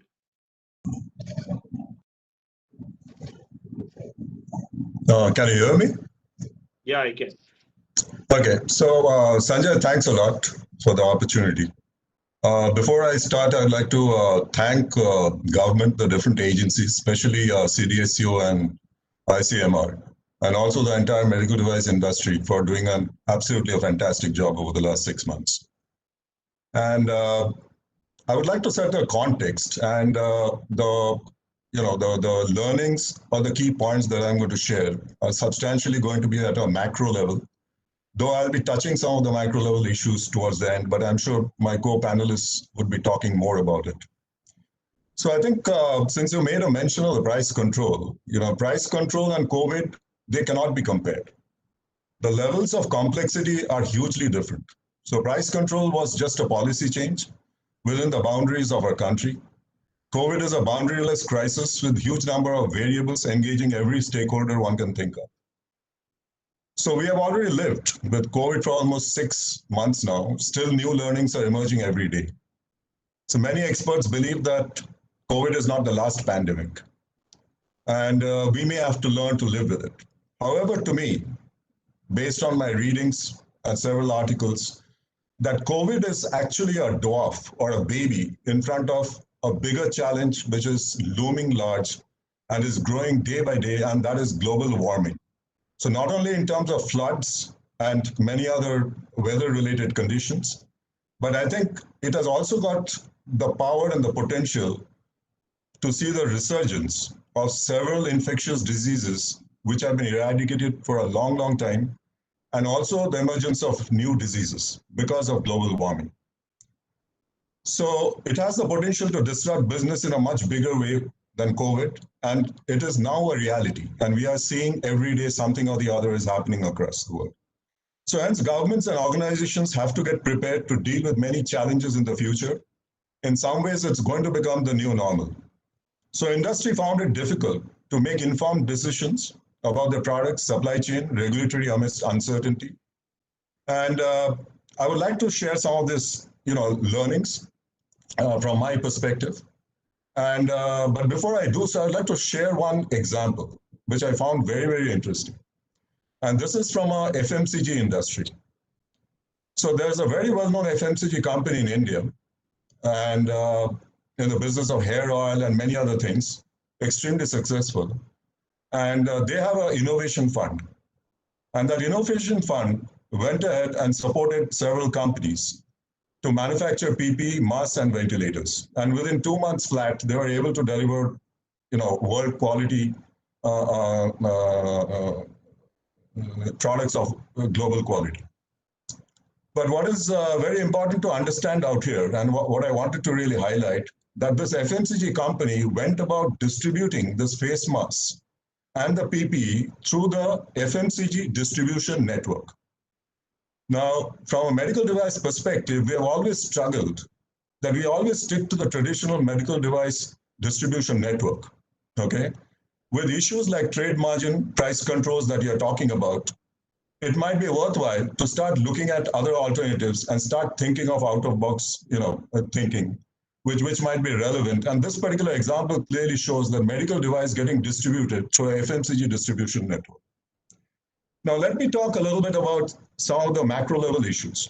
So every institution, every organization, every government should grow to become learning organizations. But more importantly, I think the more important factor would be how to go about accelerating the speed of learning, especially in terms of crisis. So new learnings would emerge every day and old ones would be made irrelevant in a short period of time. Hence, it would be very important to build the capacity. And I'm talking about capability and competencies across medical device industry, all stakeholders, government agencies, how to go about building the capacity to absorb new knowledge, discard the old ones, and share and act on the insights at a great speed. This brings to the second point that systemic thinking, systemic planning, and execution plays a significant role during crisis. Now, there are countries, and I wouldn't be naming them, which have evolved on this factor and have built a culture of collaboration across stakeholder groups. And they are in an advantageous position to deal with the crisis situations. The entire process with end-to-end visibility cannot be a reactive process and have to be developed during normal situation, during normalcy. I strongly believe technology will play a significant role, and in some ways, the digital health mission announced by our Prime Minister is a right step in that direction. Now, government and industry have to work together in planning for and being ready with a response for future crises. Now here, from a medical device industry perspective, the talking points between government, the engagement points between government and industry have to start moving beyond regulatory price control. And one has to start thinking that what is the future going to look like based on the perspective that I spoke about, that about global warming, about crisis becoming a normal, the new normal. How do you plan for it? Because when the crisis happens, you'll be lost.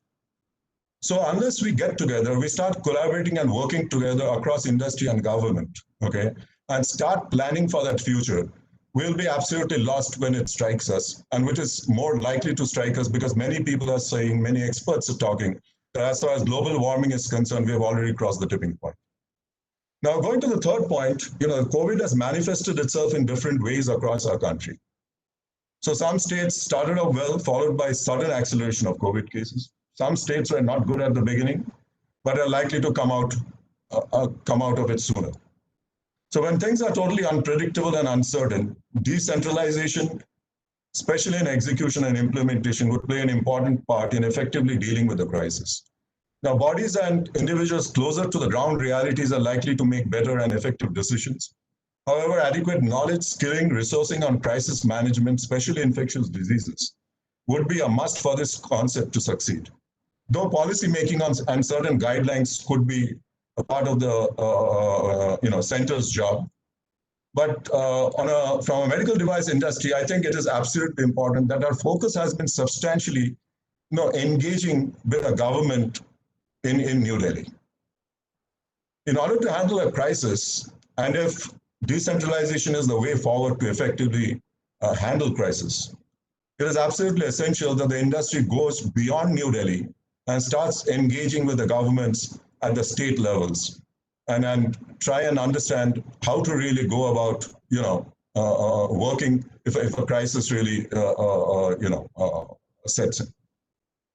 Getting into some couple of, micro level points, which I'm sure the other panel members would be talking about. So one is obviously the supply chain needs to be redesigned, keeping in mind that the crisis can come from any part of the world.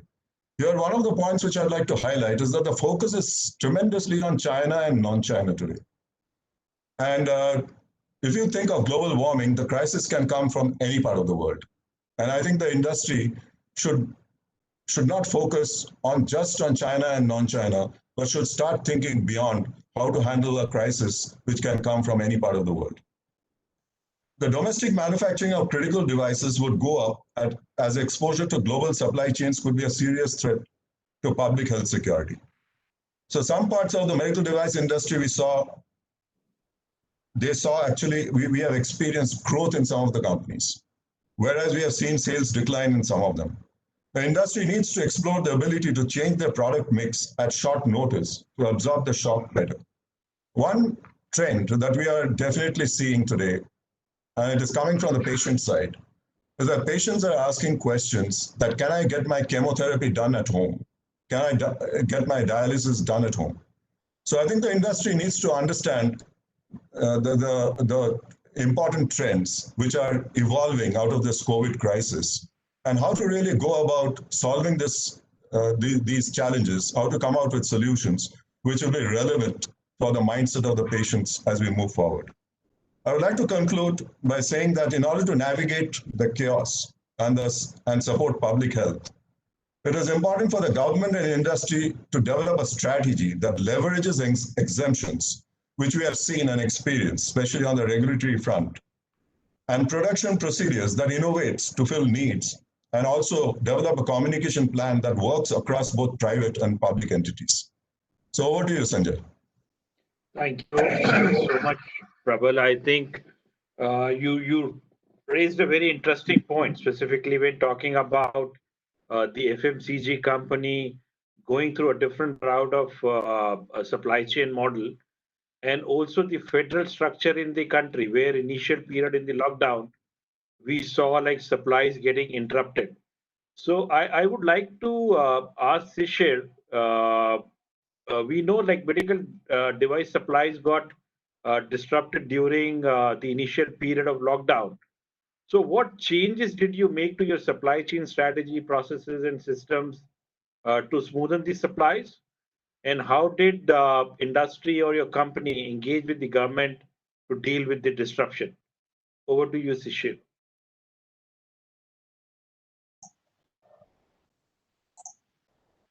Thank you, Sanjay. Very apt question. I'm sure it is on everybody's mind, and all of us face the same. On one side, it was ironical that we were faced with a health crisis and the medical care industry was disrupted. The first few weeks, or the first week after the lockdown was announced, there were a number of disruption on the logistics side. I will not say that we were caught off guard, but none of us anticipated the extent of disruption. Interstate travel was restricted. We all know that. Supply was disrupted, both domestic, international, etc. On the international side, a similar story was emerging. Freight costs had gone up substantially, which were adding to overall expenses also due to COVID. However, at Terumo, we created very strong decentralized centers, which were empowered to take very quick, nimble decisions. The decisions were short-term and they all required very frequent changes. On one side, the first priority was to secure supplies within India. We reinforced our inventory.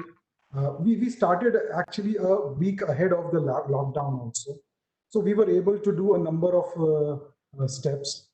So we reinforced our inventory. We worked with our global supply chain team, and we ensured that goods were booked, dispatched, and we had no supply shortage at our warehouse, even if there was any disruption to production at one of the factories globally.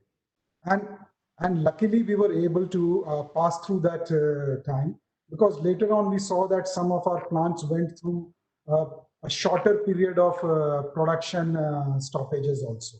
But luckily, we had all the inventory in India. And we considered all available supply mode. I'm sure everybody looked at air freights, etc. But sea shipment somehow was not impacted, or was least impacted. And we were able to manage through that. Once that was ensured, we understood and divided India into different zones as per the impact of lockdown, because the lockdown was also shifting from one place to another. The severity was different. The implementation of lockdown was also different across different regions. And there was a very different availability of transport mode also. In many cases, we moved to dedicated truckloads. We even did something like a milk delivery van, going from one place to another in a single truckload. And we were able to ensure supply continuity to our customers. Even though the elective procedures were down, the products were still required at the hospitals, and we were able to ensure that. And we even did manage with a lot of other channel partners who were more than collaborative during this time. We even had inventory across the different regions, which helped us substantially. But at the same time, you will see that supply chain improved over a period of time as the lockdown started to easen up. We resorted to efficient management of inventory. We optimized our inventory levels, which had actually gone a little higher because of decline in revenue and sales also, but at the same time, overstocking from our side. And we were able to optimize the inventory level as there is a gradual increase in demand. While preparing for this crisis, we accelerated our efforts. We introduced we created digital infrastructure. So our efforts in that direction really accelerated. And we were able to manage domestic supply chain partners through most of these digital mediums. And it made communication very smooth. And we were able to digitize most of our engagements. Adaptability was also high during this crisis, and everybody was open to digital communication. Going forward, we have updated our inventory policy, planning parameters, etc. Whenever we'll be faced with such a crisis, we know we are fully prepared. We have enhanced our visibility for inbound material also, because most of our supplies are from overseas. So we've increased that. We've created dashboards around it. There is a stronger measure to look at where the materials are. We are fully prepared now for any plant closure if it happens. Alternate sourcing has been identified. And we've also established alternate logistics options throughout the country and to secure capacity. And that is something which is added to the cost, but it is something that we had to do for our customers also, and to make sure that patient care is not affected. See, overall, we conducted a complete global scenario planning, which helped us to run our operations with minimal disruption. And we've been able to come out of it as much as possible. On the government side, I would assume that even the government was caught by surprise, although the decision was taken. But the way the decision was interpreted and implemented across the country was very different. The industry was very active with the help of different industry platforms, including CII, with various government departments, and we received complete support. See, as early as week 1 of lockdown in March, the government was able to step in to ensure that supply of essentials such as food and medicine did not come to a complete halt. And there was, although there were complaints of differential implementation, but over a period of time, things started to smoothen out. With the continuous engagement, I believe that in the first 6 weeks, we were able to stabilize our supply chain, at least the domestic logistics, very, very smoothly. We were able to get special permissions, warehousing, transportation, manufacturing, etc. And things were going on with minimal disruption. I would actually want to commend here the role of customs clearance, CDSCO, regulatory, licensing of products. Most of these things, although they faced some initial disruption, they were quickly sorted out. And in many cases, efficiency has taken over, and we are now able to get clearances ahead of time and in shorter time than we used to take pre-COVID also. So that is something positive which has come out of it. And we are very thankful that supply chain, although it's a much bigger global question for all of us, within the country, we've all been able to come through it. We know how to live with it, and all of us possibly have a way of handling it in a much better manner. I believe that the government understood the challenges in time, took very strong remedial actions as the situation unfolded. And thankfully, we are beyond that stage. And now we see a lot of normalcy, especially on the supply chain side. Thank So you, Sanjay.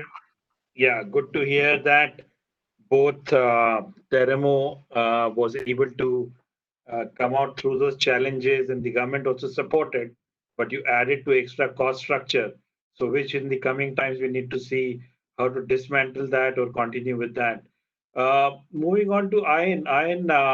Australia was one of the countries where the impact was not that much. So what were the significant challenges faced by the medtech industry in Australia, and how I know like you're part of the Medical Technology Association of Australia. So how was the association supporting the industry? Thank you. So firstly, as with India and every country, Australia did face significant challenges in securing the supply of the critical equipment needed to treat COVID patients. And our industry actually performed a significant leadership role in Australia in coordinating that supply and working with government to meet the challenges of the pandemic. So MTAA stepped in to assist the Australian government in securing the supply of ventilators, testing kits, PPE, and other intensive care equipment. And that was successful. We secured supply through the global supply chain, and Australia imports 80% of its medical devices. So that was critical to ensure that the global supply chain was secured. And also through ramping up existing manufacturing in Australia and new manufacturing in Australia. So it effectively was an industry-led collaboration with government and other key competitors unite to give resources, time and effort to ensure that Australia was well placed to meet the challenge. So MTAA formed a number of working groups to secure supply of that essential equipment. And we had companies working together. We had government representatives sitting on those working groups and other key stakeholders as well.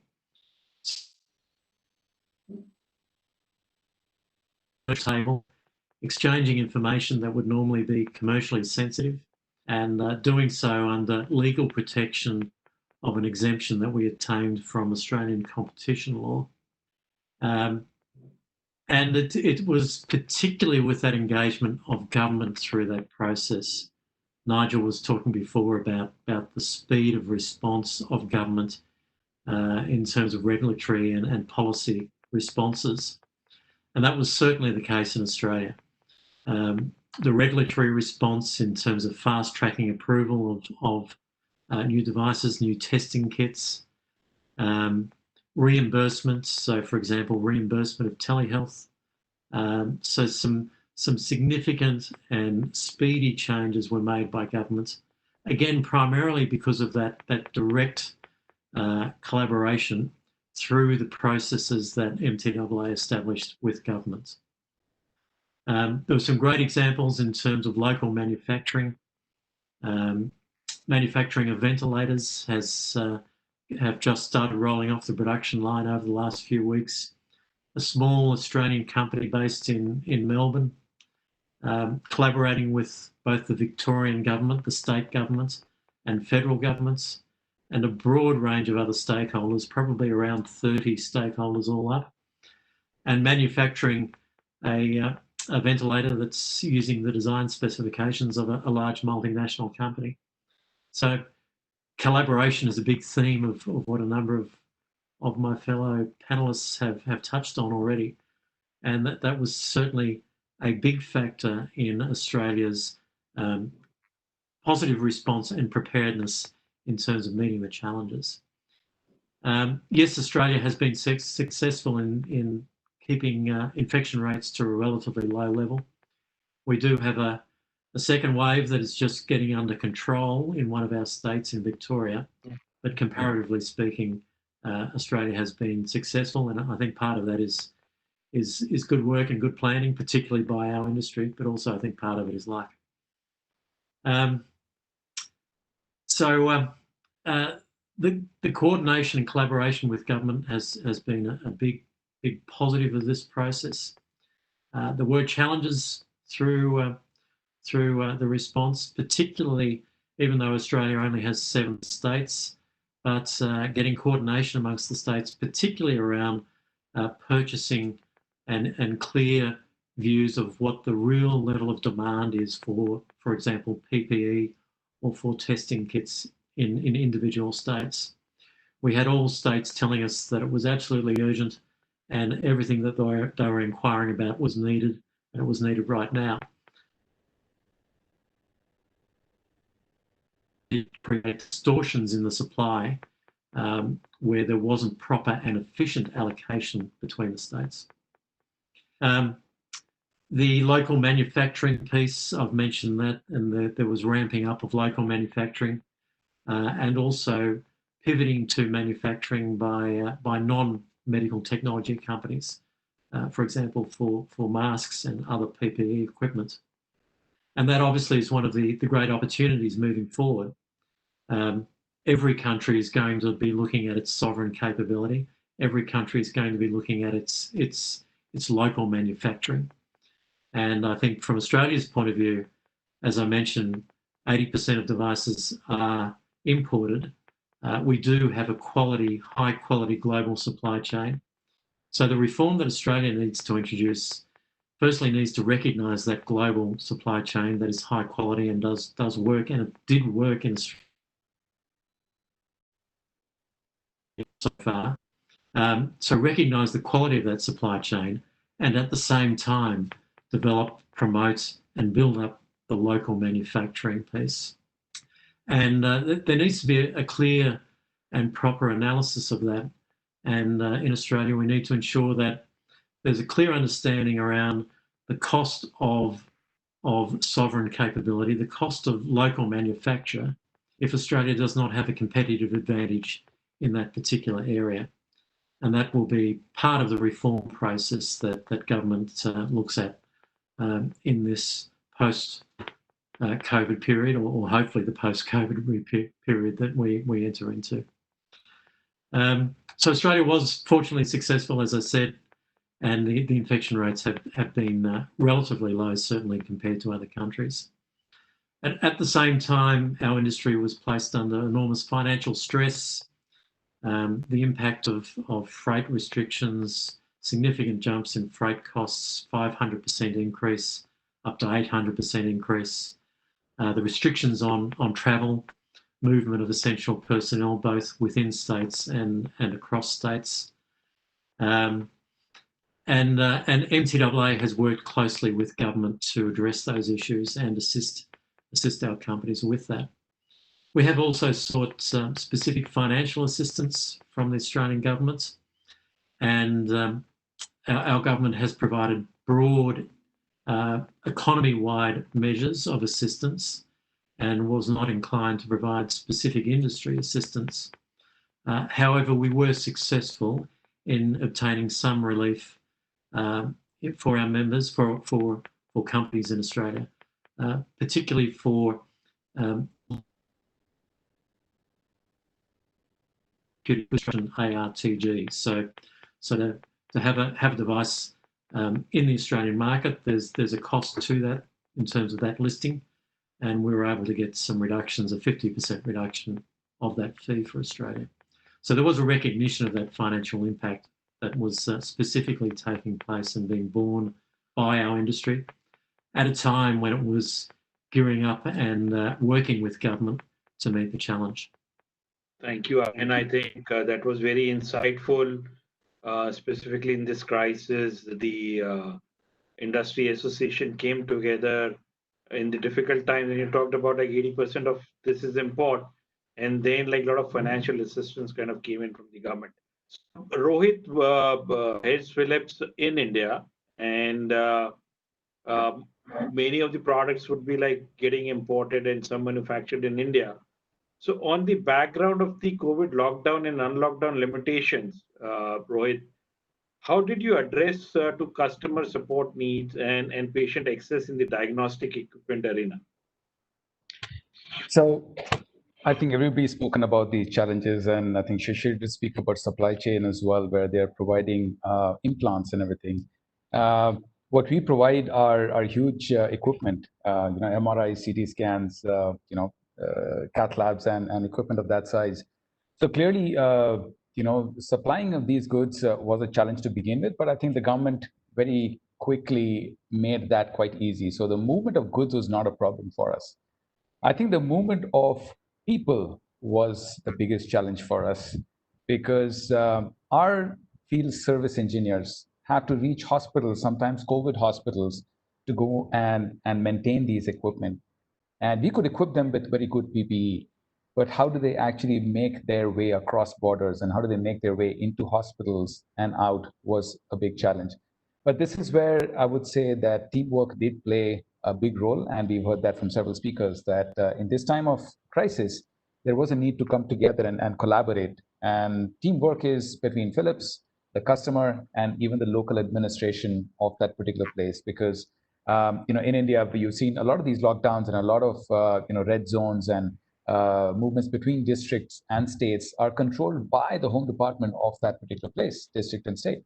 So how do you get your e-passes? I forgot one major entity that helped us, and that's the industry associations that we belong to. So CII, FICCI, Invest India, all these people helped us quite a lot. So the local government and the industry associations helped us get e-passes.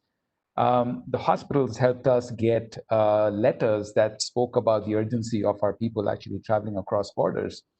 Sometimes even providing ambulances for them to actually travel. And our people, quite a lot of our people even traveled in our transport trucks to get to places. So, that's a hats off to, the people who roll up their sleeves to do these things. But like I said, it was essentially teamwork that enabled people to get across borders and go and service these machines. The other reason why people need to travel is obviously installation of these machines. Now that the pandemic is hitting new levels, the installation of the CT scan machine has become quite critical because that's the sort of acid test in determining baseline of how bad the lungs are affected. Again, transportation of the goods was quite easy, but actually getting through borders with people had to be done in a similar fashion. The other access, and I'm going to keep this short. I know, Sanjay, I can see you squirming a little bit because of the time that we have left. We're already at 5:17. Here's where digital comes into play in a big way. Customers who are customers and government officials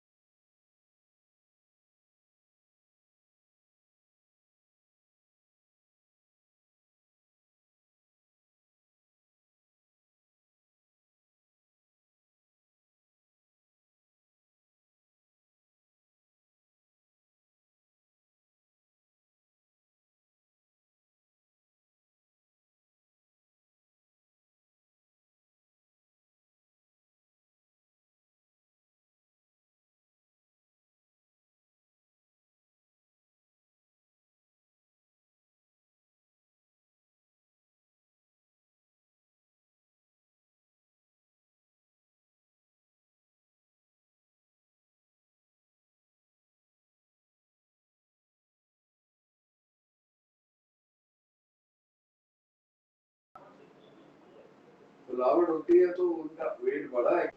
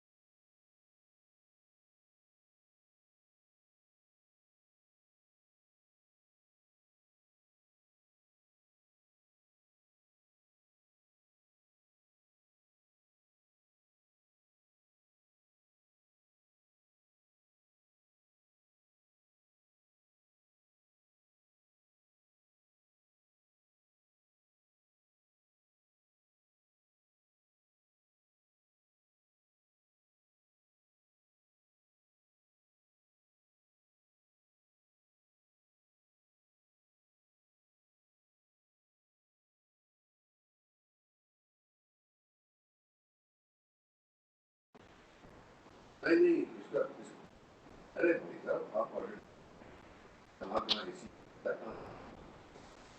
आपकी 20% तो area खुला है 25%.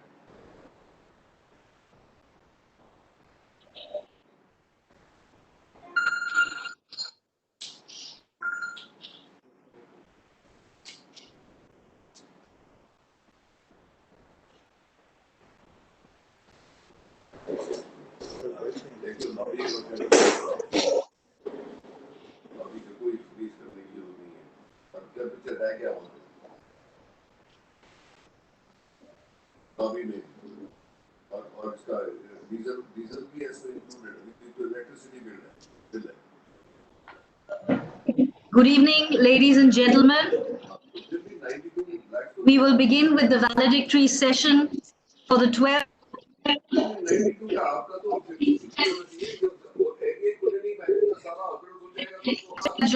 by very distinguished guests today.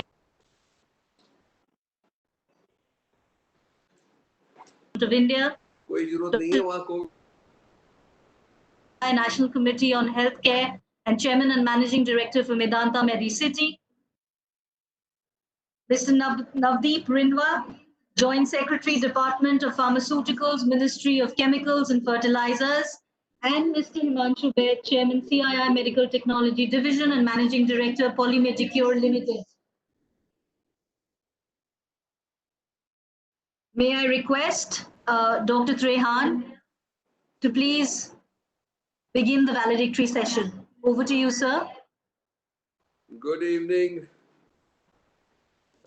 This is my pleasure and honor to welcome our special guest, Vijay Raghavan, who is a dear friend, but one of the most dynamic individuals I know.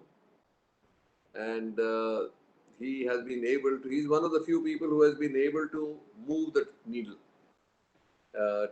And there is a lot of unfinished business, sir. We talked about it this morning also, and I'll come back to it. But let me also welcome Mr. Navdeep Rindwa, Joint Secretary, Department of Pharmaceuticals, and Himanshu Baid. Himanshu, you still look fresh. Huh? Did you take a nap in between or something? So he's been very dynamic running the whole show for the day. So what my take on today's situation is, especially Mr. Rindwa and my friend Dr. Raghavan, is that COVID has brought us to a very strange place where we are faced with some problems, challenges which we never anticipated. And the worst part of it is that we don't know when it is going to come to an end. This is the sort of a scary situation. But if you look at what MedTech did and what healthcare delivery system did and other the workers did, the frontline workers did, they did a great job in this period. And the fact that we were able to re-engineer with the help of industry, some of our repurposing the garment industry into PPEs, masks, ventilators with the help of automakers, all that stuff happened, which actually, I mean, we can congratulate ourselves, but we can't get carried away with the congratulations because it is just basic stuff. But it did demonstrate that when we come together, we can work magic. That's what it showed us. So what my take was that, look, we must form a coalition to create that ecosystem where we are not only copycats, but we are innovators of technology, which is good for us. And if it is good for us, it will be good for 4 billion people who are in the same situation or worse situation than we are in. So having said that, it's a great thing that you are here to give direction to how India can move to the next steps and the next steps and the next steps, so that we are in a given period, specific timetable, we can actually become competitive at the high end with the world, not just copycats. So that's basically the message that I am getting, and I would like you to elaborate on it, to tell us where you think India can go and how it should go. Because it's easy to talk about it, but to create it, that pathway, and make it happen is only in the hands of people like you, because we are just daily workers. We are not thinkers. We can do things on the ground, but the guidance has to come from above. So thank you for accepting our invitation to this valedictory address, and please enlighten us. Thank you. Thank you very much, Dr. Naresh Sen. Naresh has been very generous, and I must congratulate him, the medical profession in general, for rising to this occasion, this pandemic which has landed on us. So this is absolutely extraordinary. You have raised some critical issues which link medical practice, the healthcare industry, our regulatory system, and our scientific system. And you rightly pointed out that there are many examples of how these have come together in this crisis. But also that having come together in a crisis doesn't mean that that is the end of the story. We should, well, of course, congratulate ourselves, but not disproportionately so. And we must use this situation of having come together to ask, why is it that we couldn't do these things earlier? What were the reasons which held us back? And what do we need to do going ahead in an even more complicated situation? Now, first of all, I'd like to stress that if you look at the time up to, say, December 2019, January this year, the braid of politics, economics, healthcare, science and technology was knotted in a manner where if you wanted to do anything, you could barely untie those knots. So you were set with a given set of conditions as if they were immutable and unchanging. The pandemic changed all that. Global supply chains were broken. Regulatory environments which thought certain routes were impossible, or certain timelines were impossible, started to see the possibility of doing that because a need to do that was there. People who were used to asking for the fruits of research and the consequences of research started asking for research themselves. And therefore, these kinds of things led to the extraordinary points which Naresh made, and also to the situation where our industry, our vaccine developers, moved from being mere manufacturers to actually thinking of innovation and R&D. Why did this happen?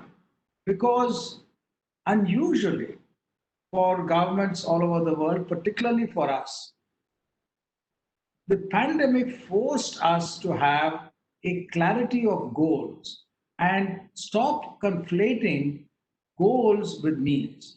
All too often in ecosystem, each of our verticals, our industry, our healthcare, our science and technology, had a precision of means, but we didn't have a shared clarity of goals. The pandemic forced together us to have a shared clarity of goals. When there's clarity of goals and a precision of means, we can do anything. So we need to take that forward, and I'll be very brief in suggesting how we can take that forward. The biggest hurdle in taking that forward is trust. If there is not community trust, you start putting regulatory parameters of a kind where you think that more and more regulation is better and better regulation. So we must stop conflating, as we've already started doing in many areas. The government has been very proactive here. Even before the pandemic started, we've been meeting with groups of people to simplify those simplification processes without compromising efficiency as well as ethical routes. That has been done, but this has moved forward much better now. So the regulatory environment going forward needs to be much more automated, much more science-driven rather than driven for the sake of having regulation. And I must point out here, this is not an Indian problem. This is a global situation where, because of egregious violations in one context or another historically, the putting in place of extraordinary regulatory rules has become a habit slowly accumulating over the last 2 decades, with the result that the only people who can jump the regulatory hoops are those with very deep pockets, and thereby removing the regulatory, the opportunity for innovation for entrepreneurs, for academia, and so on. The result of that is, if you look at drug discovery in areas such as cancer or in multiple other areas also, billions of dollars are invested in having, your effect on the patient of a value of 2 months or 3 months or 4 months, without necessarily addressing the core value of the core transformative value.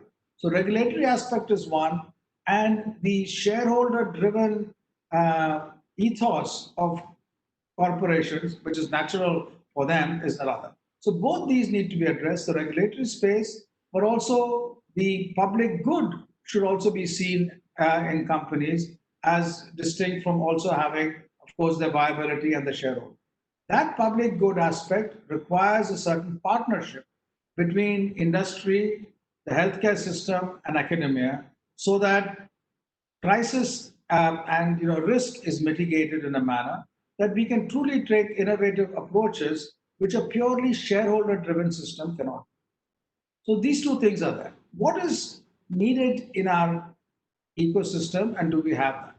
What is needed in our ecosystem as we go into a world where the digital is going to be critically important? And I don't just mean in terms of the analysis of data. Every kind of manufacturing will be design driven and driven by a precision of design of every single component done on your computer, tested out and prototyped at a small manufacturing unit, and then that design exported to 3D printers or other subtractive or additive manufacturing units everywhere in the world. So design is going to be key for our innovative space over here, and that's something which Indians excel at in every area, from routine small design in jewelry. We are world class. That's the kind of design which is needed. The same kind of design which you have in jewelry goes into packing all the components into your earpods. And therefore, design of the highest end is going to be critically important, and in manufacturing. When we combine the design with demonstrated manufacturing, we can do anything. The regulatory environment needs to, which integrates devices, diagnostics, and drugs into one sphere, needs to be made much stronger in terms of advisory links. We are doing that. That will happen very soon with greater speed now because of this pandemic. And I'm sure we'll move now into an environment where this combination of speedier quality regulation, as well as design capabilities, partnership with the health sector, will allow both national and global agendas to be served. The National Digital Health Mission, which has been launched, will allow great opportunity to deliver healthcare to the neediest on scale. That needs to have on the ground many changes in addition to the digital changes. That provides another opportunity. So here are areas where both market-driven approaches and societal good-driven approaches can come together with science and technology and the healthcare system to weave a new brain, which is much more of service to humanity. Thank you.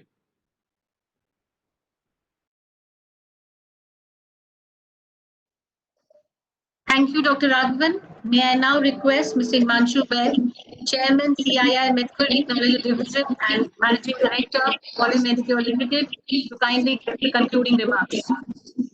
Good evening, dignitaries and colleagues from the MedTech world. It has been a very interesting day today. We had a good fortune for our inaugural session being raised by two Union Ministers, Shri Sadanand Gowda ji and Shri Piyush Goyal ji. And it was very relevant because Mr. Gowda takes care of Department of Chemicals, Fertilizers, which is our line ministry for medical devices, and Mr. Piyush Goyal because DPIT and the Commerce Ministry are formulating strategy for growing exports and commerce and industry in the country. So we are very fortunate to have their views. There are some overarching messages which we got today. MedTech industry did some reasonably well in the pandemic area, in the pandemic time, but do we need a pandemic to really activate this MedTech industry? That was a big question. I think COVID pandemic is a catalyst that has made us reach the goals. Some goals we could have reached anyways if we had the will.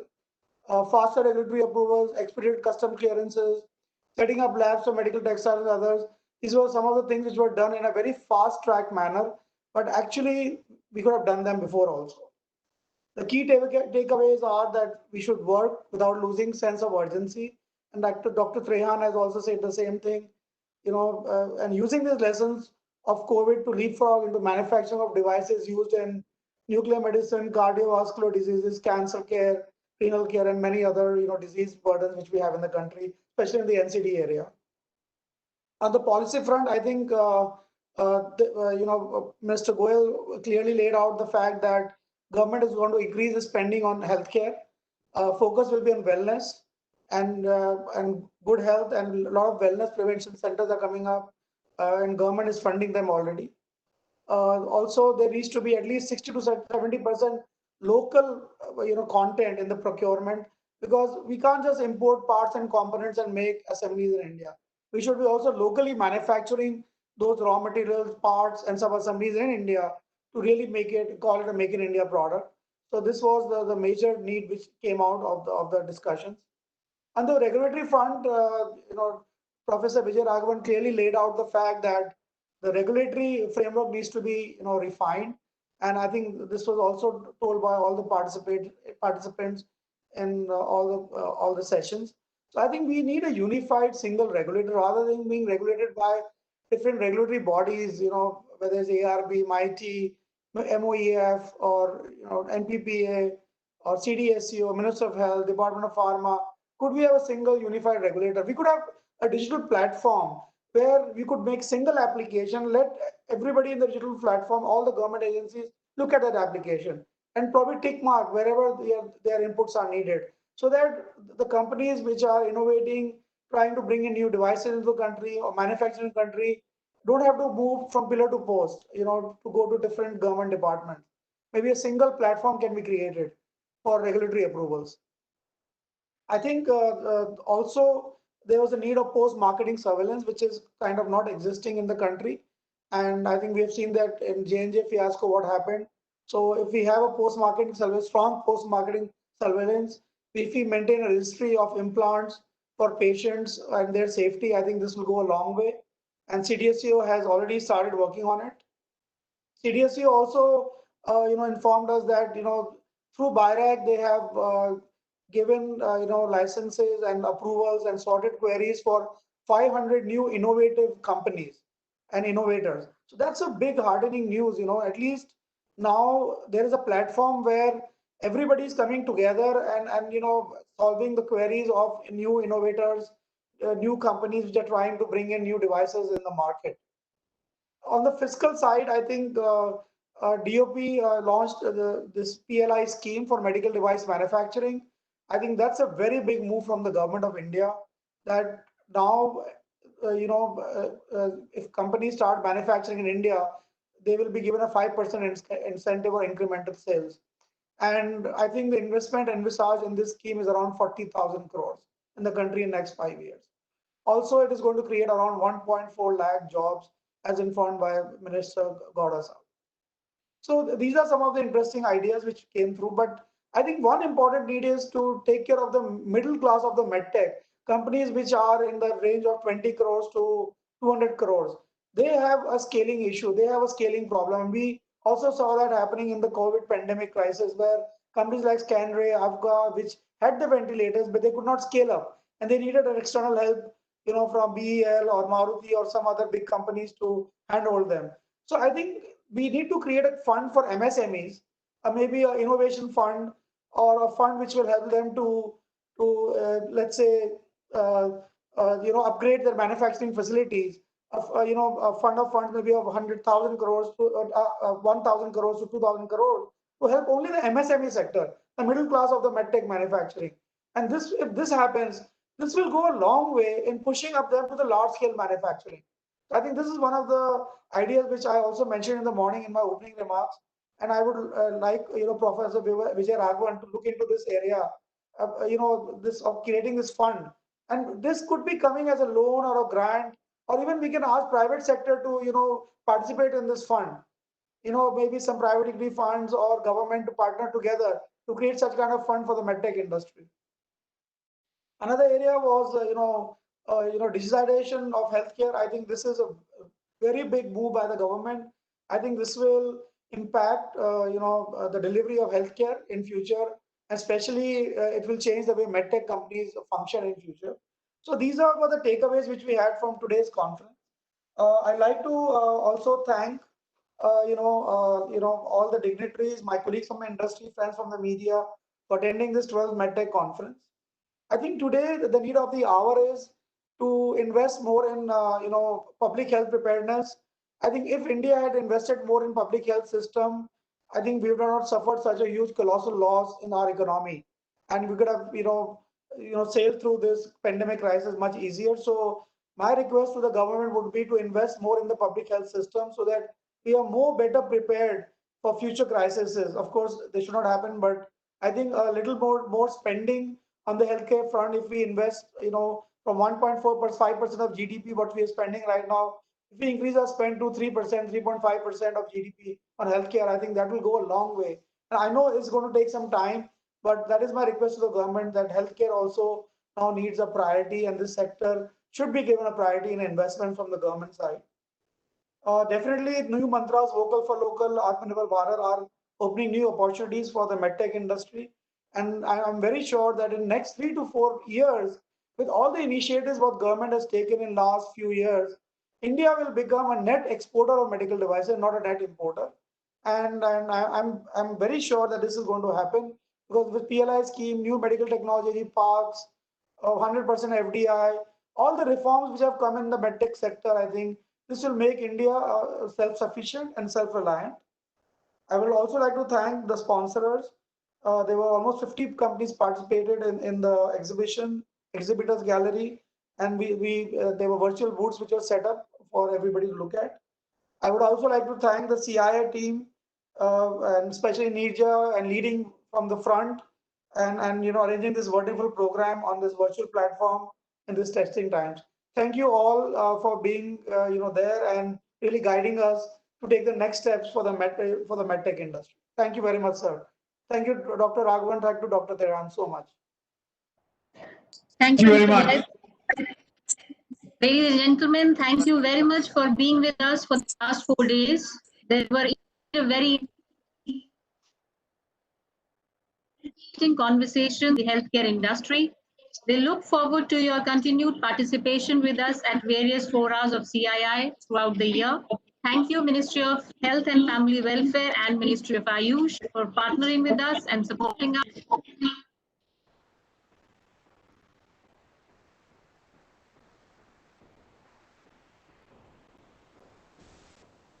Extended for a month, we make analysts to the Thank you all very much. Thank you, sir. Thank you very much. Thanks a lot, sir. Thank you. Thank you. Thank you.